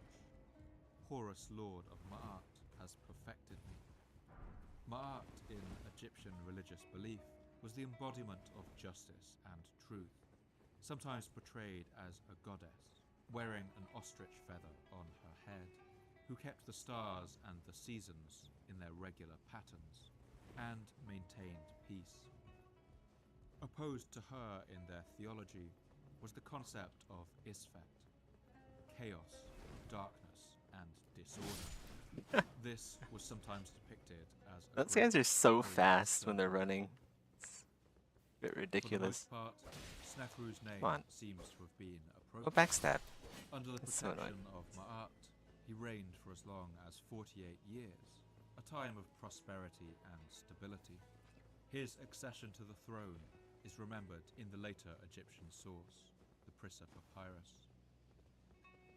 The majesty of the king Oh, of he got Upper and invaded. Lower Egypt, Huni, came to the landing place of death. And the majesty of the king of Upper and Lower Egypt, Snefru, was raised up as a beneficent king in this entire land. During his half-century on the throne, Snefru would secure his place as Egypt's most ardent and determined pyramid builder. With the failure of the last kings to build a stepped pyramid to match I wonder if he has great bow. Snefru No, he doesn't. began Okay, to good. wonder if he could build something even better. A pyramid that conformed to a perfect geometrical shape. He had a vision of a pyramid with polished, smooth sides, unlike anything the world had seen before. His first attempt to accomplish this would be at the Pyramid of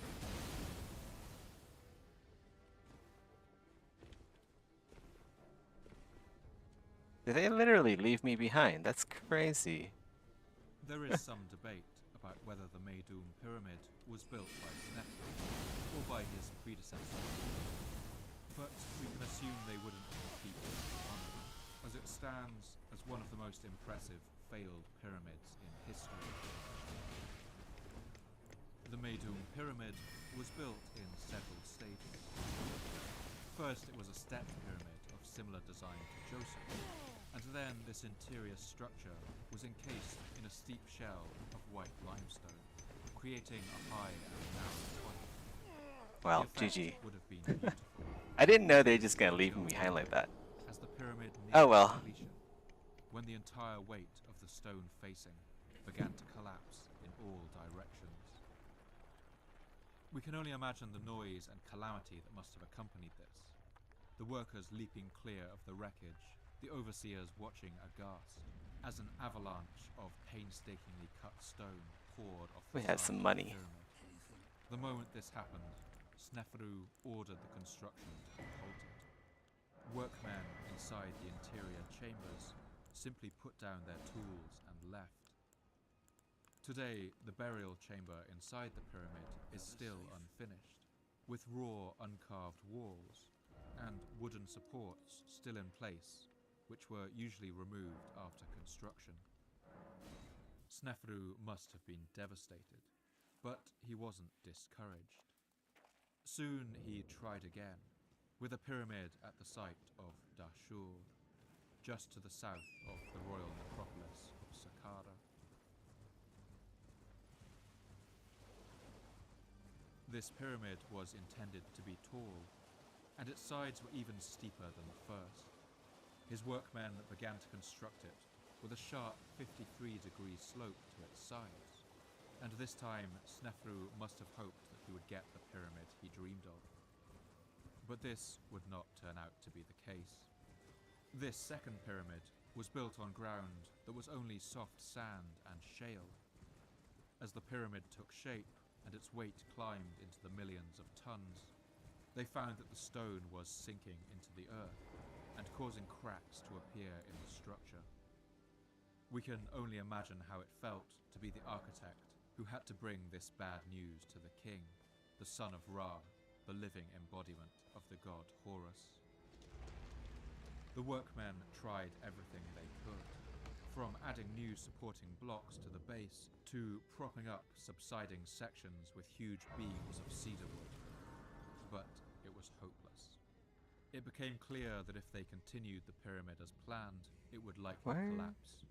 Okay, we have to go further in. The pharaoh Snefru seems to have listened to reason. He consented to allow his workmen to hurriedly finish the pyramid with a reduced angle of only 43 degrees and a final height of reached by 25 meters. This means that today the pyramid I really hate projectiles that like just hit the ground instead of that has given it the name the Bent Pyramid. actually working like they It's should. clear that Snefru still wasn't satisfied. It's like auto lock. He now Oh yeah, ordered just the hit the fucking construction ground. of a final pyramid, 1 kilometer to the north, combining everything his craftsmen had learned from the first two. This one was now built with a 43-degree incline from the beginning, more evenly distributing the weight on the earth. And finally, Snefru got the pyramid he desired. This was the first structure that truly took the iconic shape of an Egyptian pyramid and would be used as a model for those that would be built in years to come.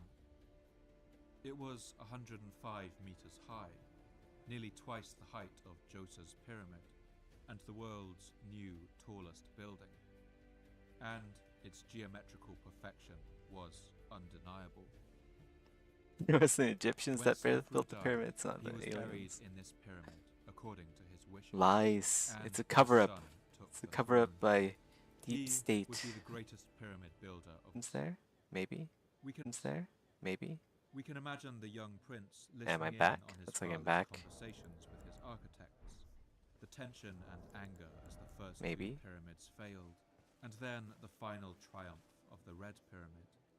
And perhaps as a boy, he dreamed of one day building such Oh, a monument connection for lost? himself. Okay.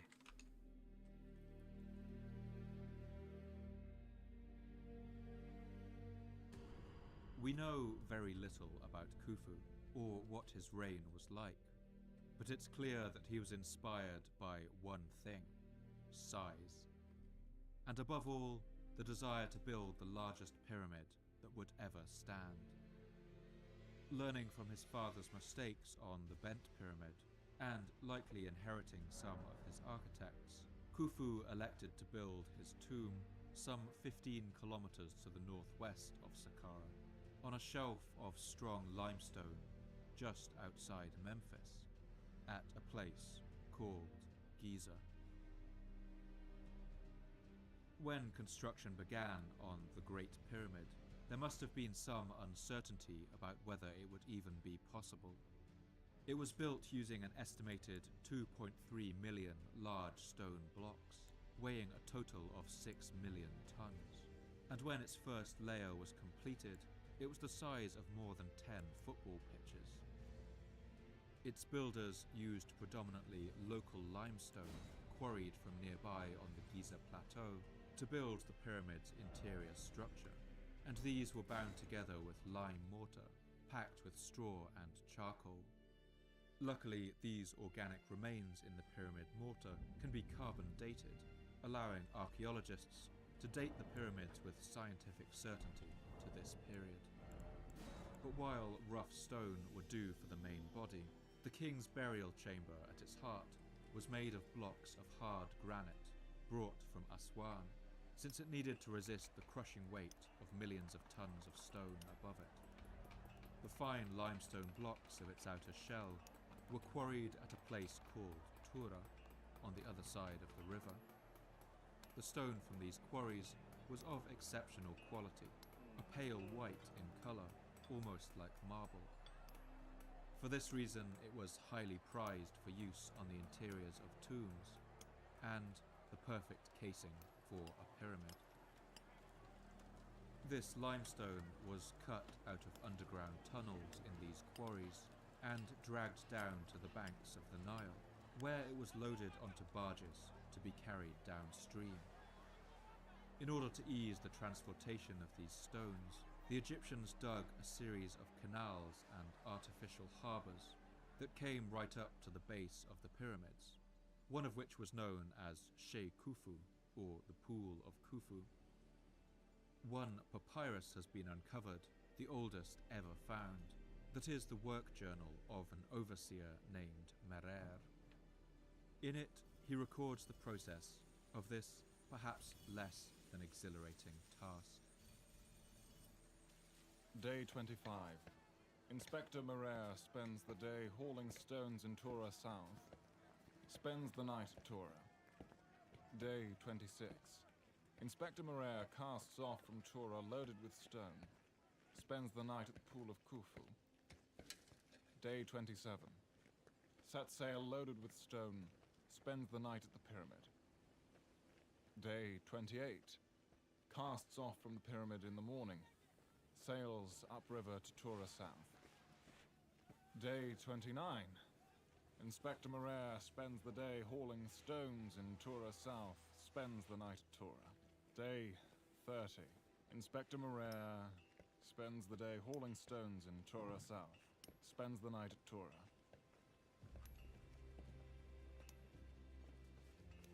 Remarkably, the pyramid was oriented perfectly to true north, with one of its faces at each point of the compass, suggesting that the Egyptians must have used measurements of the stars in order to align it, the only method by which they could have achieved such accuracy.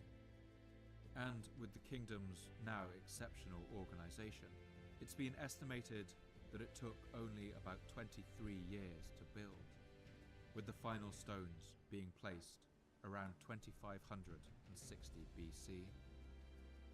Upon its completion, the Great Pyramid of Giza would stand 147 meters high, or nearly 40 stories. It was the tallest man-made structure in the world, and would remain so for nearly 4,000 years.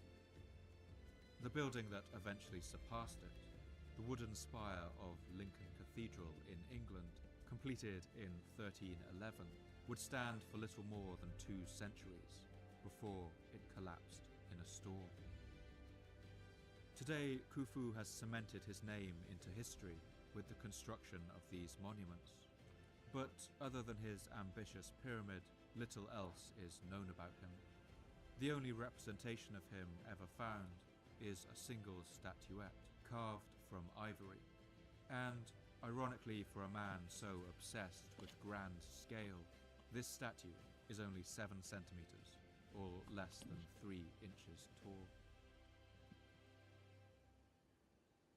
When Khufu died around 2525 BC, his son Jedefre would take the throne, but his reign was short, and when he died, another of Khufu's sons became pharaoh. His name was Khafre. The pharaoh Khafre would follow in his father's and grandfather's footsteps, and build a grand pyramid of his own. He would place it right beside his father's, but for some reason he declined to build it any higher. It could be that his builders, perhaps tiring of this mania for ever bigger and better pyramids, simply told him that it wouldn't be possible to build any bigger. It may be that Khafre worried that it would have appeared unseemly to one-up his dead father quite so ostentatiously. Perhaps for this reason, Khafre's pyramid would be a deferential 3.5 meters shorter than his father's, although he was sure to place it on a slightly higher shelf of limestone, meaning that from many angles it appears taller. Coupled with slightly steeper angled sides, this meant Khafre was also able to build his pyramid with perhaps 350,000 fewer stone blocks, a saving that his teams of labourers and stonemasons no doubt appreciated. Today, the Pyramid of Khafre is the only pyramid at Giza to retain any of its original casing stones of smooth white Tura limestone, which still cling to the top third of the structure, perhaps since its steeper sides made it more difficult for stone thieves to extract the very top of its masonry. This allows us to picture how these monuments would have looked in their golden age. The smooth white sides that must have gleamed blindingly in the desert sun, and at night shone in the light of the moon. These pyramids were also likely capped with a stone known as a pyramidion, usually carved of diorite or granite, and carved with hieroglyphs. Some examples of these pyramidions have been found with distinctive grooves that suggest that they were encased in a decorative metal, either copper or shining electrum, an alloy of gold and silver. Since the pyramidions for the Giza pyramids have never been found, it's unknown whether their tops were encased in metal. But if they were, it would have made them an even more impressive sight, a gleaming pinnacle reaching up to the heavens. Within only 100 years or so of the construction of Djoser's first stepped pyramid, all of Egypt's largest pyramids had already been built, all by only 3 generations of the same family. But almost from the moment the final capstone was placed on Khafre's massive monument, enthusiasm for enormous pyramids began to wane. The pharaoh Menkaure, the son of Khafre and grandson of Khufu, also built his pyramid at Giza around 2510 BC, but his would be significantly smaller. It's not even a tenth the size of the Great Pyramid, and only 2/3 the size of even Djoser's stepped pyramid. One explanation for this was that Menkaure didn't expect to live long enough to build such a grand construction as his predecessors. Yeah, maybe here? Herodotus records one piece of good tradition work. about the pharaoh Menkaure, which recounts how an oracle told him that his reign would be short. As a result, he determined to make the best of the time he had, and perhaps this left him little time for pyramid building. The king deemed this unjust, and sent back to the oracle a message of reproach, blaming the god. Why must he die so soon, whereas his father and his uncle had lived long? He caused many lamps to be made, and would light these at nightfall, Okay, well, drink and make merry. By I'll day pick or night that, he I never guess. ceased from reveling, roaming to the marsh country and the groves, and whenever he heard of the likeliest places of pleasure. This is annoying. Whether there's any truth to this or not, it's clear Menkaure had different priorities to Khufu and Khafre, and his more modest pyramid seems to have broken the spell of his family's one-upmanship. For the next 1,000 years, pharaohs would continue to build pyramid tombs, but they would be mostly at a much reduced scale, and they would cut bigger and bigger corners in their construction. Instead of a solid limestone structure, these later monuments would often be a simple limestone shell, encasing a core of mud brick, or simply earth and sand. For this reason, little remains of these later pyramids, other than melancholy heaps, alone in the desert. Slowly, the practice would begin to die out altogether. The reason Egyptians stopped building pyramids was partly due to changes in religious attitudes towards burial, but it also seems to have stemmed from concern over tomb robbers. After all, a pyramid was essentially an enormous sign, announcing to the world that the richest man in Egypt was buried there. From the earliest days, people were drawn to the tombs of long-dead kings to attempt to steal their treasures. One tomb inscription of a royal architect named Ineni gives us a clue about these changing priorities. He writes that he constructed his king's tomb not in an ostentatious declaration of power, but in total secrecy. I supervised the excavation of the cliff tomb of His Majesty alone. No one seeing, no one hearing. Even with these secret tombs, grave robbers were still a constant concern. One pharaoh of the later New Kingdom would order an inspection of his predecessors' tombs, and his inspectors brought back troubling news. The tomb of the king. It was found that the evildoers have damaged it by forcing an opening into the main chamber of his tomb, through the passage wall of the sanctuary of Nevermen, superintendent of the grain stores of the king. What? Summoned, In I the guess? funerary place, the body of Possibly? the king had been removed, and the tomb of his royal spouse, the royal lady of Nupshas, was empty. Host has died. Robbers had laid violent hands on them. Nice. It wasn't just the precious treasures inside that were stolen. As the overseer Merer had found, cutting the limestone blocks from the quarries of Tura was one of the most time-consuming parts of construction. For this reason, pharaohs who felt more pressed for time sometimes despoiled previous pyramids of their cut stone in order to speed along their own monuments. One Middle Kingdom text, known as the Instruction of Merikare, advises kings against this shameful practice. Do not despoil the monument of another, but quarry stone in Tura. Do not build your tomb out of ruins, using what has been made for what is to be made. In place of constructing their own pyramids at Saqqara or Giza, the later pharaohs would be buried at a place near Thebes that the Egyptians called the great and majestic necropolis of the millions of years of the pharaoh, or sometimes the Great Field. But today it is known as the Valley of the Kings. Here, a natural rock formation known as El Kurn, or the Horn, rises above a series of dramatic red cliffs. When viewed from the entrance to the tombs here, this pointed peak somewhat resembles a natural pyramid. It's possible that this convenient landform may have relieved some of the pressure on Egypt's pharaohs, and allowed them an equally prestigious place to be buried, while freeing up an untold amount of energy and manpower in the kingdom. Egypt's manual laborers could perhaps breathe a sigh of relief. Slowly, the age of the pyramids came to an end.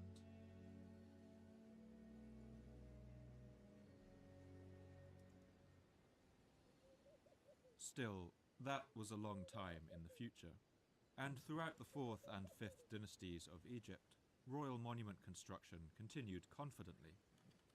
But in the 6th dynasty, around the 23rd century BC, construction began to decline. Part of the reason for this was an increasing decentralization of the empire and a gradual weakening of the power of the king. The final pharaoh of the Old Kingdom was named Pepi II.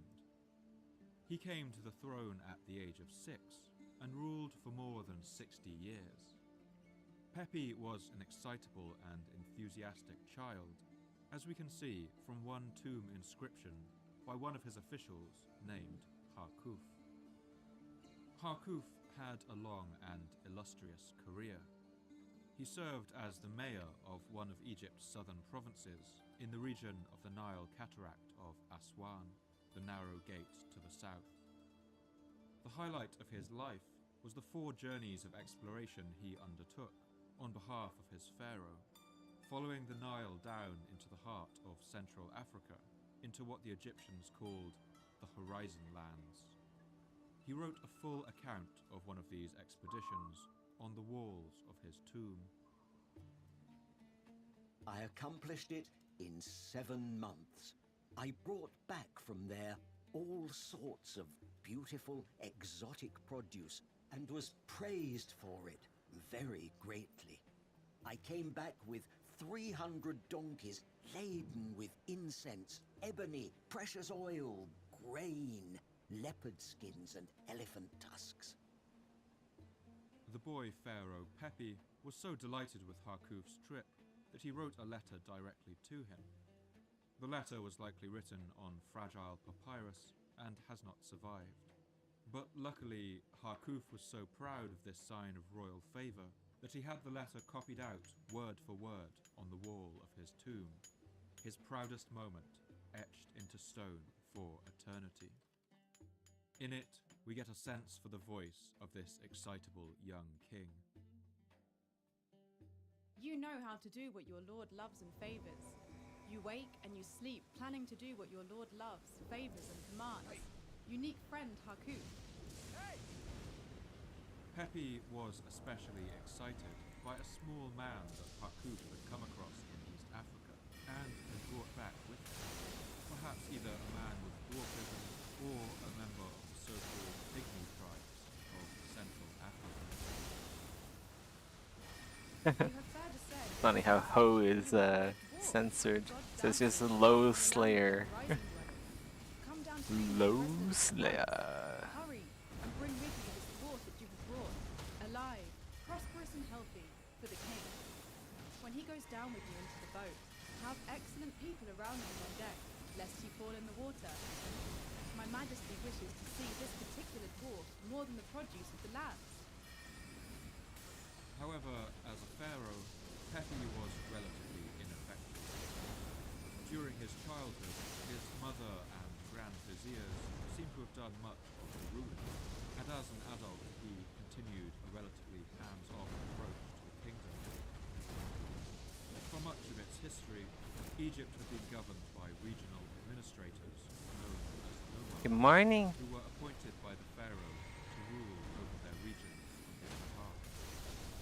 Pepi's long reign saw an increasing amount of power passing to these regional governors. Gradually, their positions became hereditary rather than appointed, so that a single family began to amass large amounts of power, and their tombs became larger and more elaborate every passing year. These nomarchs were soon beginning to look a lot like feudal lords, or even petty kings, and even began fighting amongst themselves. Oh shit. Meanwhile, the once boy king The Scarlet Rot. entering his 70s, frail and increasingly detached from the business of ruling. This might not have been a death blow for the kingdom, but it was around this time that a record drought descended over Egypt and the entire eastern Mediterranean, starting around the year 2200 BC. This climate shift we have encountered before. It is known as the 4.2 kiloyear event and has been implicated in the collapse of the Akkadian Empire in Mesopotamia and perhaps even the Indus Valley civilization in India and Pakistan. In Egypt, the result of this event was a series of years in which the Nile floods were much reduced and agriculture came under immense pressure. The drought was so severe and long-lasting that the verdant lake at Fayoum, that once stood 65 meters deep, completely dried up over the next 50 years, and crop yields would have plummeted.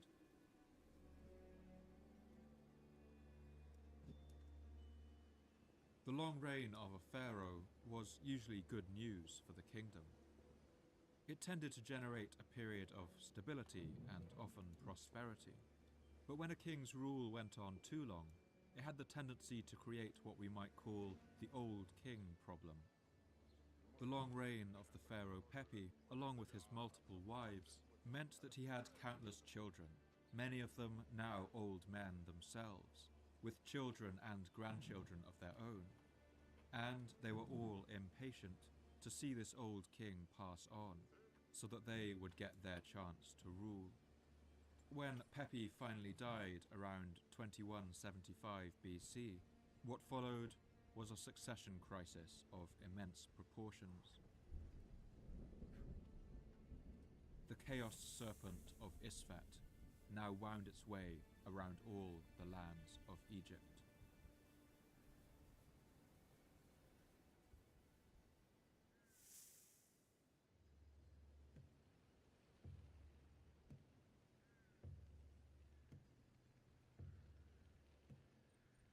In the 2 decades that followed, the kingdom would see no fewer than 17 pharaohs come and go, some perhaps dying of old age, and others no doubt killed by their rivals. The only one of these kings to survive more than a year on the throne was a man named Ibi, who even somewhat optimistically tried his hand at building a pyramid at the royal burial ground of Saqqara. But this monument was a testament to the now much reduced state of the empire. Standing at little more than 30 meters high, it was smaller than the pyramids of some of the earlier kings' wives. On top of that, it was lazily constructed around a core of mud and limestone chips. King Ibi, the man who was to be buried under this sad monument, ruled for only 2 years, 1 month and a day, and likely did not control all of Egypt. Now, local nomarch governors declared independence and ruled their provinces alone. Their tombs around this time stop referring to the reign of a pharaoh and are full of boasts and elaborate titles that they seem to have invented for themselves. One tomb inscription for a powerful nomarch named Anktifi demonstrates how the centralized power of the king was declining. I am the vanguard of the men, the rear guard of the men, a leader of the land through active conduct, strong in speech, collected in thought. For I am without peer, who spoke out when people were silent, on the day of fear, when Upper Egypt was silent. Anktifi recalls the time of famine that swept over the land, as crisis after crisis rocked the struggling Old Kingdom. All of Upper Egypt was dying of hunger to such a degree that everyone had come to eating his children. But I managed that no one died of hunger in this province. The entire country had become like a starved grasshopper, with people going to the north and to the south in search of grain. Egypt was now fracturing into something like the shape it had been before King Narmer had fused it into a stable, centralized state nearly 800 years before. Refugees were flooding the roads. Another later Egyptian writer called Ipuwer, who lived in the period following this chaos, describes people resorting to theft to survive and violence spreading. The guardians of the house say, "Let us go and steal." The snarers of birds have formed themselves into armed bands. The peasants of the Delta have provided themselves with shields. A man regards his son as his enemy. The wrongdoer is in every place. The inundation of the Nile comes, yet no one goes out to plow. Ipuwer describes a widespread economic collapse, during which trade from foreign lands dried up. Huh? The skilled Yeah, masons who built looks pyramids nice. now labor on farms, and those who tended the boat of the gods are yoked together in plowing. Men do not go on voyages today. What shall we do for cedar wood for our mummies, in coffins of which priests are buried, and with the oil of which men are embalmed? They come no longer. Everything is in ruins. Laughter is dead. Maybe he If I needs only knew surgery. where God was, I would make offerings to him. Throughout this period of about 200 years, some at least must have dreamed of a better time awaiting them in the future. Another text written after this time, known as the prophecy of Neferti contains a prediction that a ruler would come who would end this time of strife. A king will come. He will take the white crown. He will wear the red crown. He will unite the two mighty lands. Rejoice, ye people of his time. The Asiatics will fall to his sword, and the Libyans will fall to his flame. The rebels belong to his wrath, and the treacherous in heart belong to the awe of him. The man who would fulfill this prophecy, or rather the man in whose reign the prophecy was more likely written, would reunite Egypt and usher in a new age of stability. His name was Nebepetre Mentuhotep II.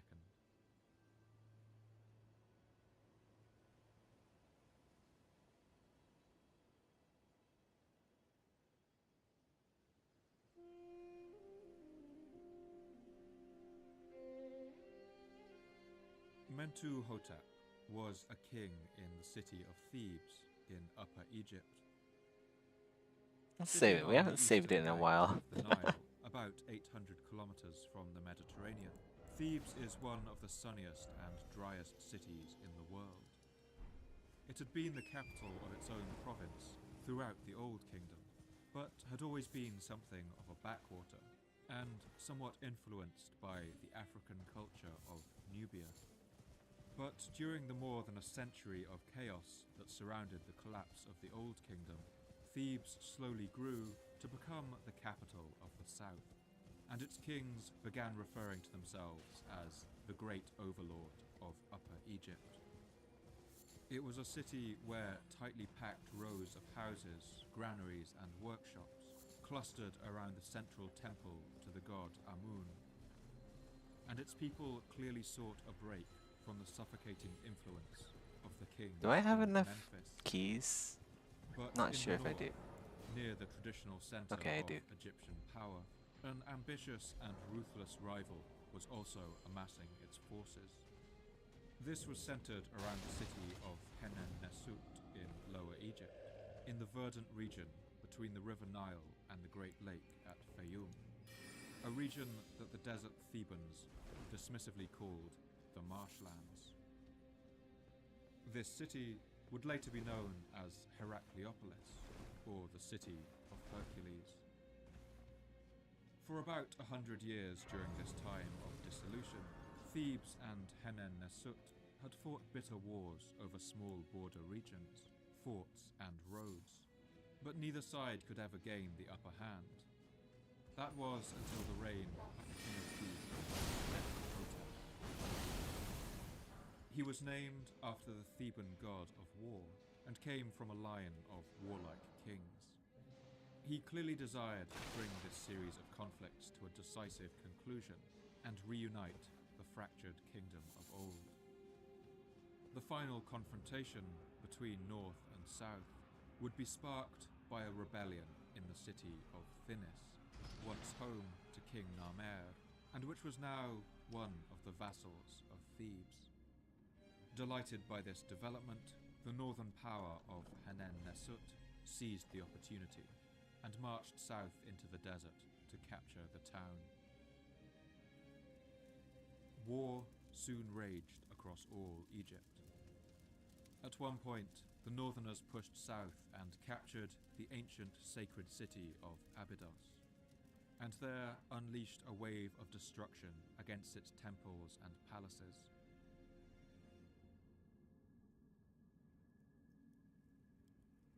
One later text, known as the Instruction to Merikare, purports to be written by a king of northern Henen-Nesut, who is racked with guilt for the destruction of this sacred city. Lo, a shameful deed occurred in my time. The province of Thebes was ravaged.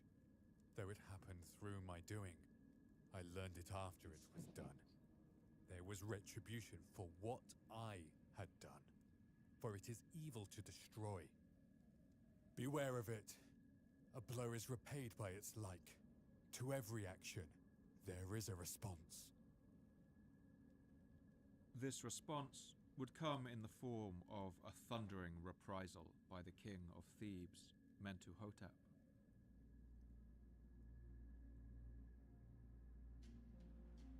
He would march into the north and defeat the armies of Hanem-Nesut.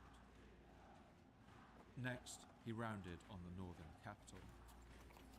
When he captured it, all of the funerary monuments of its kings were defaced and destroyed, perhaps suggesting a sacking of the city.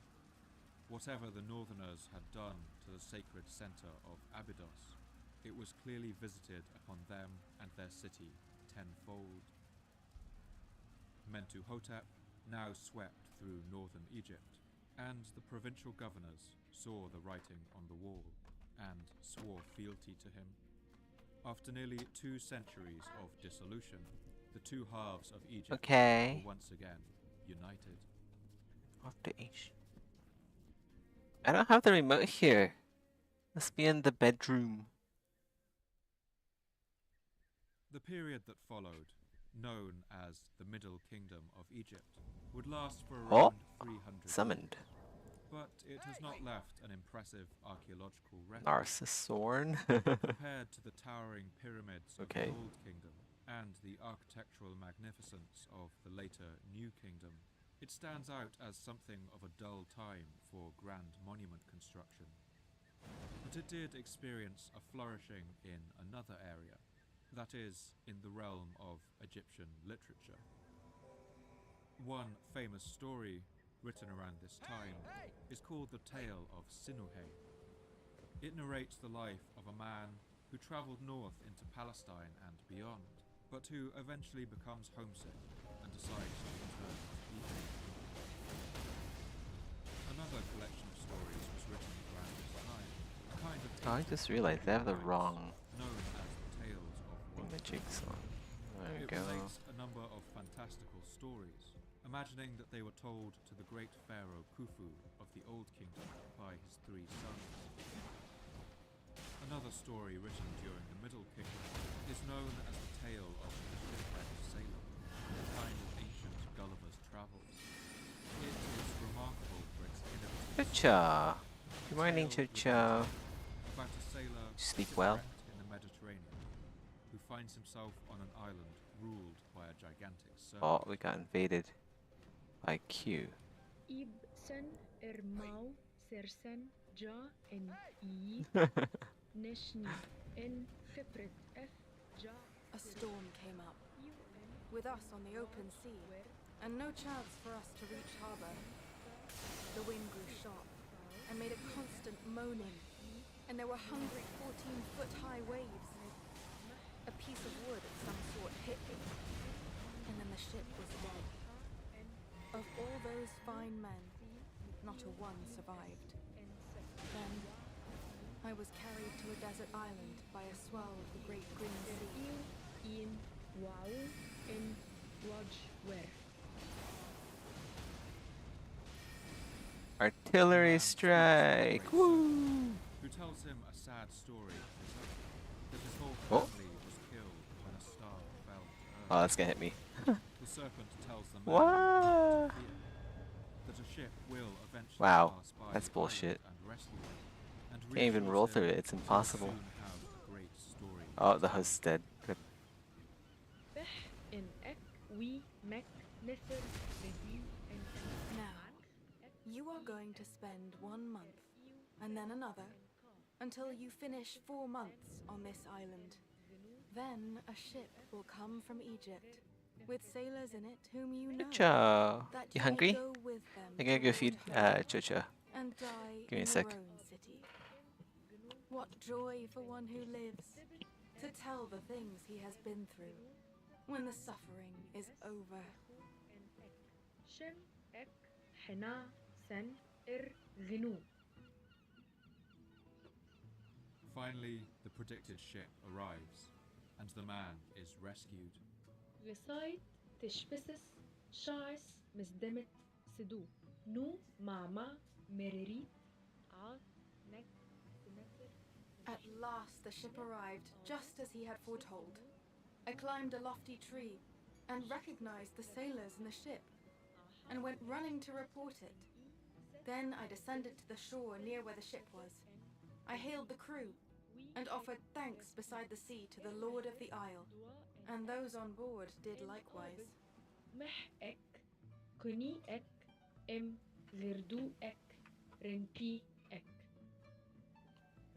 We have examples of myths and legends written before this time, and religious texts.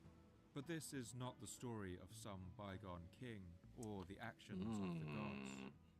It's a story about an ordinary man in a fantastical situation, told seemingly just for the entertainment value of telling a story. And for that reason, it is possibly the It's first kind of a true trouble piece of area. literature. I figure out how to like It was likely compress written this around into the year what we 1900 have. BC and is therefore nearly 4,000 years old.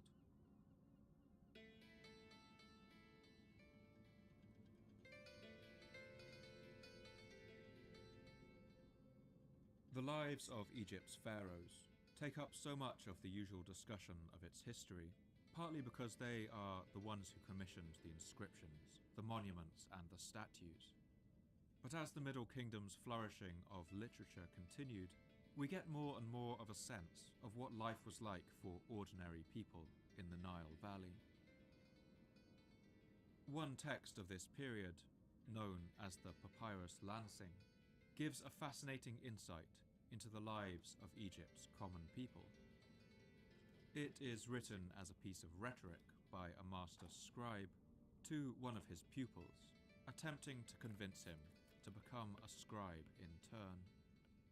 And from this, we get a wonderful impression of all the ways that people could make their living in the land of Egypt. Young fellow, writing, to him who knows it, is more profitable than any profession. It is pleasanter than bread and beer, than clothing, than oil. Yes, it is more precious than an inheritance in Egypt, than a tomb in the West. Look for thyself with your own eye. Here, all the professions are set before you. The washerman spends the whole day going up and down. Every limb of his is a-weary, whitening the clothes of his neighbors every day. The potter is smeared with mud, like a man in mourning. His hands and feet are full of clay. He is like one who lives in the bog. The cobbler mixes tanning lotions. His odor is marked. His hands are red with dye, like one who is smeared with his blood. The florist makes bouquets and makes the wine jar stands beautiful. He spends a night of toil, sweating like one on whose body the sun is shining. The merchants fare downstream and upstream and are as busy as can be, carrying wares from one town to another and supplying him that hath not. If thou hast any sense, be a scribe. Whether or not daily life was truly that bad for all these other workers, we can't tell, because, of course, none of them wrote down how they felt.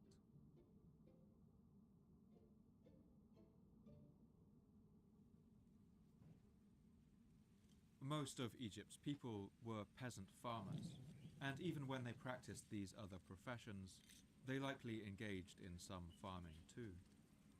These peasants did not own the land they worked, and were required to give most of the food they produced to the crown, or to their local temple.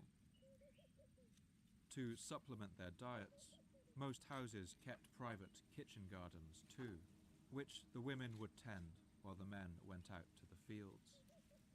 Egyptian women were also responsible for baking the bread they ate every day.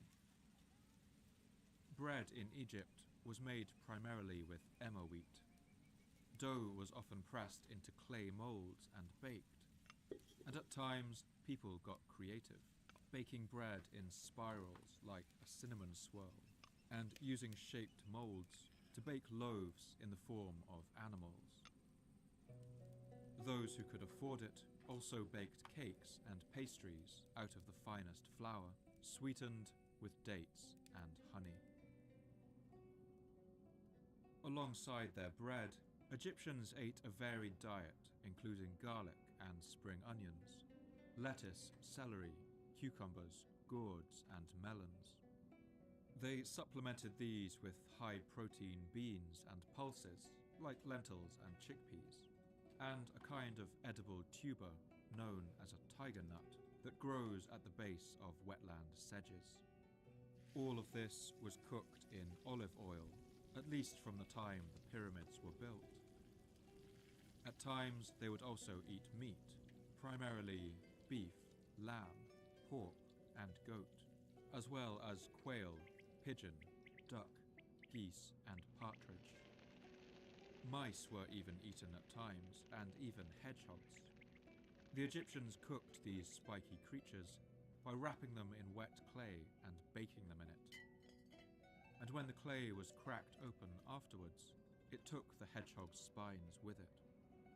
The Egyptians also made cheese, and even foie gras made from force-feeding geese. One text written by a scribe to the Queen Nefertari urges people to share with others the food they have. Do not eat bread while another stands by without extending your hand to him. As to food, it is here always. It is man who does not last. One man is rich, another is poor, but food remains for him who shares it. Beer was exceptionally popular in Egypt, and people consumed it daily. As a result, breweries were important centers of industry. Beer was thought to have been given to Egypt by the goddess Hathor, the goddess of beauty, music, and dancing, and breweries were watched over by the goddess Tenenet. So, fittingly, many beer factories were run by women. Some of these were enormous, and were capable of brewing more than 1 million litres a year. They used large pottery vats propped up on mud bricks over crackling fires, and inside these they heated barley and water, then left the mixture to ferment, before flavouring the brew with honey and syrups made of dates and other fruit. There was even one annual festival called the Tek Festival that would become known as the Festival of Drunkenness. During this fiesta, Egyptians would drink as much beer as they could, and then fall asleep together in a large hall. They would then be awoken all together by the loud beating of drums. It was said that in the moment just after waking, some of them would meet the goddess Hathor herself.